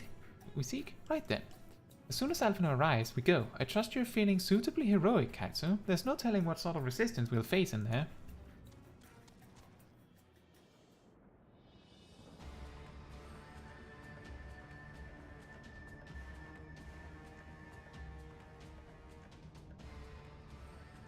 Quickly, you clots! Briskly, swiftly, quickly! I will not suffer any further delays.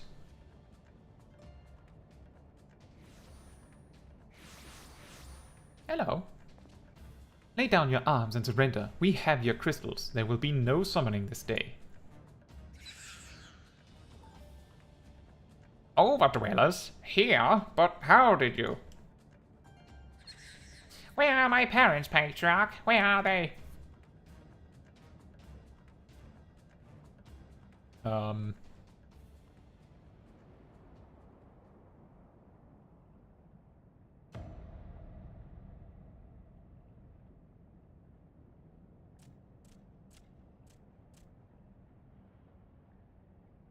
Mother? Father? Coke for the furnace! You monster! How could you?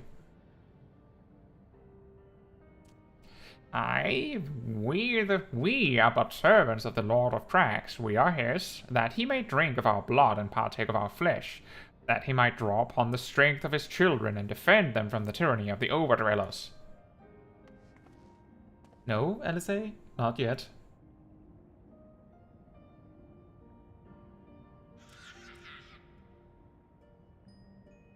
I understand, Patriarch. I do. Your fear, your anger, your hate. You would do anything to protect your people, anything to deliver them from despair, whatever it takes to ensure that those who threaten you can never do so again. But in your single-minded pursuit of this objective, you've brought suffering on your own kith and kin. You've sacrificed the lives of the very people you sought to protect. But it need not be this way, Patriarch. Renounce this bloody cause, cease your attempts to summon your god, and work with us, together, to build a lasting peace. Another peace to be abandoned at the Overdweller's convenience. Oathbreakers, all of you. Liars, betrayers, oathbreakers. You take and you take and you take, and when you have had your fill, you sue for peace. You promise that this time is the last until you grow hungry again. And when we dare to defend ourselves, you declare that this beast tribe cannot be suffered to live, that our god drains the land of ether and brings naught but suffering, death, destruction, suffering upon us all.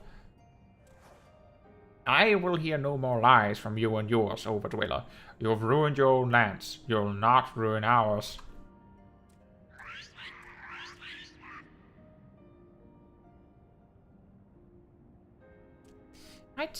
I said I'd come for you, and I did. I'm here. I'm here. I'm here. Say something. Please. Please.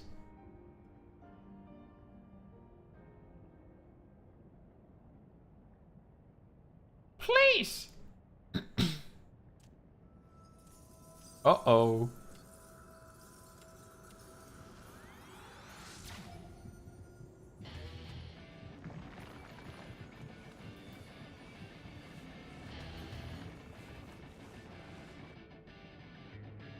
Wake up! Wake up! Wake up! Wake up! Wake up! Wake up! Wake up! Wake up! Wake up! Wake up! Wake up! Someone woke up.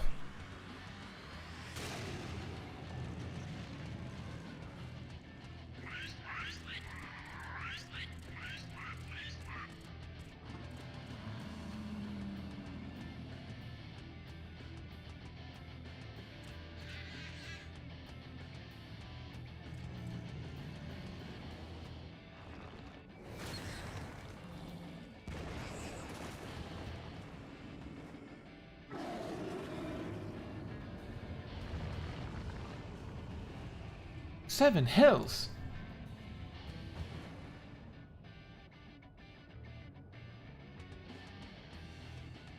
I'm here. I'm here. I'm here. Uh-oh. He's gonna cast Landslide. Alphino, leave him to me. Dunk. Tactical Capongal shot. We must away.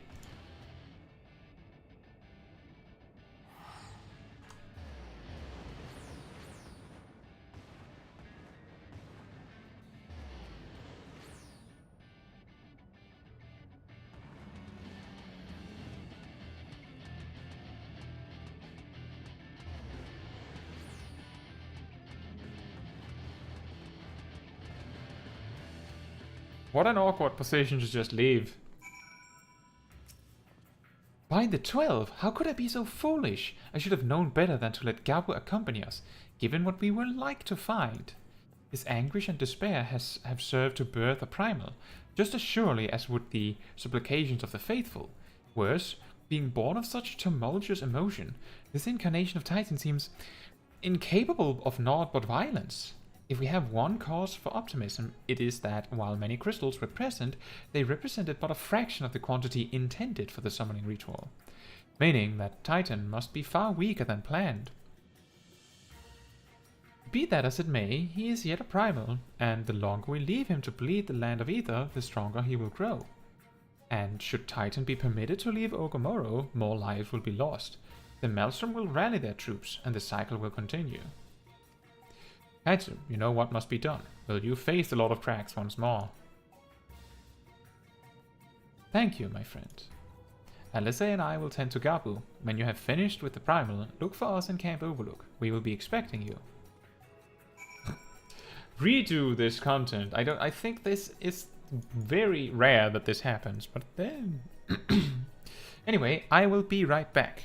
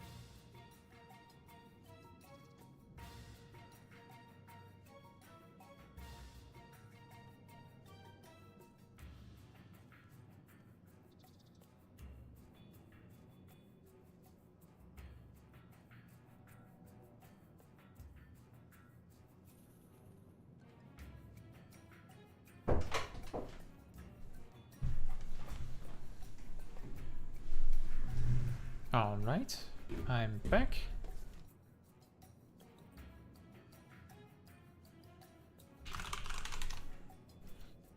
Just in time to do fighting again, apparently. And what can we do with the time is farm more company seals.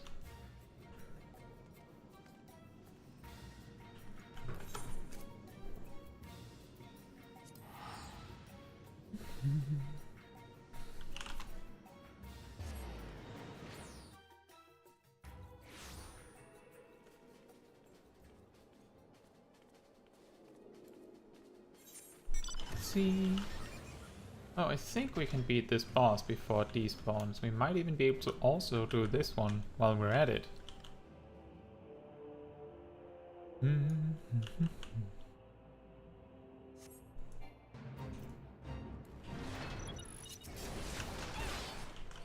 We just have to be a little quick about it and we'll get it.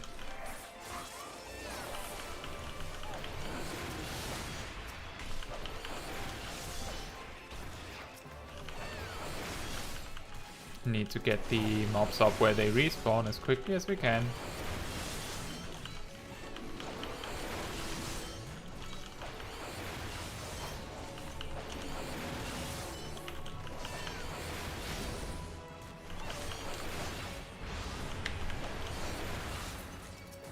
Got it? Excellent. And now we're level 71! From a random fate. Because it did the challenge, I suppose, but still. Summon in our trusty Overbow companion.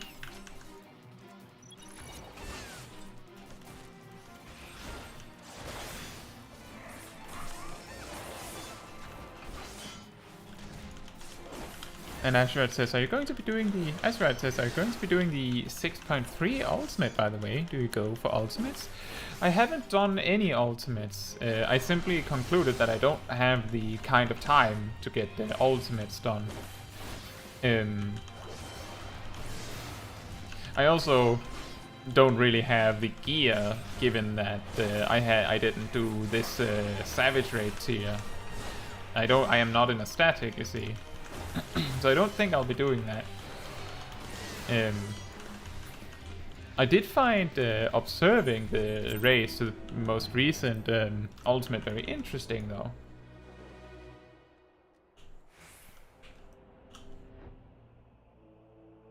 Yeah, I don't really do ultimates because I don't really take the time to be able to. I know that it is a very time-consuming thing to do. How about you, Azurite? I'm guessing you are, since you're asking. Well, I'm sort of assuming, but...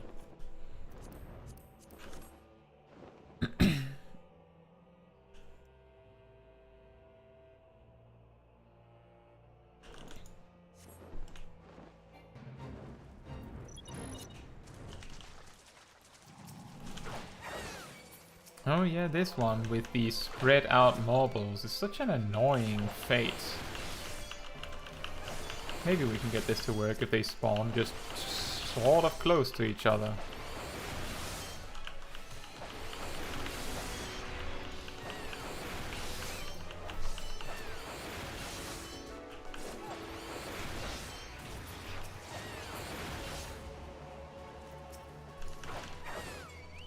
And they don't, of course.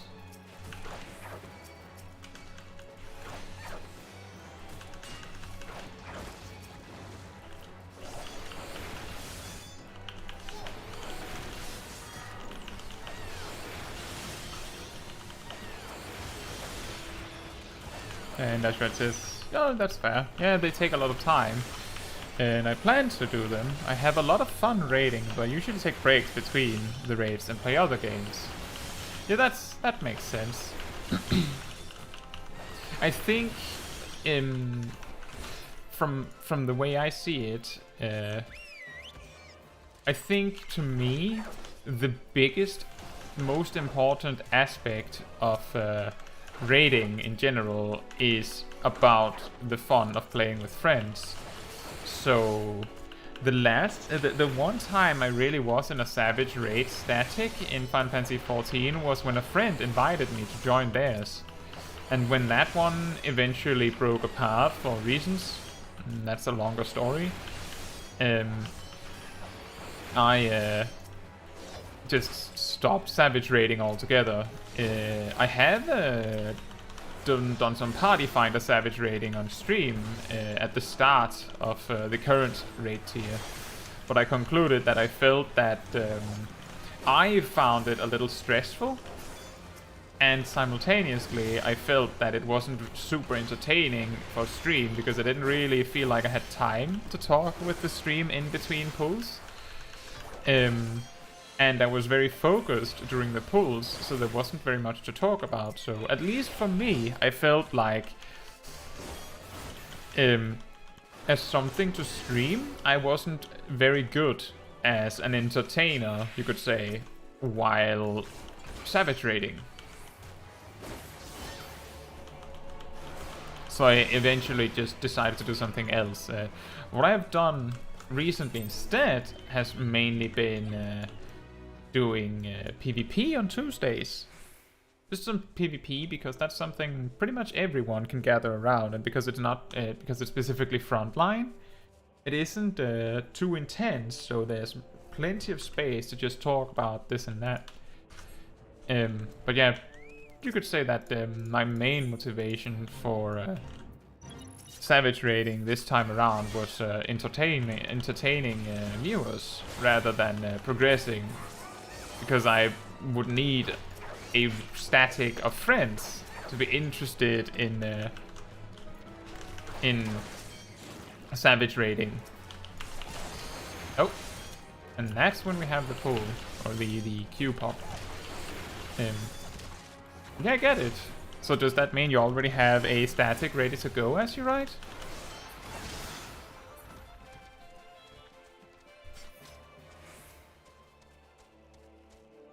Or is it a case of finding one when the ultimate begins?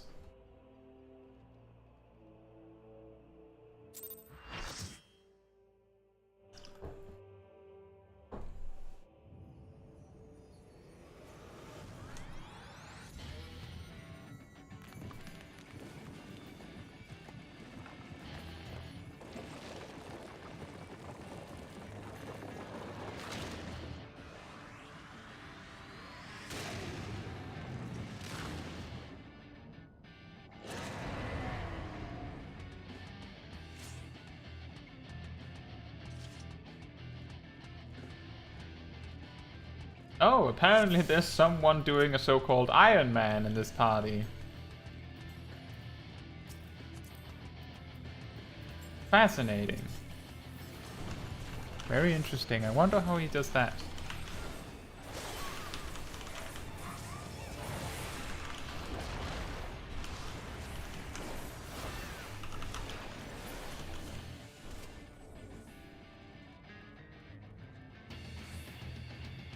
That's really interesting when you end up with basically having two people that are basically streaming in the same party by random chance.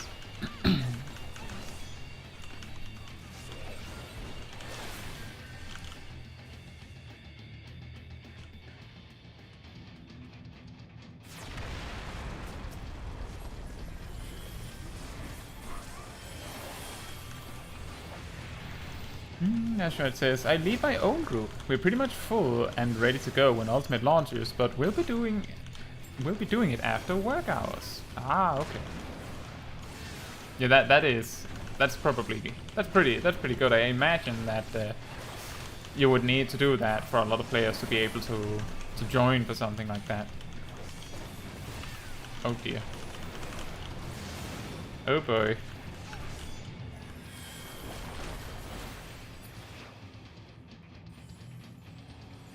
Did you lead your own group? That's also very good. When I joined my friend's static, I ultimately ended up becoming the leader, or the raid leader of the group, at least in terms of calling out mechanics and stuff, because I ended up being the only one that had the space to deal with that, and also everything else. Not everyone is ready to be a raid leader or to call out mechanics for everyone else, and not every group is capable of doing everything without callouts. So that's not meant as anything regarding my team. It was just, that's how it went. We needed someone to call out mechanics, and I was the best one to do it.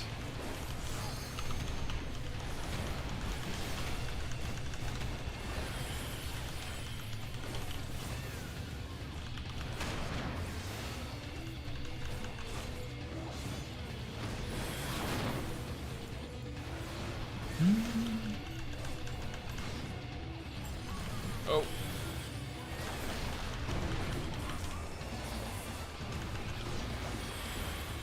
Yeah, exactly, that's right. It can be difficult to raid and stream at the same time. Like when I was trying Savage, doing P5S, I specifically played as a summoner because it's a job that I can almost play blindfolded. But even so, it got a little problematic because I pretty much only raided 1 day a week. And that meant that I quickly fell behind the average progress of groups, which meant that it started to become difficult to find parties, because most of them were, you know, clear party, were re-clearing parties and stuff like that. So in the first week, I spent not that long in the party finder, and as the time went along, it took longer and longer, because shockingly, there's a lot of summoners in the party finder, and also less and less groups allowing first clears.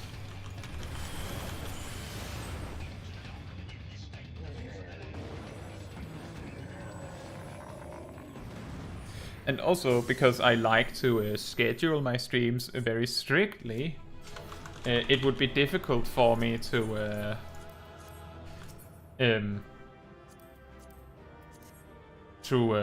both plan a weekly stream about it and at the same time, you know, just find a group that worked around that. So I just decided not to do Savage Raid streams.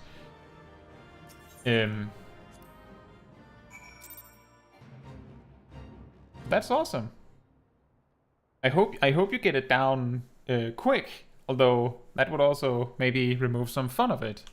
I'm thinking that a lot of the fun in Ultimates is the entire journey.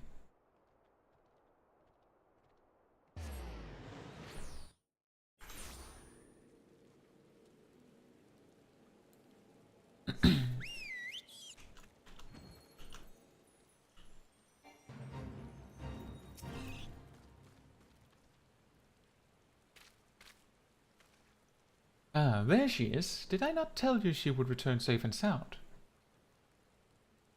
The deed is done then? Titan is no more. Good. There has been enough tragedy this day. He has been like that since he regained consciousness. We believe he can hear us, but he has made no attempt to respond.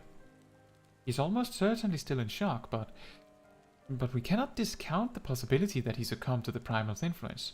Should that prove to be the case, he must be put to death like any other thrall, such as the Alliance policy, yes?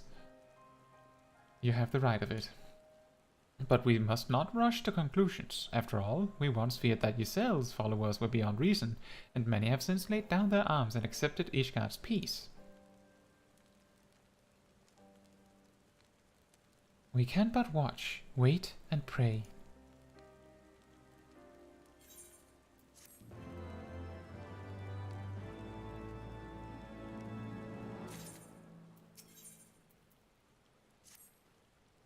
There's naught to be gained from dwelling on an eventuality over which we have no control, much less one which may never even come to pass.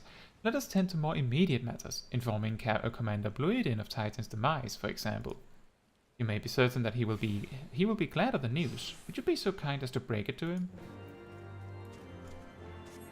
Yes, I'll tell him. I'll do it.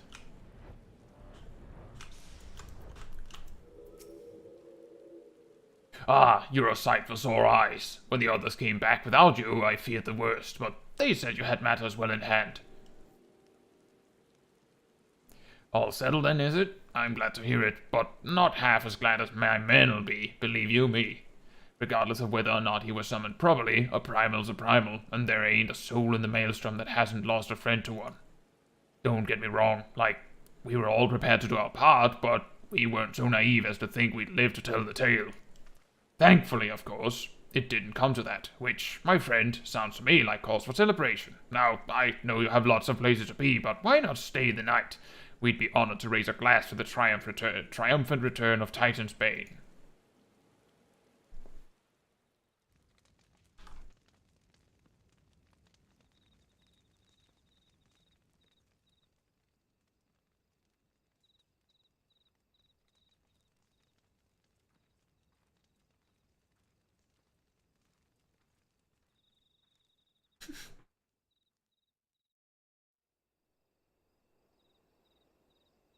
What a face to make. Who goes there?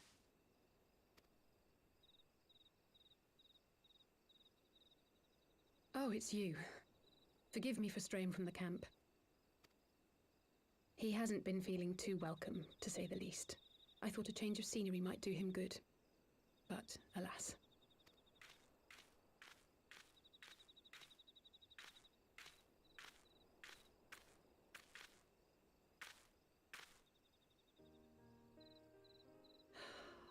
It's so quiet out here. The stars spread out before us, beckoning across time and space. Dawn may banish even the darkest night. How bitterly beautiful, those words. I should be stronger for all my experiences, yet my heart aches more than ever.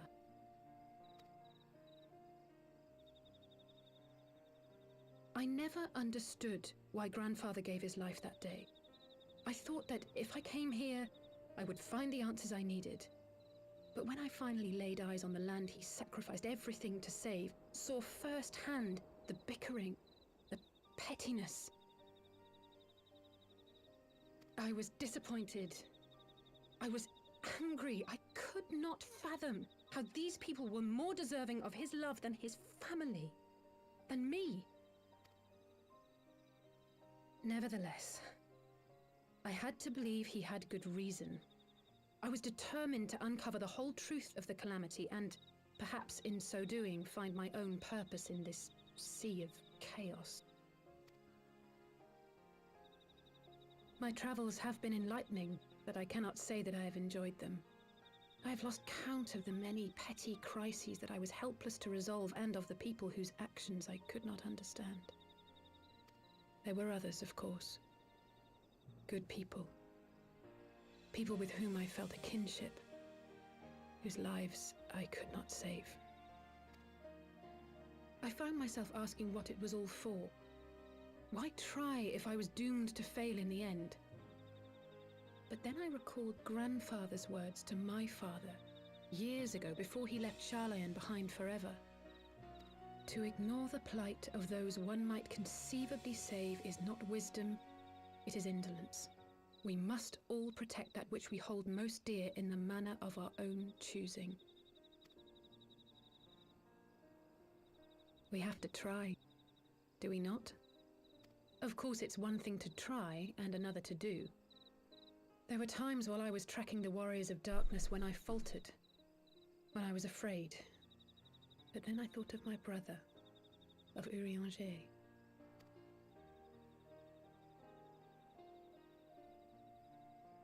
Oh, pray forgive me. This conversation has been rather one-sided, hasn't it? Mayhap you could recount some of your adventures in Ishgard. I travelled far and wide with two companions, Estinian and Ysel, who were very... Alternatively, under some rather unique circumstances, I had the pleasure to fight alongside Sir Emmerich. Or, when Alfno and I came at last to the Rivani... Okay, it's basically the same story, feels like. I think I will take the first one.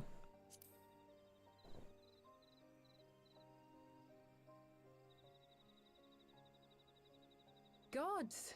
They must have been at each other's throats from dawn till dusk.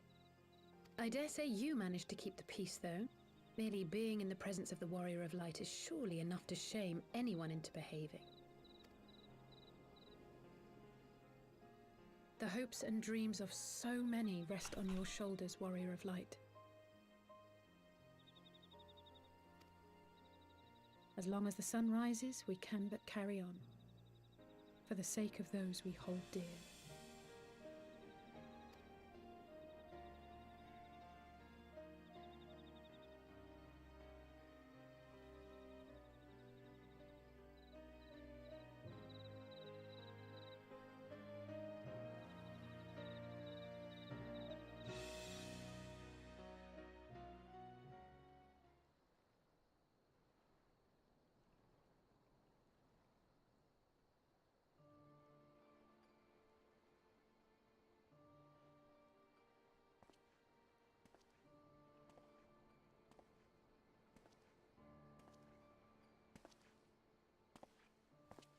To what end dost thou cling to the tainted gifts of the Mother?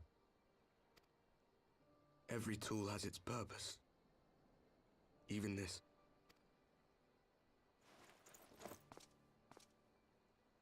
Well, what is it?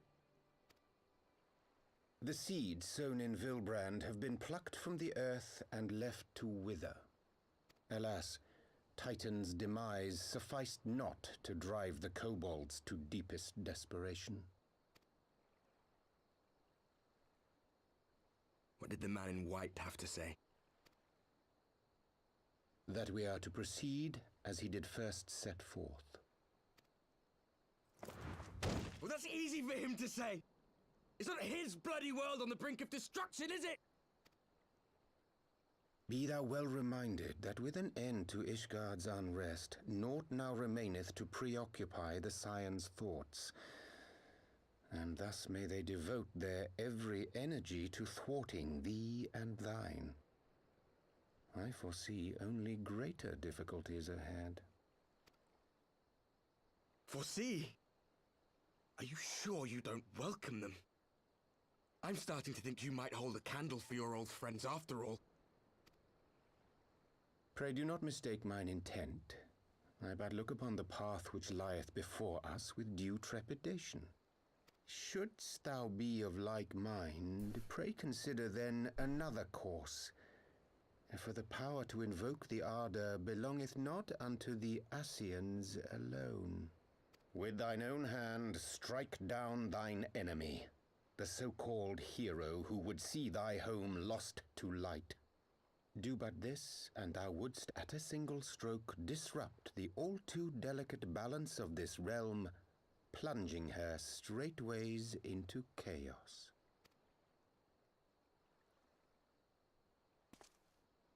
You do realize what you're suggesting, yes? To ignore the plight of those one might conceivably save is not wisdom, it is indolence. The words of my teacher, and a creed I hold close to my heart.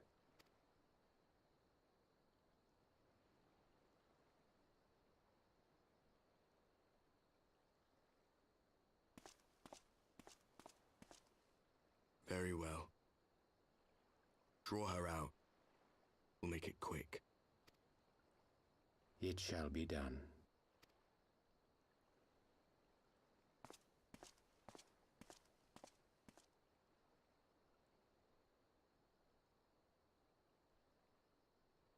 What good a creed one cannot uphold? What hurts soothed? What lives saved? Oh, hapless fool, what hast thou wrought by thine own hands? Minfilia, my friends, I shall not now beg your forgiveness. Full deeply though it paineth me to walk it, I shall not stray from my chosen path. As Moonbreeder remains steadfast, so too shall I.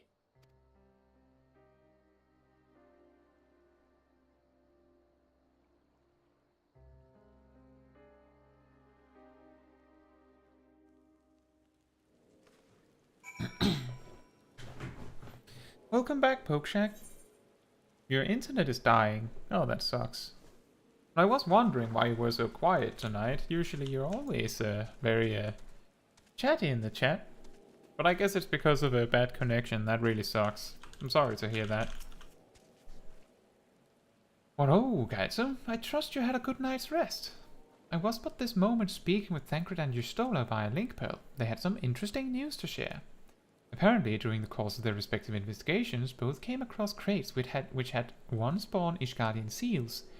It would seem that someone in the capital has been very busy indeed.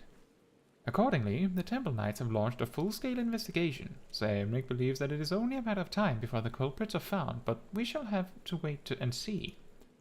In the meantime, it seems only prudent to look into the recent activities of the other tribes, in case they too are flushed with Ishgardian crystals, and with that in mind, I suggest we pay Urianger another...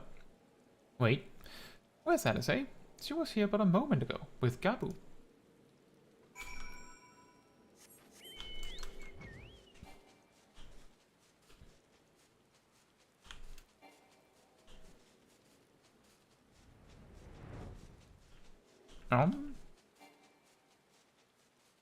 Where you at, Alice, eh? Oh, there.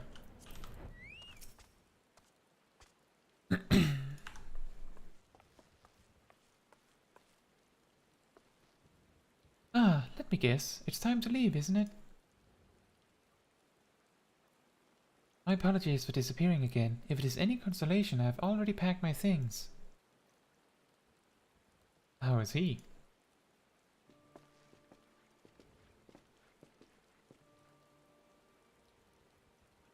Brother, Commander Bluiden, something tells me you're not solely here out of concern for his welfare. But to answer your question, there's been no change. He will not speak or eat. I'm not even sure if he slept. If he did, he seems none the better for it. He just shuffles about with that same expression on his face. You will look after him, won't you, Commander? And treat him with every kindness. He's still in there, I know it. Beneath the anguish and the despair, he's still fighting with all his heart. He deserves to be given that chance, until he comes back to us, until we know for certain what has become of him. Aye, aye, you needn't worry. If he hadn't risked his neck to warn us and help you secure the better part of the crystals, this could have turned out a damn sight worse than it did. We'll not soon forget that, nor will Maelstrom command.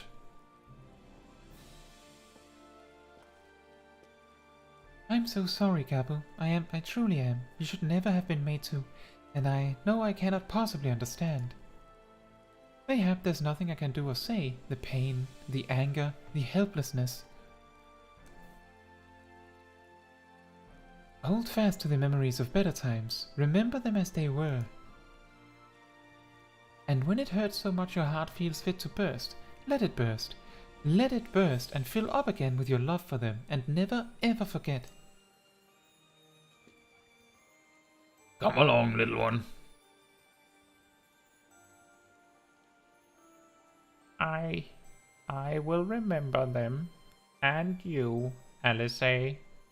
Thank you.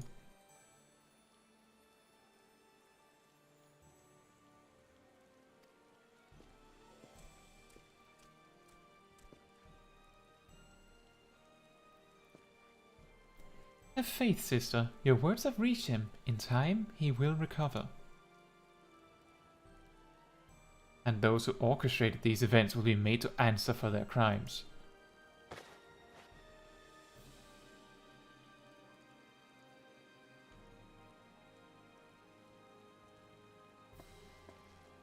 A thousand times over, aye. There will be a reckoning.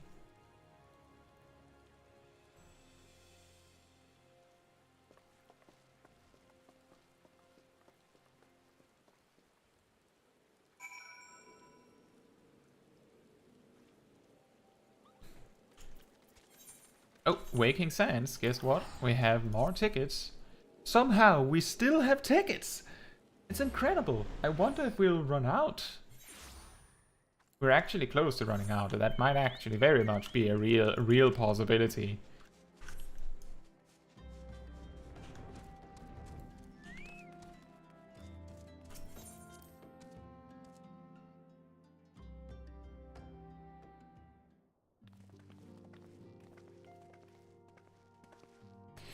We have heard the glad tidings from Ogomoro, my friends. By the grace of the 12 and your most valiant efforts, the people of Limsa may rest easy. I should like to think so, yes. Though we failed to prevent the Lord of Crags from manifesting, we did succeed in weakening him, enabling our friend to dispatch him before the Warriors of Darkness could make matters worse. It was by no means an unmitigated success, but it will have to suffice. Then let us speak of another matter. One which weigheth heavy on my lady's mind. As thou didst request, I sought out the Garoon oracles, that we might better understand the aims of the Warriors of Darkness. Though their copious use of allegory defieth any single interpretation, the oracles paint a most disturbing picture, one of worlds parallel to our own, apart yet linked, reduced to ruin with every umbral calamity. 7 times have they succeeded. Then of 10 and 3, only 6 worlds remain. Aye, all is as my lady Menphilius spake up unto thee. As for what becometh of these reflections when they and the source are rejoined, frail flesh undone in umbral fires, each soul surrendereth to her call, to flow unto the endless sea, there to endure as one and none. Then if the warriors of darkness succeed, everyone in their world will die? In essence, aye.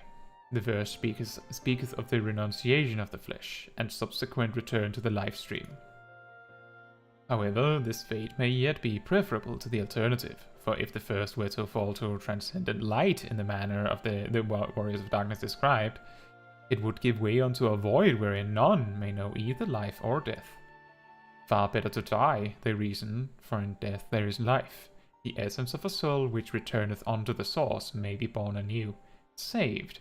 Such, at least, is their belief, I surmise. If that is true, then, gods, no one should ever have to make such a choice. Ere we speak further on this subject, I would share with thee another recent discovery. It would seem that several sizable shipments of crystals have been delivered into the hands of certain Alamegan parties. Alamegan? Strange, and you believe this to be the work of the same Ishgardian smugglers who supplied the beast tribes? I know beyond a shadow of a doubt, and lest thou wonder at their motive, I would remind you that the Asians did once attempt to bring about the summoning of Hraesvelgr. The individuals who took receipt of these shipments are refugees belonging to a group devoted to the cause of Alamegan liberation. It may also interest thee to know that their Ishgardian suppliers appear to be none other than the remnants of Elaine Rael's network of spies. Surely you jest, and yet it's not so surprising. Bereft of leadership and hunted by the Alliance, I can well imagine such villains being desperate enough to conspire with the Asians, assuming they even know, or care, who their new employers are. All of which is irrelevant. Forgive me, we must seek out the resistance group which received the crystals without delay. Caetsu, Alice, will you come with me to Little Alamego?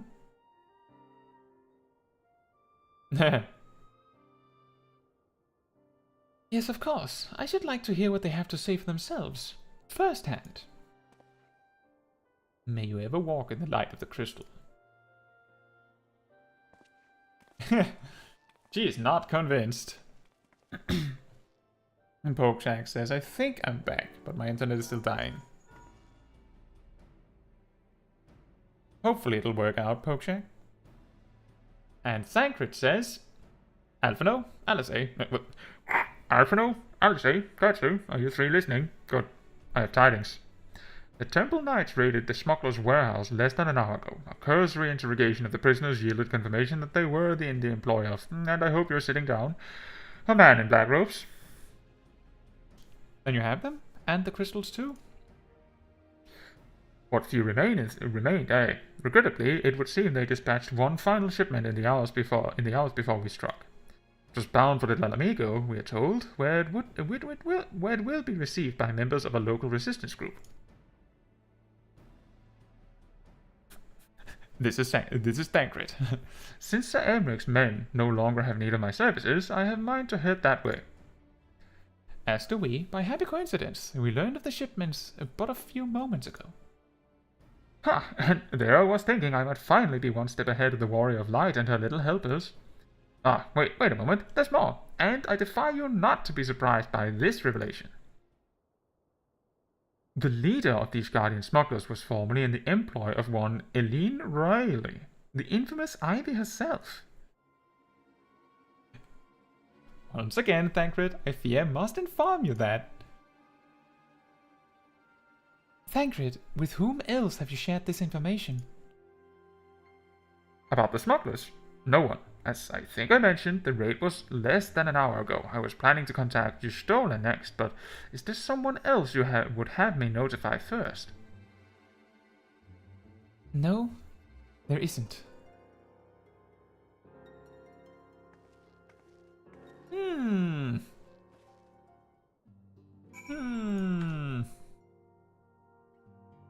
Suspicious.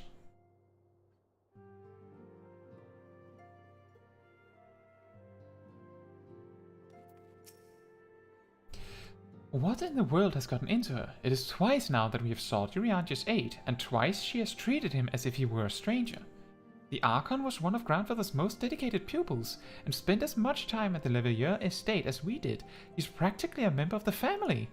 Truth be told, I struggle to recall a day from my childhood when I did not see the three of them laughing together. If this continues, I may have to raise the matter. Later, though, little Alamigo awaits. I think this is a good point, like, this is an interesting situation, because, specifically because everyone else around Urianger trusts him, because they always around him, Alice has been away long enough that she can be like, well, can I trust him? It makes perfect sense. I will get to the bottom of this. Oh, forgive me, it has been a long day. Did you have something to say?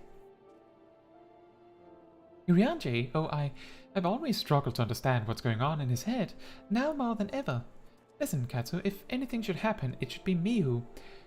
Just know that I'm prepared to do what must be done. Right then.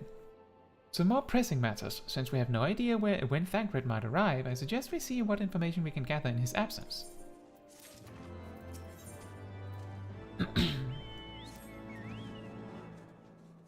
So, to review, we are reliably informed that members of the Alamegan Resistance operating here have taken receipt of several large shipments of crystals, our task being to ascertain who and why.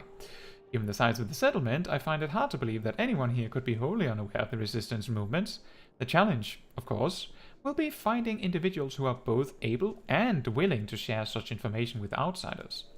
It would seem sensible to divide our forces. Caetsu, why don't you question the residents in the eastern half of town? Alice and I will do the same in the west, and afterwards we can rendezvous here to share our findings.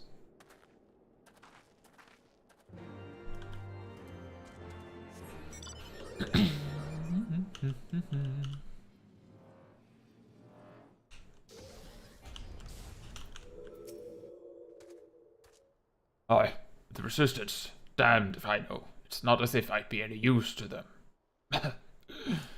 If you sit store by all these tales of secret weapons, good luck to you. But I'm too old for the mask's bedtime stories. This is our lot, and it's time we got used to it.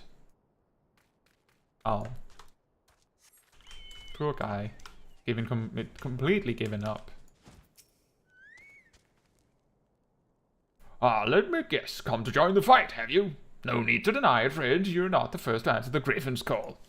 While he's lit a fire in every Alamegan's heart, he's also inspired more than a few Uldans to pledge themselves to the cause. And little wonder, the Guardians won't stop until we're all under the yoke.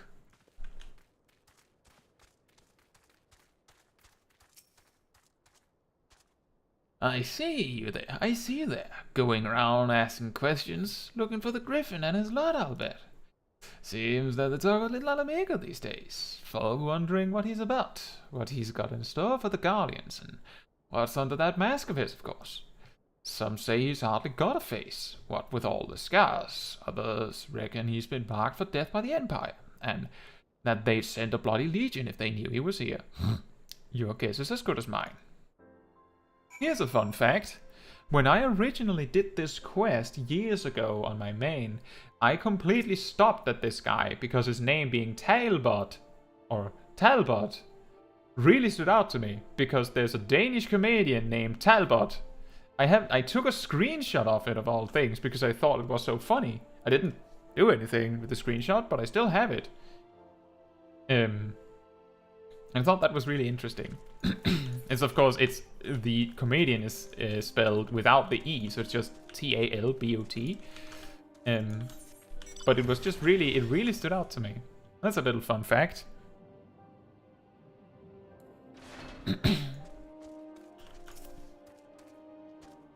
I suppose I should ask what you learned, but I think I already know. This Griffin seems to be the leader of a newly formed faction within the Resistance, the Masks. Yet, despite their growing popularity, no one seems to know much about them. Only that they are the most aggressively militant group to join the movement in recent memory. Indeed, many claim their commitment to the cause of Alamegan liberation is unrivaled. We can but hope their revolutionary fervor is never channeled in the direction of a primal. Though I feel confident that this is the group which received the crystal shipments, we yet lack proof. Before taking any action, I would speak with the settlement leader to confirm my suspicions, and mayhap enlist his help while I'm about it. Given that you and Gundobald are already acquainted, mayhap it would be best if you took the lead, shall we? Oh yeah, that's true. I actually did bring that up last time we had a longer storyline in Little Alamigo, didn't I, Popechek? The comedian NPC. Because I'm not looking for Griffin, I'm looking for Sloppy.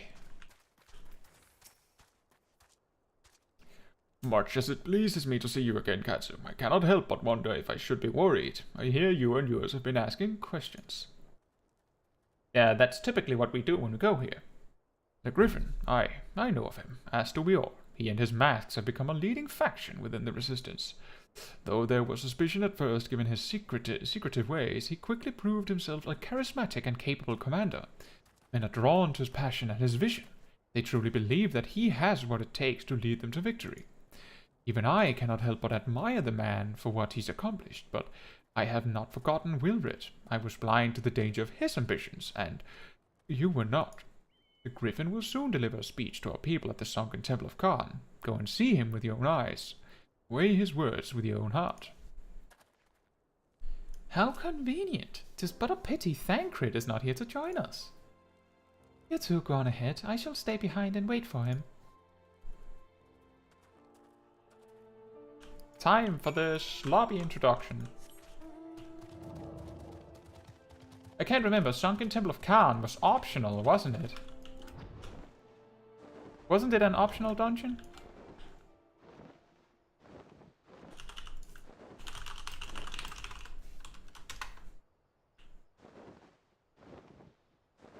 It seems it was optional. I wonder if you haven't completed it by now, that they will require that you complete it to go here. Or if it doesn't matter.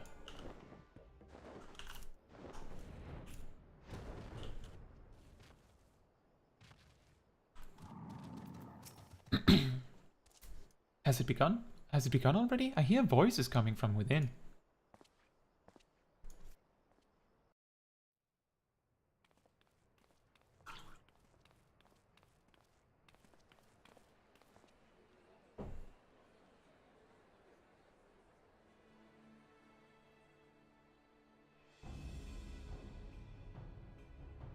Brothers and sisters, 20 years ago, Alamigo, our home, was claimed by the Garlean Empire. In our haste to overthrow the King of Ruin, we turned a blind eye to our foes in the north. With our glorious revolution, we but laid a path for a new tyrant to succeed the old. And when confronted with our failure, we fled.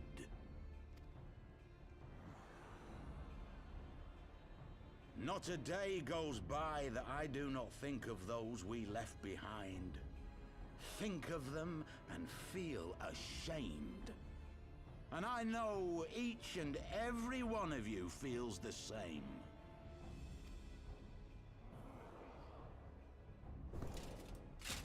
We abandoned them, our own flesh and blood, to labor till their backs gave in and their breath gave out, building the twisted steel ramparts which now mar our once majestic mountains. We abandoned them, the brave and true, to fight and die for their country, or worse, to be conscripted and sent off to rob another poor bastard of his home. We abandoned them, the meek and powerless, to bow and scrape when the Garleans pass, to sully themselves that they might live to see another day of misery. The Black Wolf may be dead, but a new Imperial Viceroy reigns in Alamigo now. A beast, not a fraction as merciful. You all know the Eorzean Alliance will do naught to oppose him. For all their promises and platitudes, they will not act if there's no profit in it. Only we can free our brothers and sisters from the Empire's tyranny, my friends. Only we have the courage to stand and fight. They have imprisoned us. They have enslaved us. And they have murdered us. But no more! Blood demands blood, and the Garleans shall pay for every drop they have spilt upon our lands.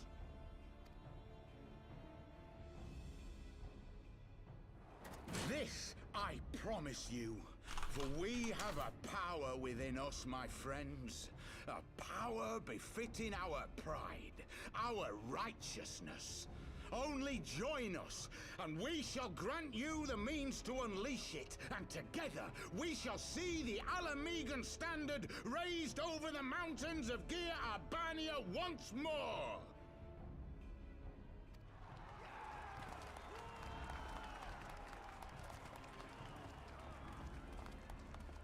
A power befitting their pride. Not at all ominous, that.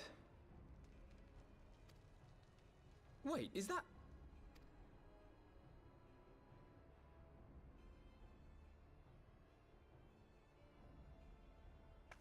What are you two doing here? I could ask you the same thing.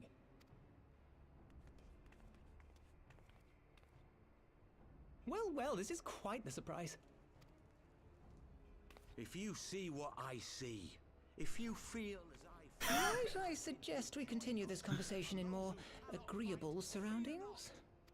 For it is not strength of arms that will win this battle, but strength of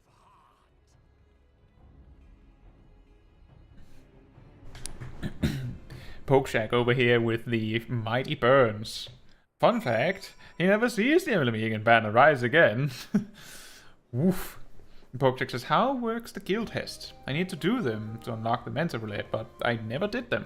So basically, you go where, like, it's a chain of, like, quote-unquote mini dungeons, like really short dungeons, really, but with all sorts of, like, strange mechanics, you could say.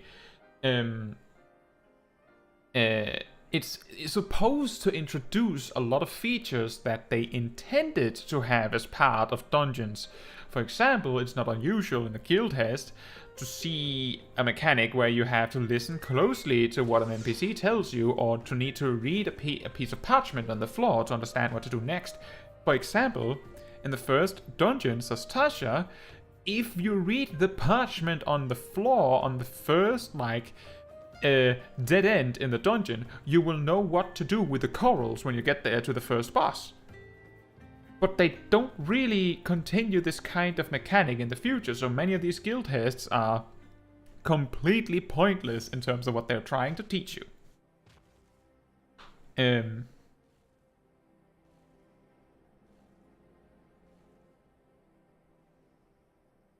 It's okay, Pokeshack.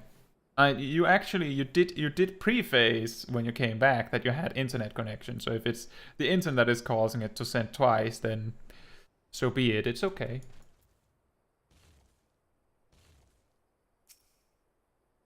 But yeah, you just do the guild tests in the order that you get them, and eventually you'll complete them all.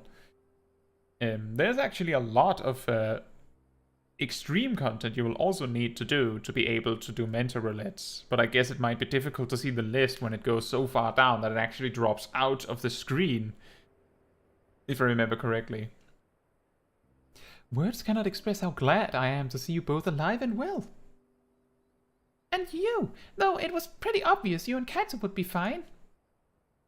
The Crystal Braves never had a realistic chance of capturing any of the Scions, divided as they were and distrusted by the better part of Eorzea. But if you truly believed that, forgive me, what exactly have you two been doing all this time?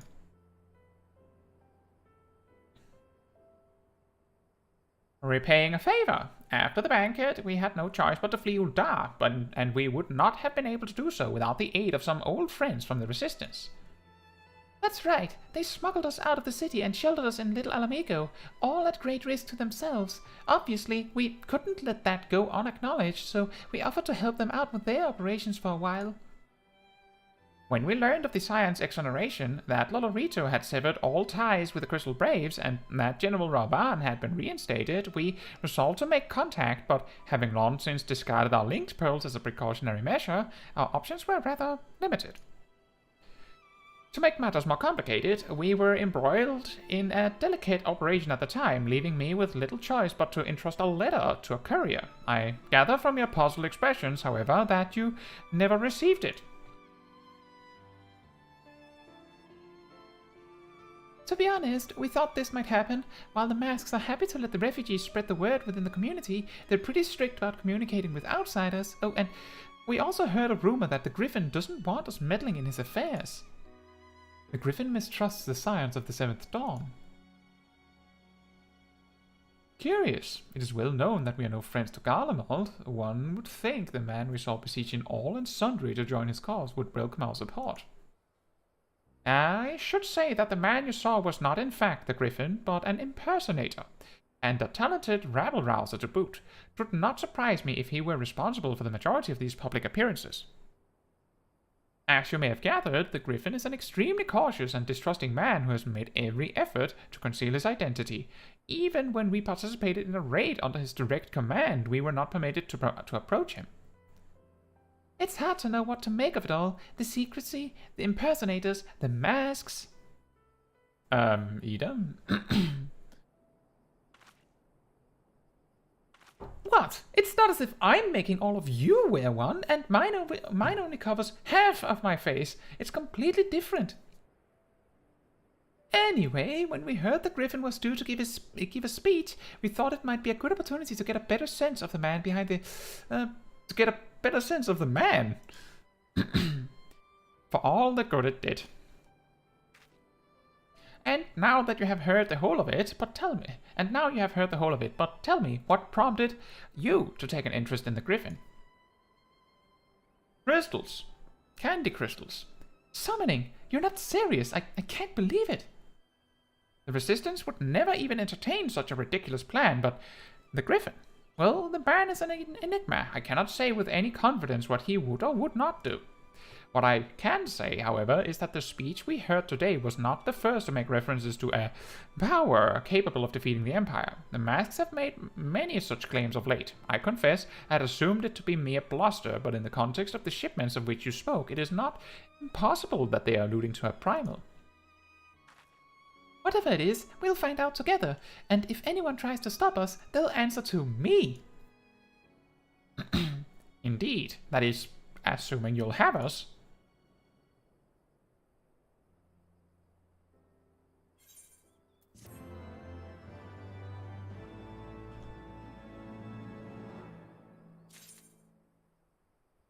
Pokeshack says, I look for what I need, but yeah, I need all the dungeons, raids, normal and alliance, and extreme trials, including Memoria Misera from Boja. Yeah, exactly.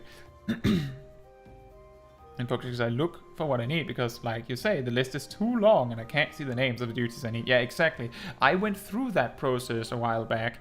Fun fact, I haven't actually accessed to Mental Roulette on my main because, among others, I haven't done Memoria Misera. I believe Memoria Misera is still difficult enough, despite being previous expansion and like middle of the expansion, that you actually really need to understand, know, and respect all of the mechanics. You need to do the boss correctly. Even though it goes faster, you still need to understand the entire boss fight to be able to beat it. Which is, you know, there's a lot of old extremes that does not have that requirement.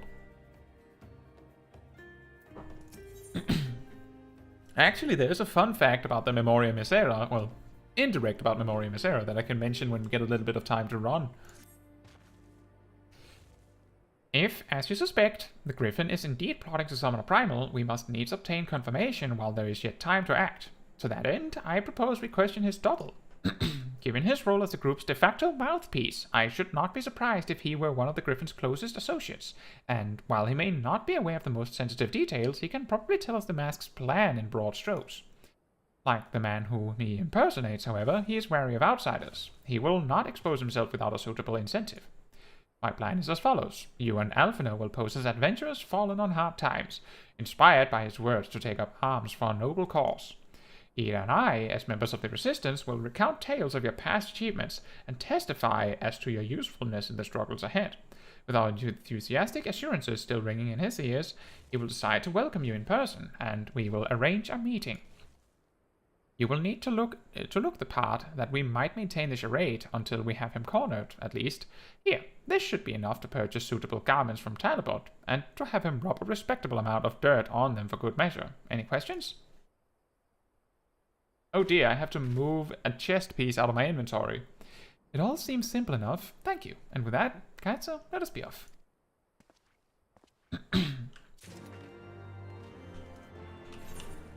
Yeah, I'll need a chest piece slot, so I'll just do this. We're really reaching the breaking point on this inventory, guys. I wonder how much further we'll be able to go before we'll have to have the dreaded clean-out stream. I hope it'll be at a point where I can trade my gear for company seals, so it does not just go to waste.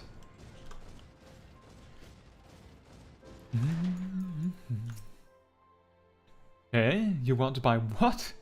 I don't know what you're up to, but I want no part of it. How about a heavy leather pouch entrusted to you by Papalimo? Not all problems can be solved with a fistful of gil. For the rest, one must needs resort to a sack of gil. Well, you're the ones with the gil, and seeing as you're friends of Papalimo, there, tunic and slops for the both of you. Tailored and, treated to your tastes. Now, off with you, before someone sees us together.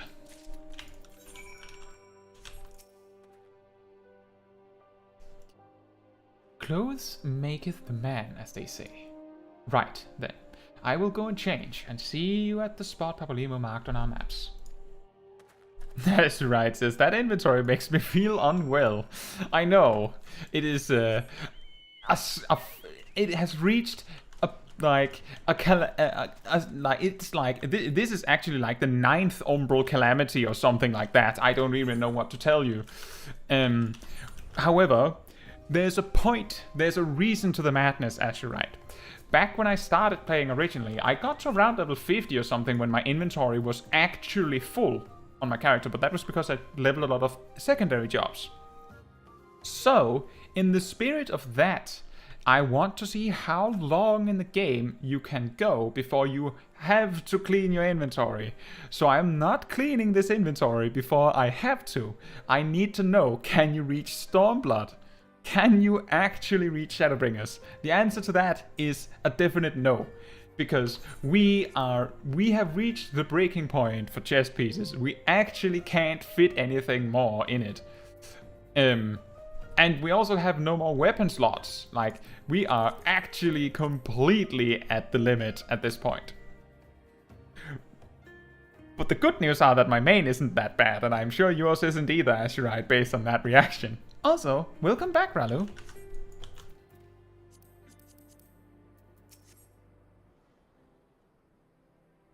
Well, look at us. Look at us. A couple of cards. A pair of down-at-heel adventurers seeking a chance to recapture past glories. Yes, this should suffice. And now we play the waiting game.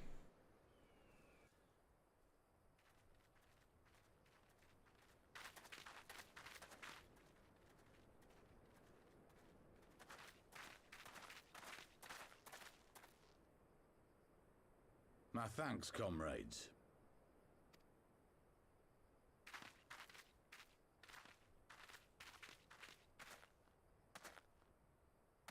You must be the esteemed adventurers of whom I've heard so much. I understand you have taken an interest in our cause.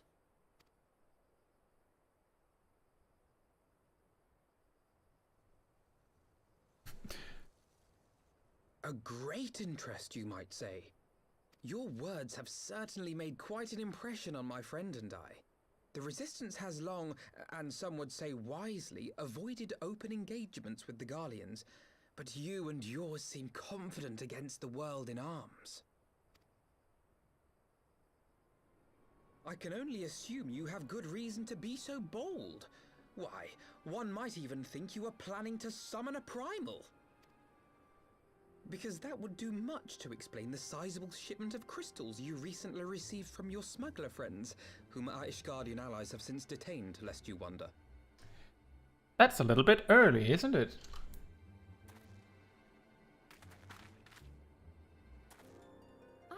hear more about the Griffin? The real Griffin. Your performance earlier didn't fool us. Ah, the famous scions of the Seventh Dawn. I should have known better than to think I could conceal the truth from you lot. You are right. I am not the Griffin, but I speak with his voice, and it was at his behest that we procured those crystals.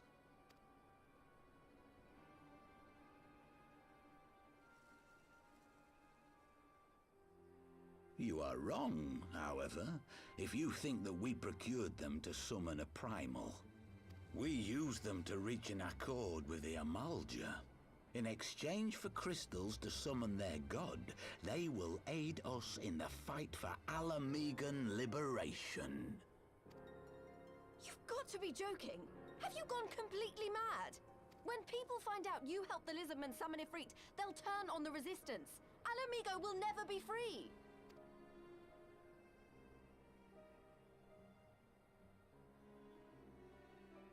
This isn't a fairy tale, girl. We don't have the luxury to play at being honorable heroes. It's because the likes of you wouldn't sully your saintly hands that Alamigo's been under the yoke for the past 20 years. But the Griffin won't stand for it, and neither will we. We're ready to do whatever it takes.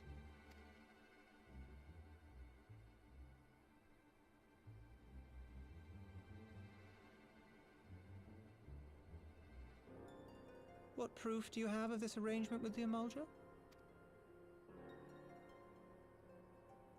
What? Aside from a lack of crystals? None. But the beastmen have a great big pile of the things if you fancy looking. You might want to hurry, though. It'll not be long before they summon their god. Search our camp if you don't believe me. We have naught to hide.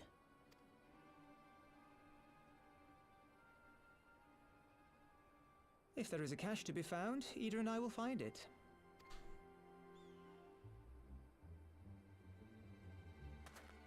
Then let us be off.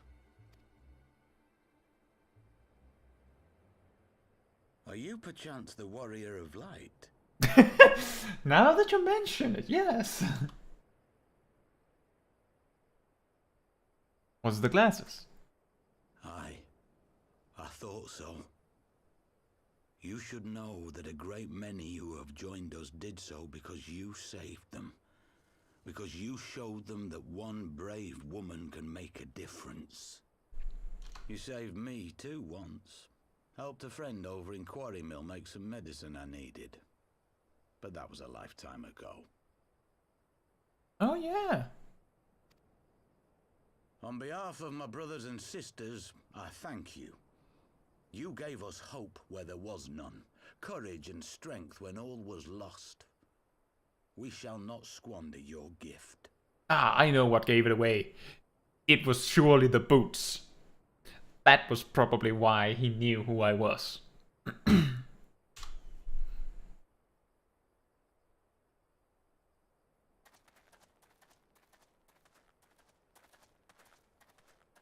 I know that look, Ida, and I do not like it. You cannot seriously be contemplating taking up arms with that band of cutthroats. I just...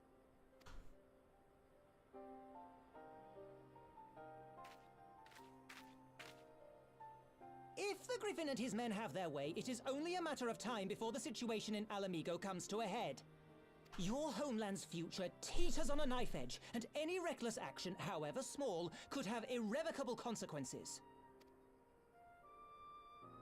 You mustn't lose sight of that, Ida. When the time comes, we must all make our choices, but we must do so in full possession of the facts. Now, let us away. There is work to be done.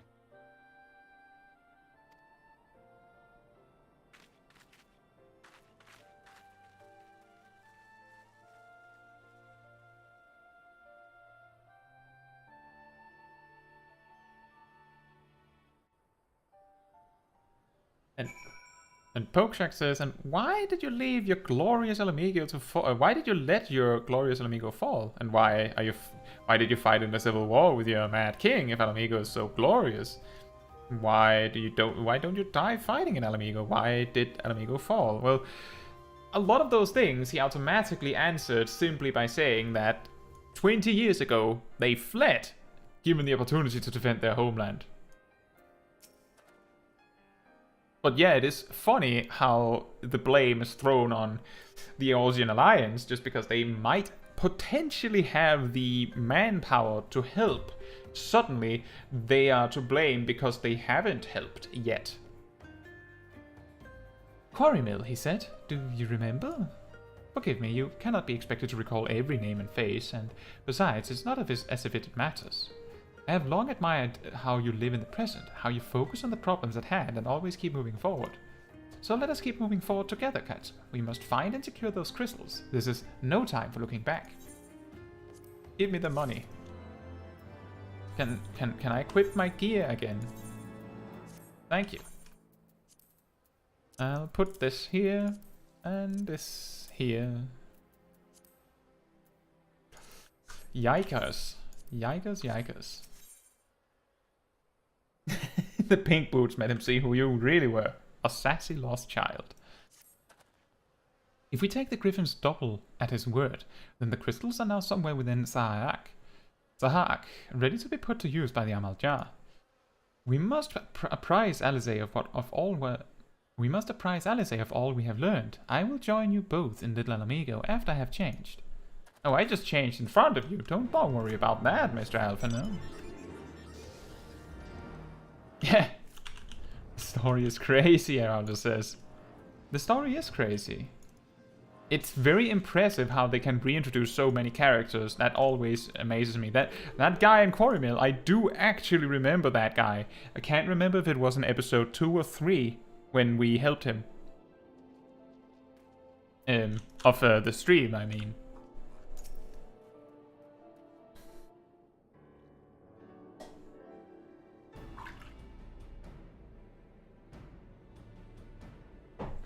Now that Thancred has finally arrived, mayhap you could share your latest findings? This is Thancred. You mean to tell me that while we were worrying ourselves sick, Ida and Papalima were here all along? Well, Y'shtola will be relieved, and also angry. Mainly angry, I should think. As for the crystals, what choice do we have? We cannot very well leave them in the hands of the Amalj'aa. For all we know, they could be preparing to summon Ifrit even as we speak. We must make for Sahak without delay.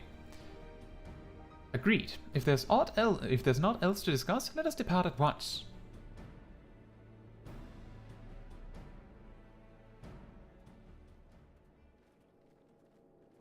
Dun dun dun. And so they go forth, in accordance with the Griffin's plan.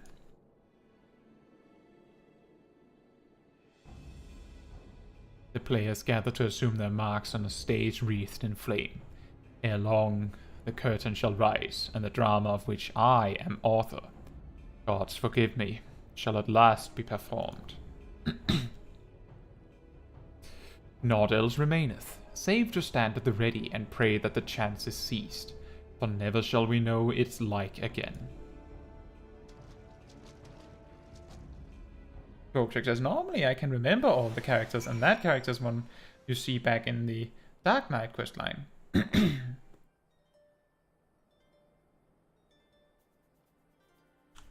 Solo instances now.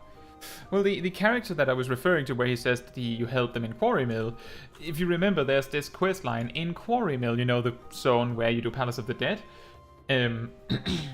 where the people that live in Quarrymill literally refuse to help, even though they can.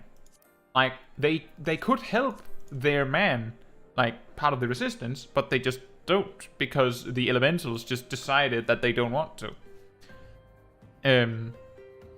So people don't.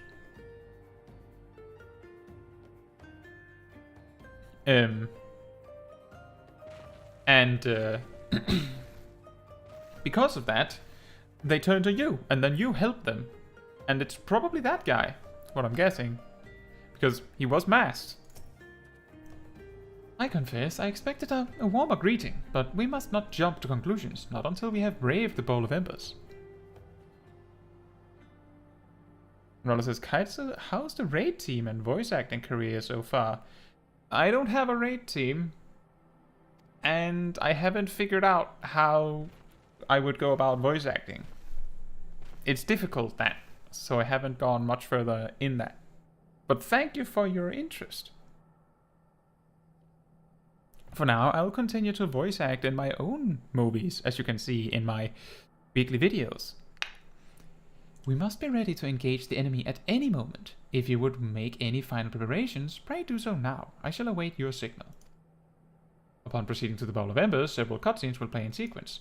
It is recommended that you set aside sufficient time to view these scenes in their entirety.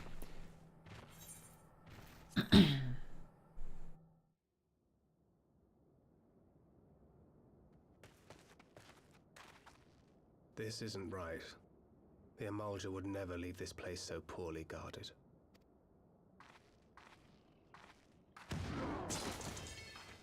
Not willingly, no.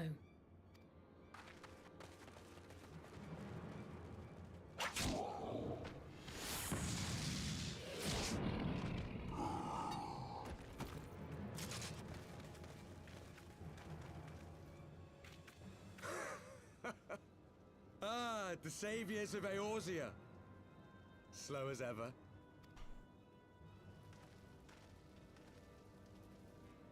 By the 12, will you never learn? You know, you're right.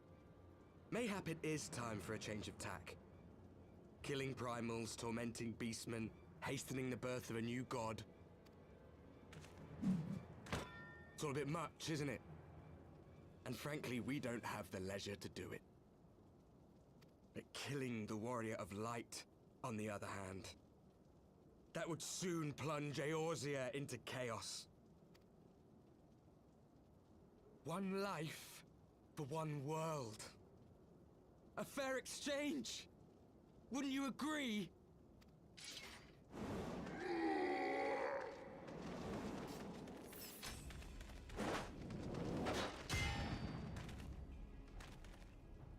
Lest you forget, you've more than one opponent.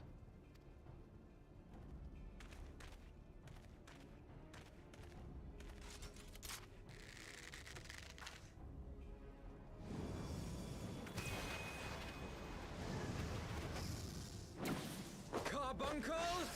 Defend me! Nice. I sense you will offer more than mere target practice. Unlike your sister. Alize!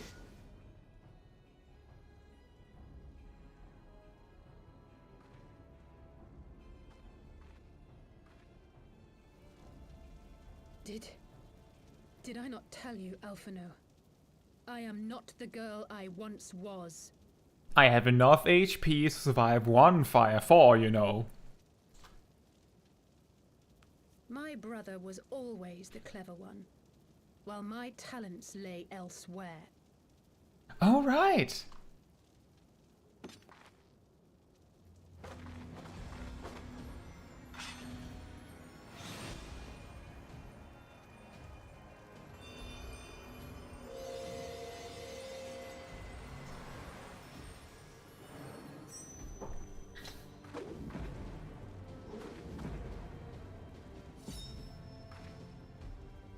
If you would dare to stand against us, to destroy all that we hold dear, then you shall die by my sword.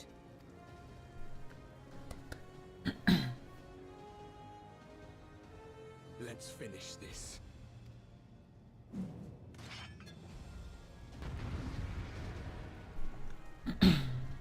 And Azurite says, I'd love to voice act. Me too. It's just extremely difficult to figure out where to start on such a career path.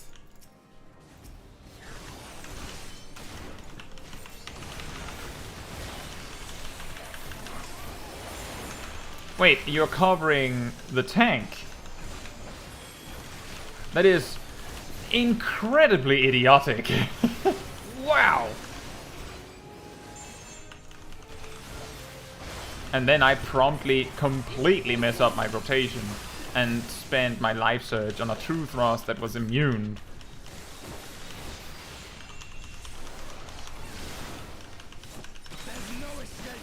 It's not?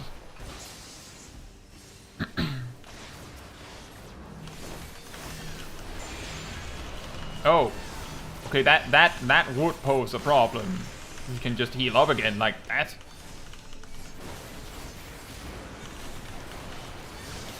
Oh, they lost, so they just rest. Normally you have to lose the fight for that to work, Mr. Warrior of Darkness.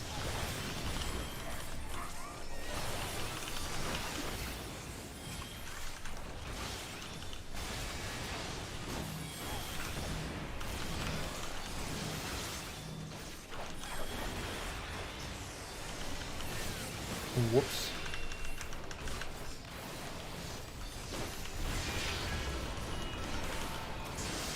Do I just have to repeatedly kill your healer for this to work?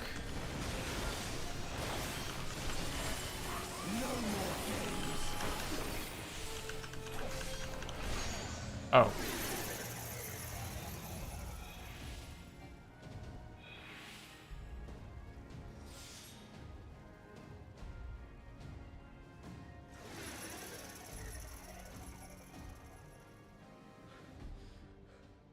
It ends now.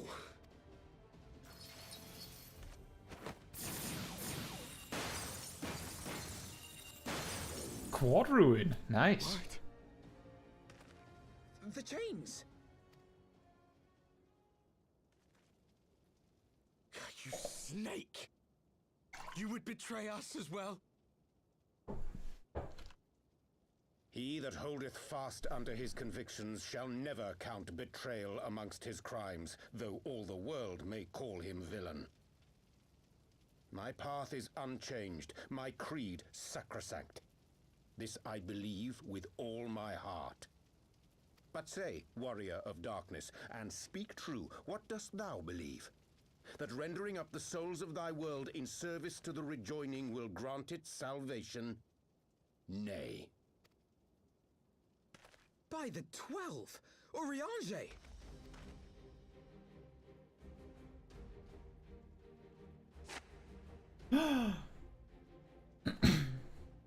Mine apologies, Master Alphino. That the brightest light might shine, duty did compel me to walk in darkest shade. You sweet fool. I was almost willing to believe you had turned against us. I expect a full explanation when this is over. For now, may I assume you have turned your cloak for the last time? Thou mayest, my lady.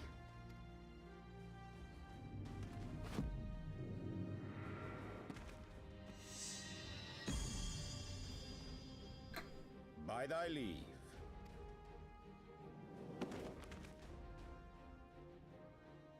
Even odds then. No matter. We'll crush the lot of you in one fell swoop!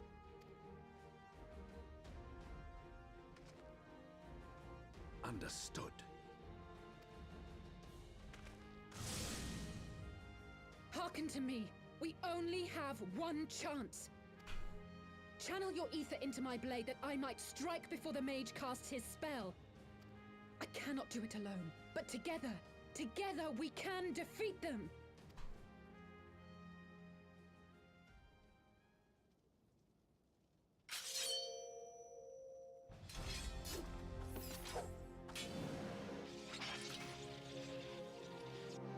Make ready! They come!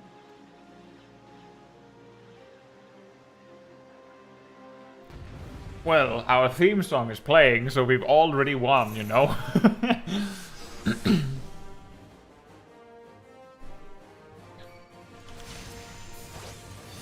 Well, you know how it goes, mister.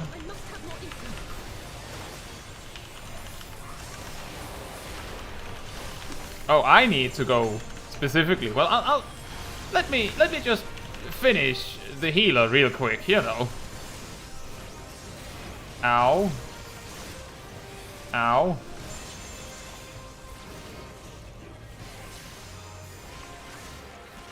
Wait, LSA is ahead. Why would I care?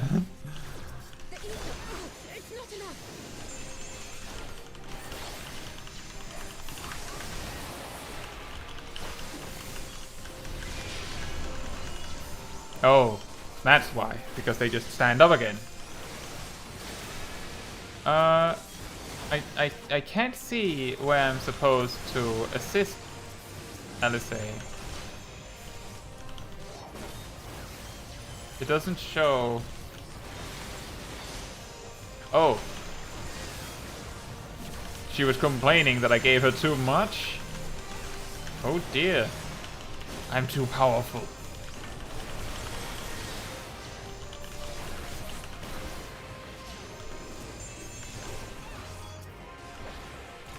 Hello, healer. We meet again.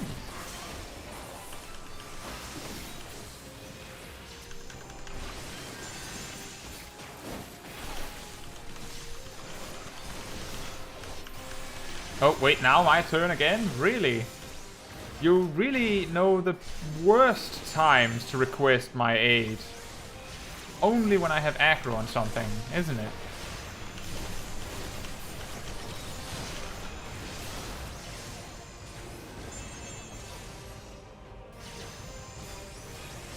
There you go.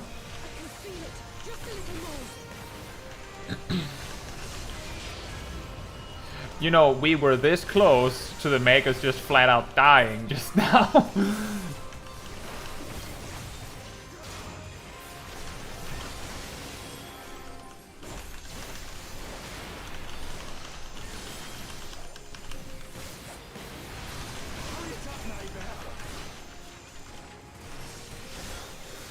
That would have been really funny if his name just instantly changed to Albert now that we know his name.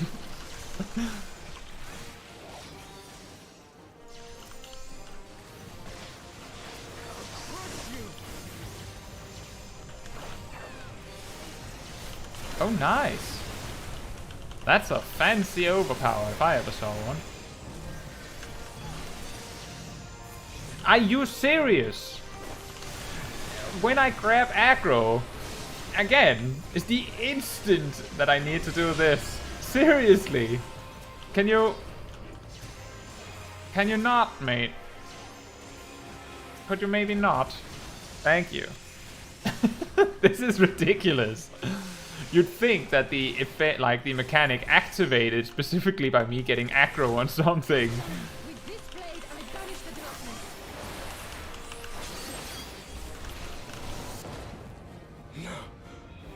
Not like this.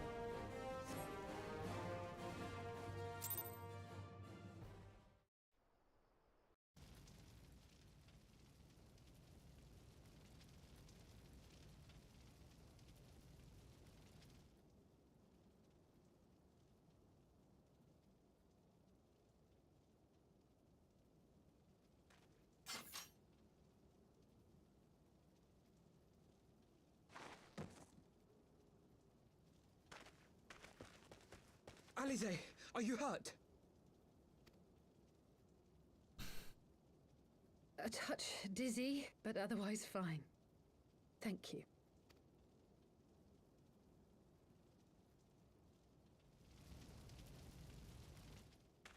And there you have it. Our friend is too stubborn to die.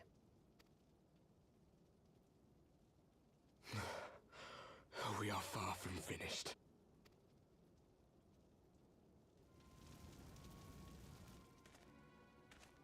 Or have you never considered how we came to this world?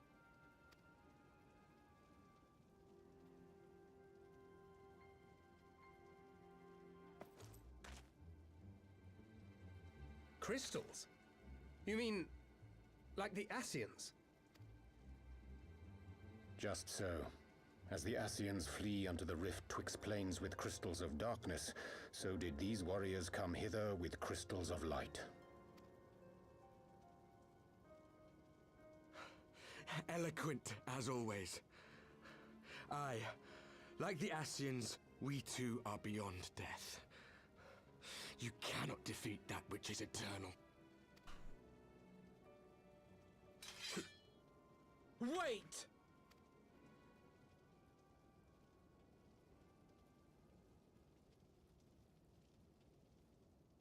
Such methods as the Ascians employ require the renunciation of the flesh. You You would have had to.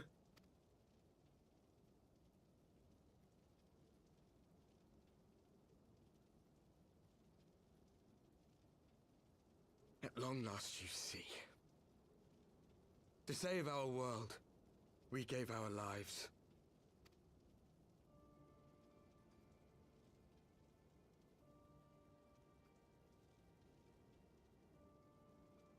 We were just adventurers trying to make our way. An odd job here, a favor there. We never aspired to be warriors of light. But word of our deeds spread, and soon people were calling us heroes. They placed their hopes and dreams on our shoulders, and bid us fight for all that was good and right.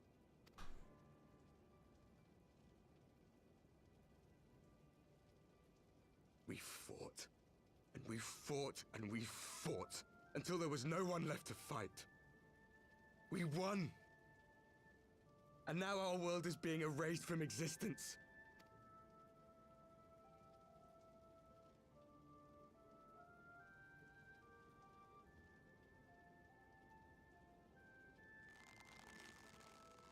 We did everything right.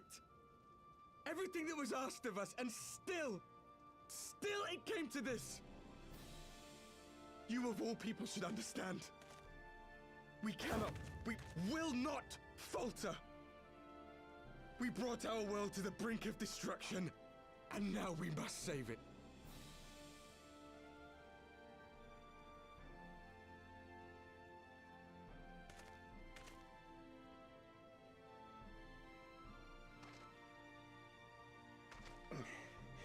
I've died before, Arbet. I'm not afraid to die again.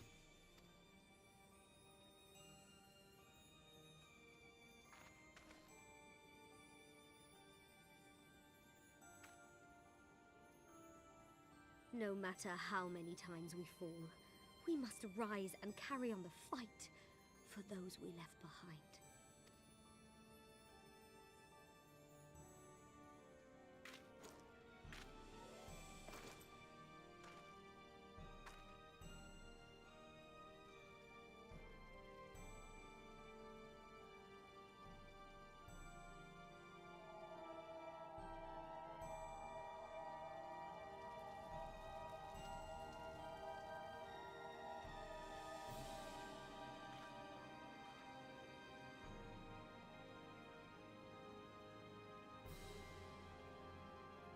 To have known the depth of sorrow and embraced the highest sacrifice. Nonetheless, Master Louis-Sois, guide my hand, I pray you, as fate's thread spinneth upon this most capricious spindle. Quickly! Thou must needs invoke the power of thy crystal. Huh?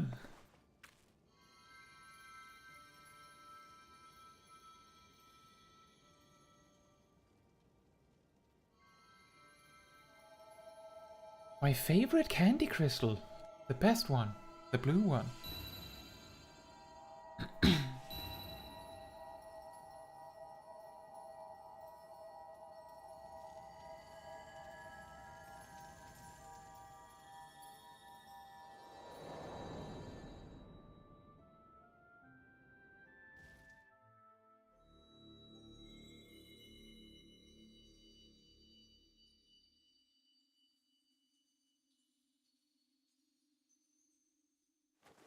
What is this place? Such pain. Such sorrow. Oh, my dear children. It can't be. Mother Heidelin, hearken unto your children's plea. From two worlds do we gather, and from two worlds do we offer a bounty of light. In this desperate hour we do beseech your intercession. We beg an audience with the word of the Mother, with your chosen Minfilia.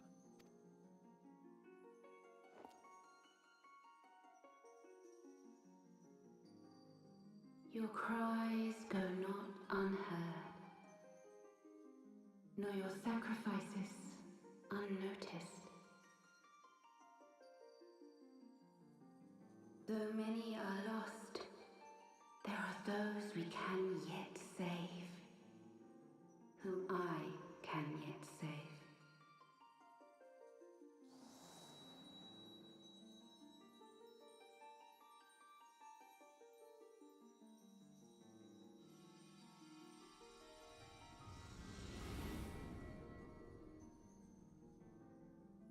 Minfilia!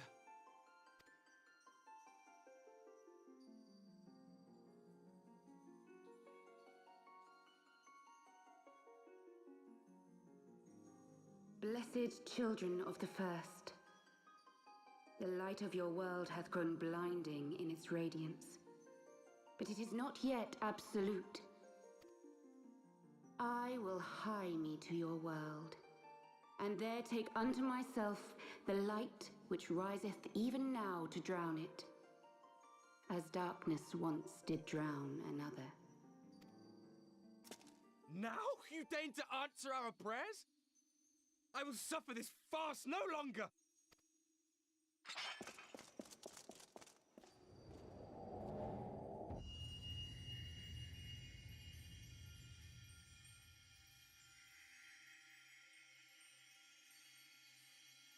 As the Ascians must serve as instruments of Zodiark's will, so too must others carry out the will of Hydaelyn.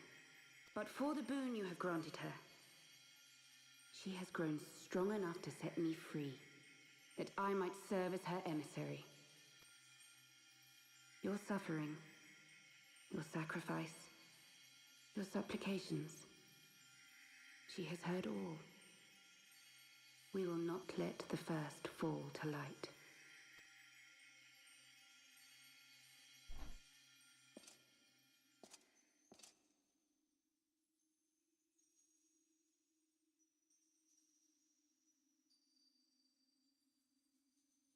Thank you, Urianger, for bringing everyone here. It fills my heart with joy to look upon the faces of my friends once more. In taking you unto her bosom, I knew that Hydaelyn had bequeathed to you a sliver of her grace, granting you strength longsword.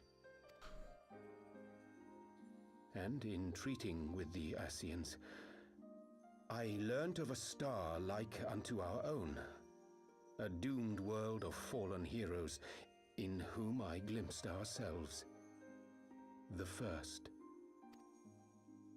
Full long did I search for a means to save this world, concluding at the last that the answer lay in the power of blessed crystals. And thus did I labor to set light against dark. Yet I knew from the beginning that this salvation would not come without sacrifice. For the instrument of the first's deliverance would of necessity be required to journey thither, there to remain, mayhap forever. You orchestrated all of this, not to save her, but to send her away!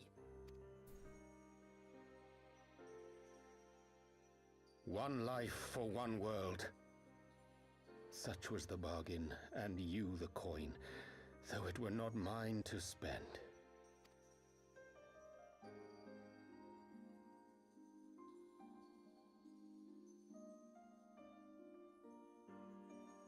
Have we not walked together in the light of the crystal, and at her bidding borne witness to the joys and sorrows of this land? Each and every one of you knows my heart. If this be the price I must pay, I pay it gladly. You would go alone, then? My dearest Thancred, you who have ever watched over me, I am truly grateful for all you have done on my behalf, as would my father be. Your kindness, your compassion, your love.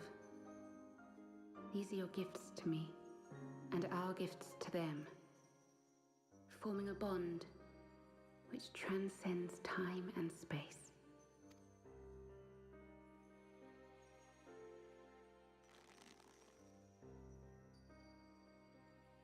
Sometimes I forget you are not the child I once knew. Make me proud.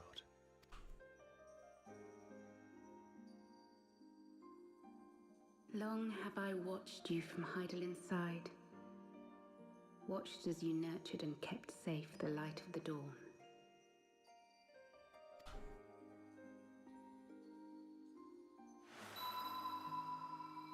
The dark recesses of the world hide untold secrets and dangers. Thus do I entrust to you, Tupsimati. I pray you, keep to the path that you may never have need of it.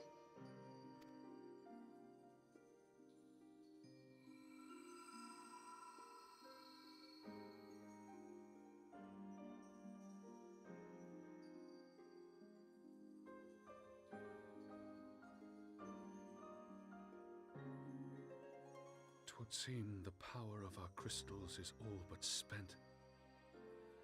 Perhaps, if there is naught else to be done.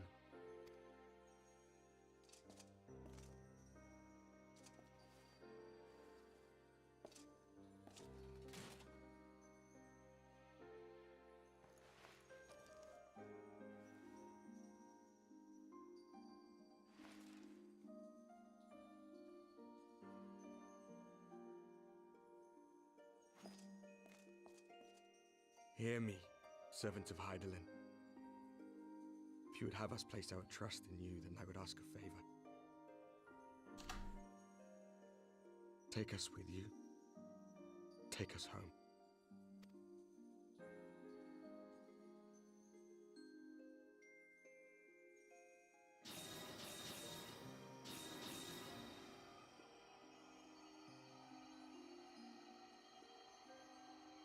We were blind to the truth once, so I tell you this, as one fool to another. Light, dark, it doesn't matter. What matters is how you choose to use them. We made our choice and you see what came of it, so please, forge a different path. Seize a better fate.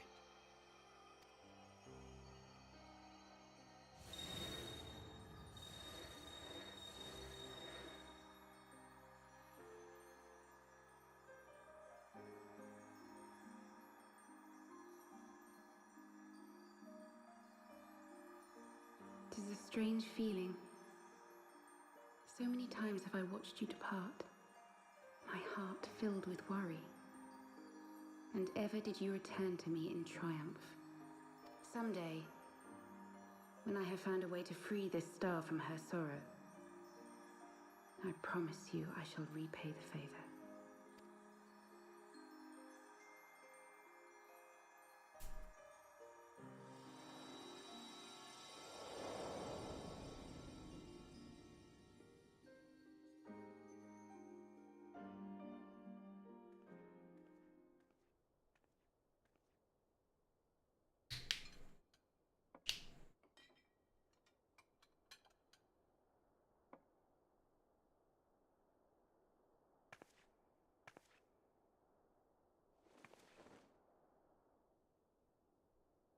Thank you, Lemine, for everything.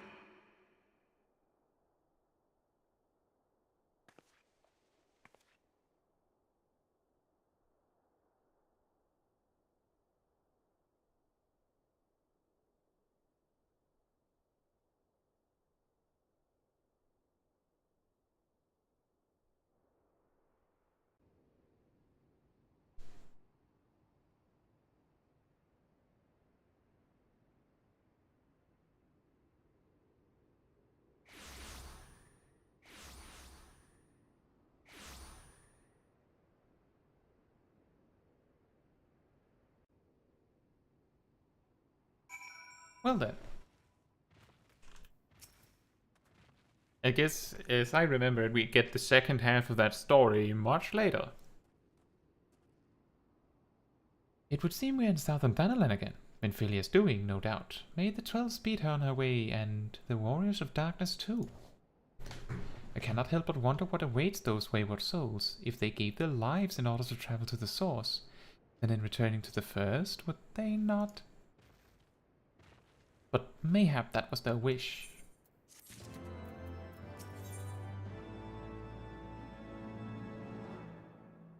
thank you so much for hanging out as you ride. That's really nice of you. I'm glad that you enjoyed the stream. Good night, then. I'm trying to continue. This is I think we're 2 hours behind schedule, so it might be really hard to actually do what I had intended, but I'll see if I can finish Heavensward tonight. Thank you so much. Maybe see you soon.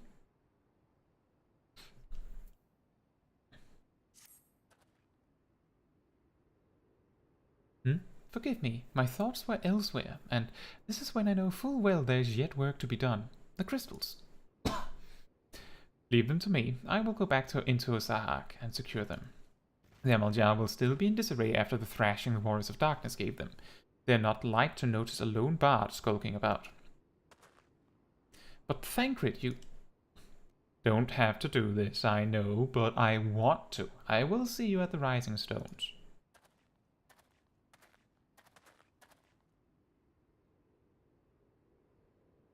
Ezra says, I'm sure I will pay attention to your Twitter or YouTube when you go live again. I'll try my best. You know, I actually post like every Sunday. I put like a schedule. So it like if that helps you, then like, that is always like posted on sometime Sunday or Monday morning if I did something Sunday. So sometimes that helps. My live streams are always denoted there exactly when they happen. Otherwise, maybe I'll be able to catch some of your streams. Who knows? See you very soon. I should go and find Ida and Pavalimo. They must have finished searching the masks camp by now. Not that it matters anymore.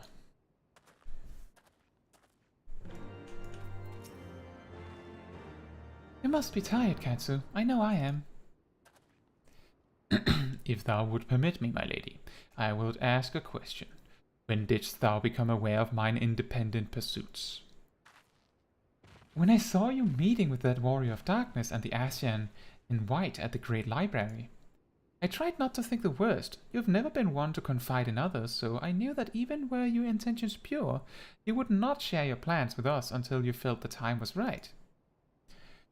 But I cannot deny that a part of me feared you had simply betrayed us.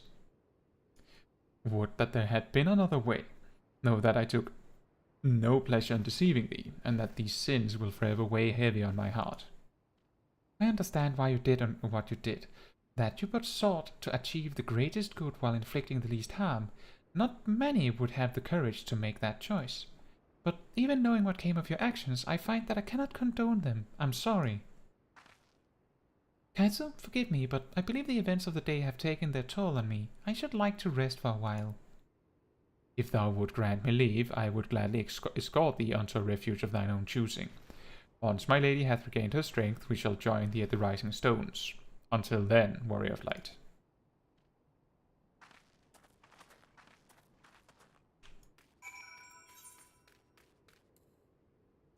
Oh right, we had that whole thing with the griffin and that, right?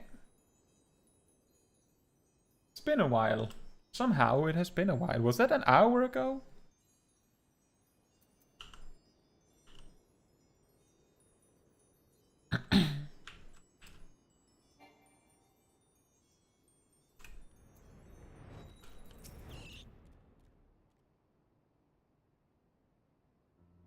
Well met, Caetsu. Alphino said you would be joining us.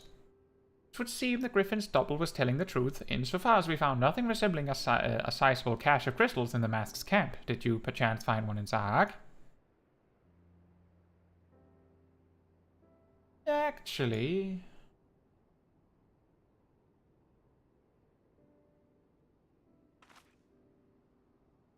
I don't believe it! The crystals, Minfilia, all of it, it's just... I don't know what it is! I sympathize, Ida. Even now, I struggle to comprehend that which I saw. The only thing I can say with any certainty is that I feel blessed to have been granted a final chance to speak with her. It was bittersweet, but also affirming. Alphino, I believe it is past time Ida and I rejoined the Scions. We have been away for far too long. Though I am loath to leave the Griffin to his own devices, I feel our investigation would benefit from your more dispassionate perspectives, and I hope that we might, in turn, offer our own opinions on the many challenges that you have faced in our absence. Gods, it's been absolutely ages, hasn't it? I can't wait to hear about everyone's adventures. We should be glad to recount them, and Tataro's tales may well surprise you. Tataro's tales may well surprise you.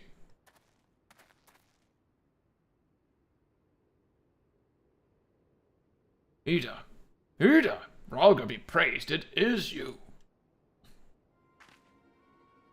Ida, alive and standing here before me, in the flesh. I can hardly believe my eyes. Oh, come now, has it really been so long you don't remember me? It's Gundobald. I fought beside your father in the revolution.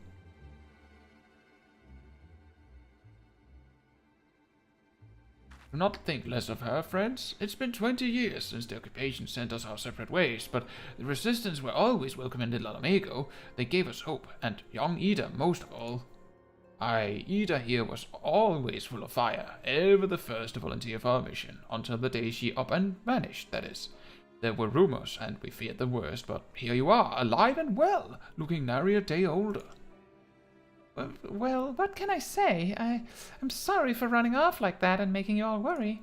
It's a long story, but you see, I got involved with my friends here in the Scion, so sorry, we were still the Circle of Knowing back then, right? Anyway, I wanted to come back and tell you, but it was all very secretive stuff at the time, and as you can see, I'm completely fine.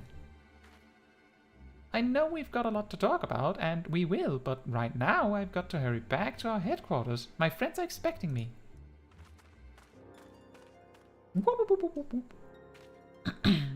Pray forgive her. It has been a very long day for us all. I promise we will visit again at the first opportunity.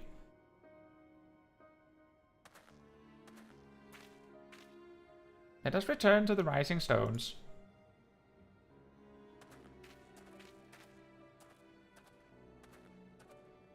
Hells take me for giving you that mask.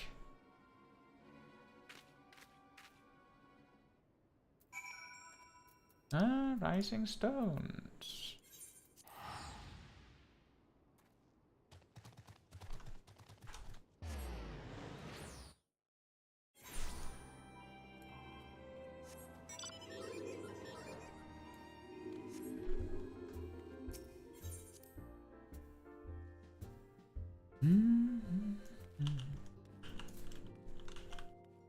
Actually, now that I look at the time, I am feeling like the remaining 9 quests after this is probably going to take more than 2 hours, and then it's going to be super late.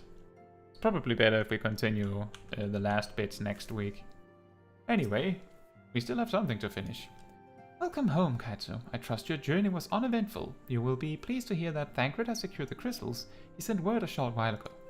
Once he has delivered them safely into the Temple Knight's care, he will rejoin us here, and we can declare this matter officially resolved. While awaiting your arrival, I took the opportunity to contact Justola and Kryl and briefed them on all that has occurred. I also requested that they return to the Rising Stones at their earliest convenience. Now that our lost friends have been found, it would seem meet to discuss the future.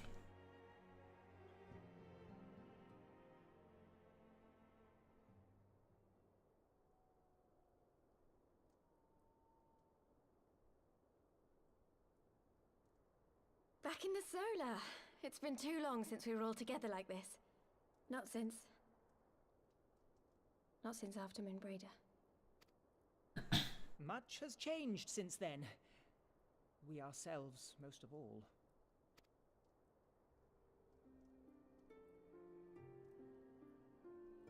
Though not all who were lost could be gathered here today, we may take comfort in the knowledge that those who are not are carrying on the fight.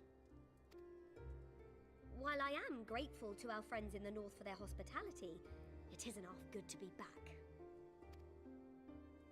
But, as Papalima rightly said, much has changed since we last stood here. The Scions of the Seventh Dawn are not as they once were, nor should we be. Our travels in the north brought us into contact with a host of fine and generous people, and their selfless deeds serve to show me that it is not lofty causes that should inform our actions, but our hearts. And I hope that the Scions might continue in this manner, as individuals driven by individual principles. Provided we all sincerely desire to work towards Eorzea's salvation, I believe the paths we follow to achieve it need not, and should not, be dictated by any single ideal. Companions bound by a common purpose, free to go whither they will. The idea is not without merit. Very well. I shall resume my research of the primals and the elder gods of Eorzea. Should anyone have need of my findings, you need only ask. I should be glad of your continued assistance. Well, my main purpose in coming here was to see the signs of the Seventh Dawn restored and my dear friend found. Nevertheless, having involved myself in your struggles, I feel compelled to see them through to the bitter end. For Minfilia's sake. That is, if there are no objections.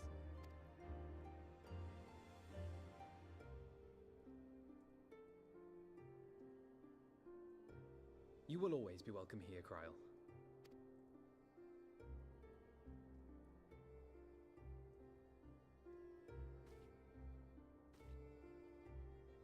Urianger, can we trust you to carry on your investigation of the Ascians as before?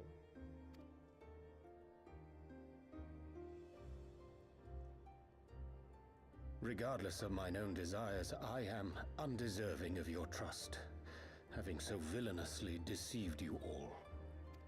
Now, I'll hear no more of that. 'Twould be disrespectful of Minfilia's wishes.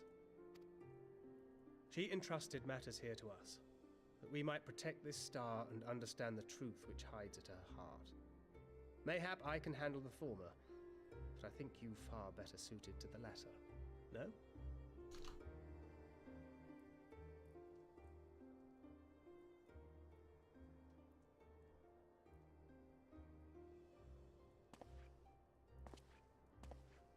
Very well.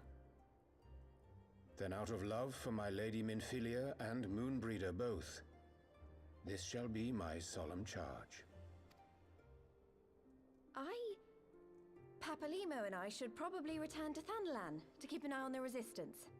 There's still the matter of the Griffin and the Amalja, not to mention the new Imperial Viceroy. That little lot must be worthy of our attention, right?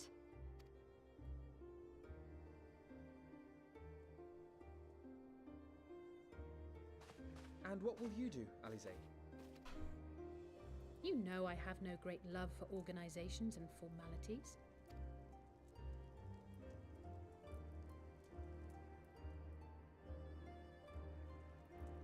That being said, this new approach you propose is not wholly objectionable, and we've always got her to keep us from bickering. But I will suffer no titles. I am not here for House Leveilleur, nor to walk in Grandfather's shadow. Upon that point, we see eye to eye. If it please you, you may think of me as but another comrade in arms.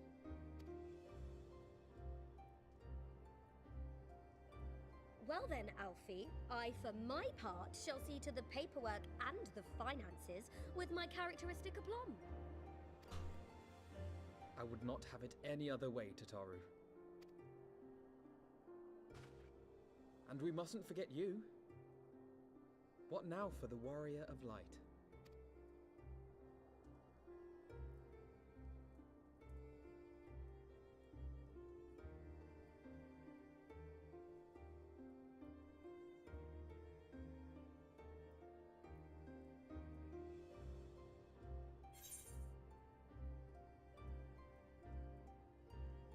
A new adventure, what else?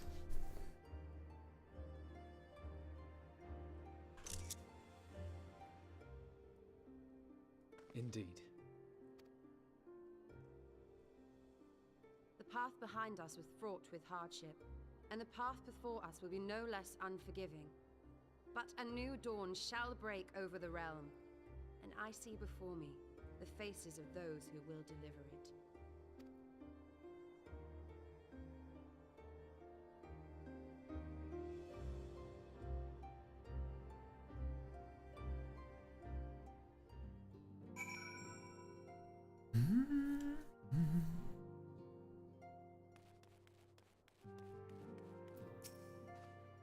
Look at them, Caetsu. The science of the 7th Dawn. Look how far we've come.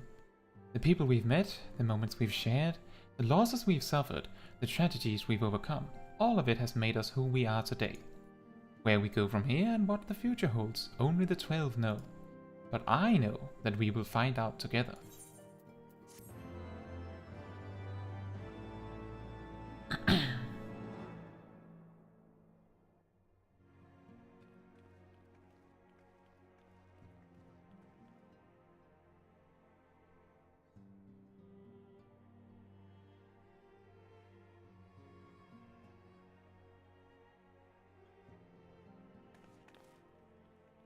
One world's heroes are another world's villains. One world's loss, another world's gain.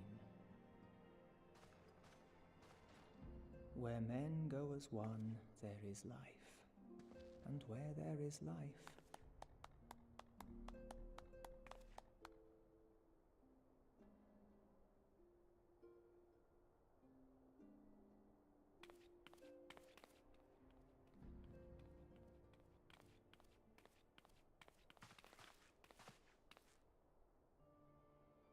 My friends, if I may, I would ask that you entrust Tupsimati to me. Clouds gather upon the horizon, and as Master Louisoix's disciple, I would keep it close at hand.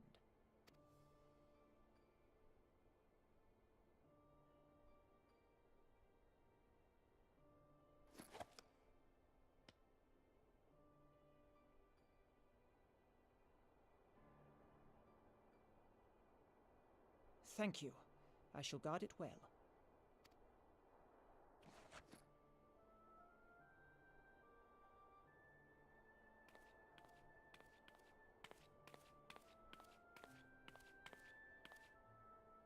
There is cause to hope.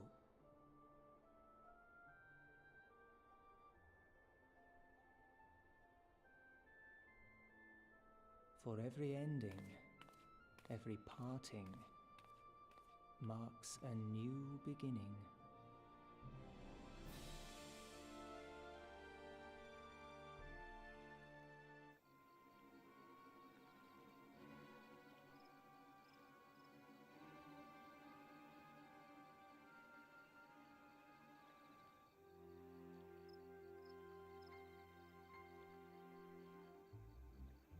Well done, brother. You may resume your normal duties and rejoin the others. The coming battle shall be our greatest yet, and I intend to stand with you all on that glorious day.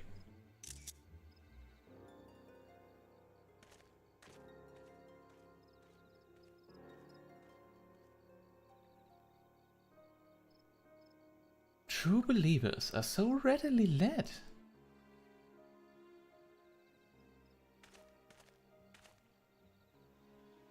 I have given them everything they desired, all for which they have prayed. I doubt you can say the same for your pawns. Get what you wanted, then. Was it all worth it in the end? There were some unexpected developments, but they were ultimately to our advantage. Be it host to a surfeit of light or dark, a world bereft of equilibrium is but a void in waiting, and a void is of no use to my master. I shall follow her emissary with great interest. As for the pawns, whom you so pity, they have delivered unto me a gift, which I do now present to you. Oh dear.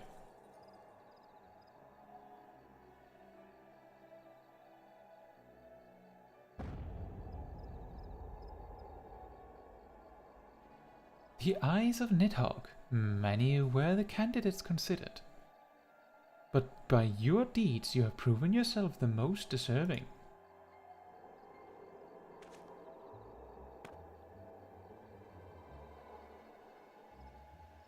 A man of boundless rage and bottomless despair, in whose breast beats a heart which thirsts for vengeance. Only you are fit to wield these eyes, for weal or for woe.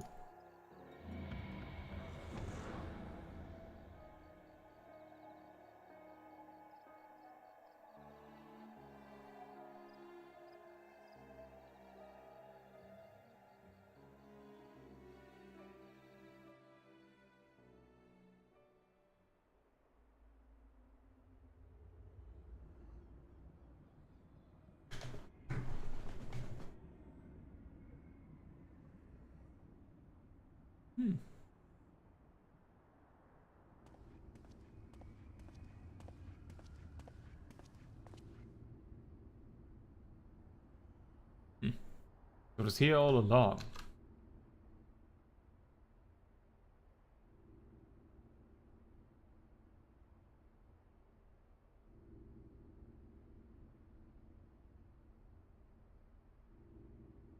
Oh, just you wait, my pretty. You and I are going to have so much fun. Ah ha ha ha. What a guy.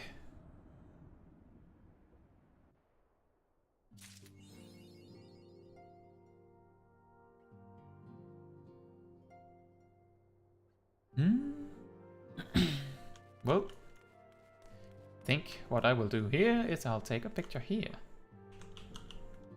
And then we'll make our way to what we normally do at the end of the stream.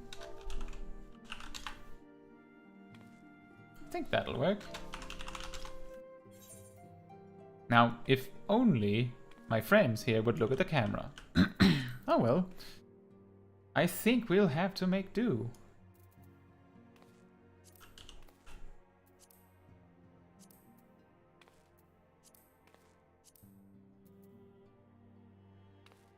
Perfect.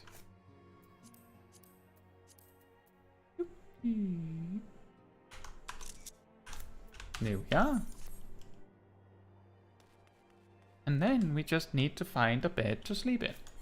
And we're still have a free trip to the Foundation, so I think that'll be where we go.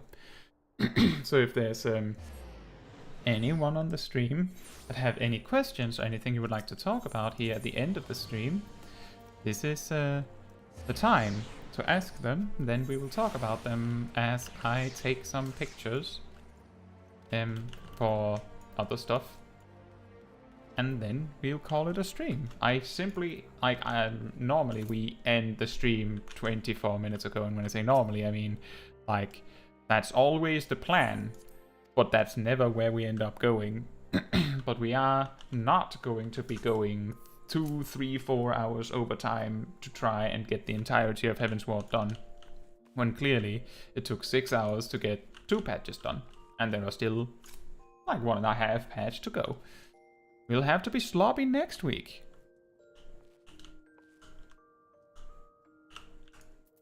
I think we used this one previously, I'm not sure.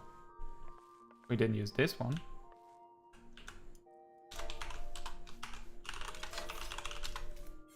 It's always fun to play with a little bit of G-pose.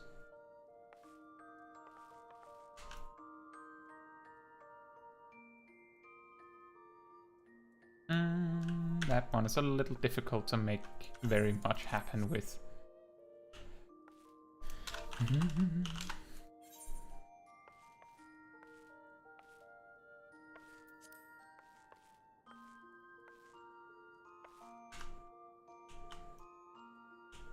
This works.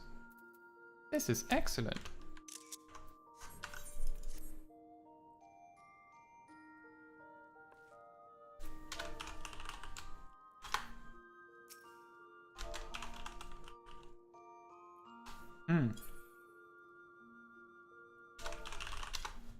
I think this one is actually fine just as it is. I might have done this one before, but I don't think we can actually do this. Maybe if I walked out, and then again, I don't think we can get this pose now that I've used the pose, so never mind. Do we have a new pose? Or it's just the new ones that we haven't used the buttons for? Oh, sure, that one. It wakes nightmares in a lot of people, I've heard.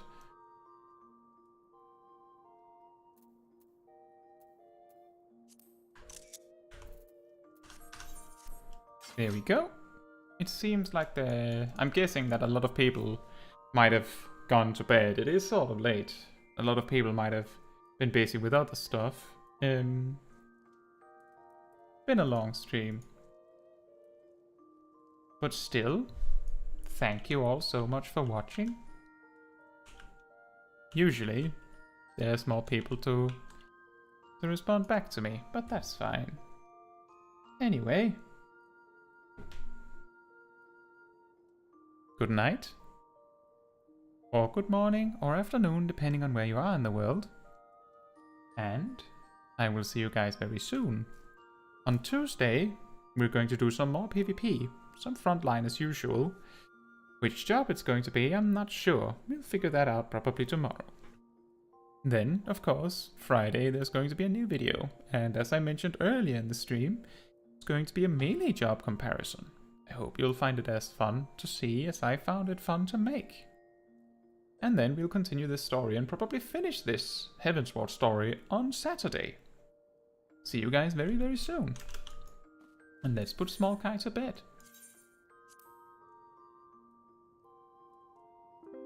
Good night.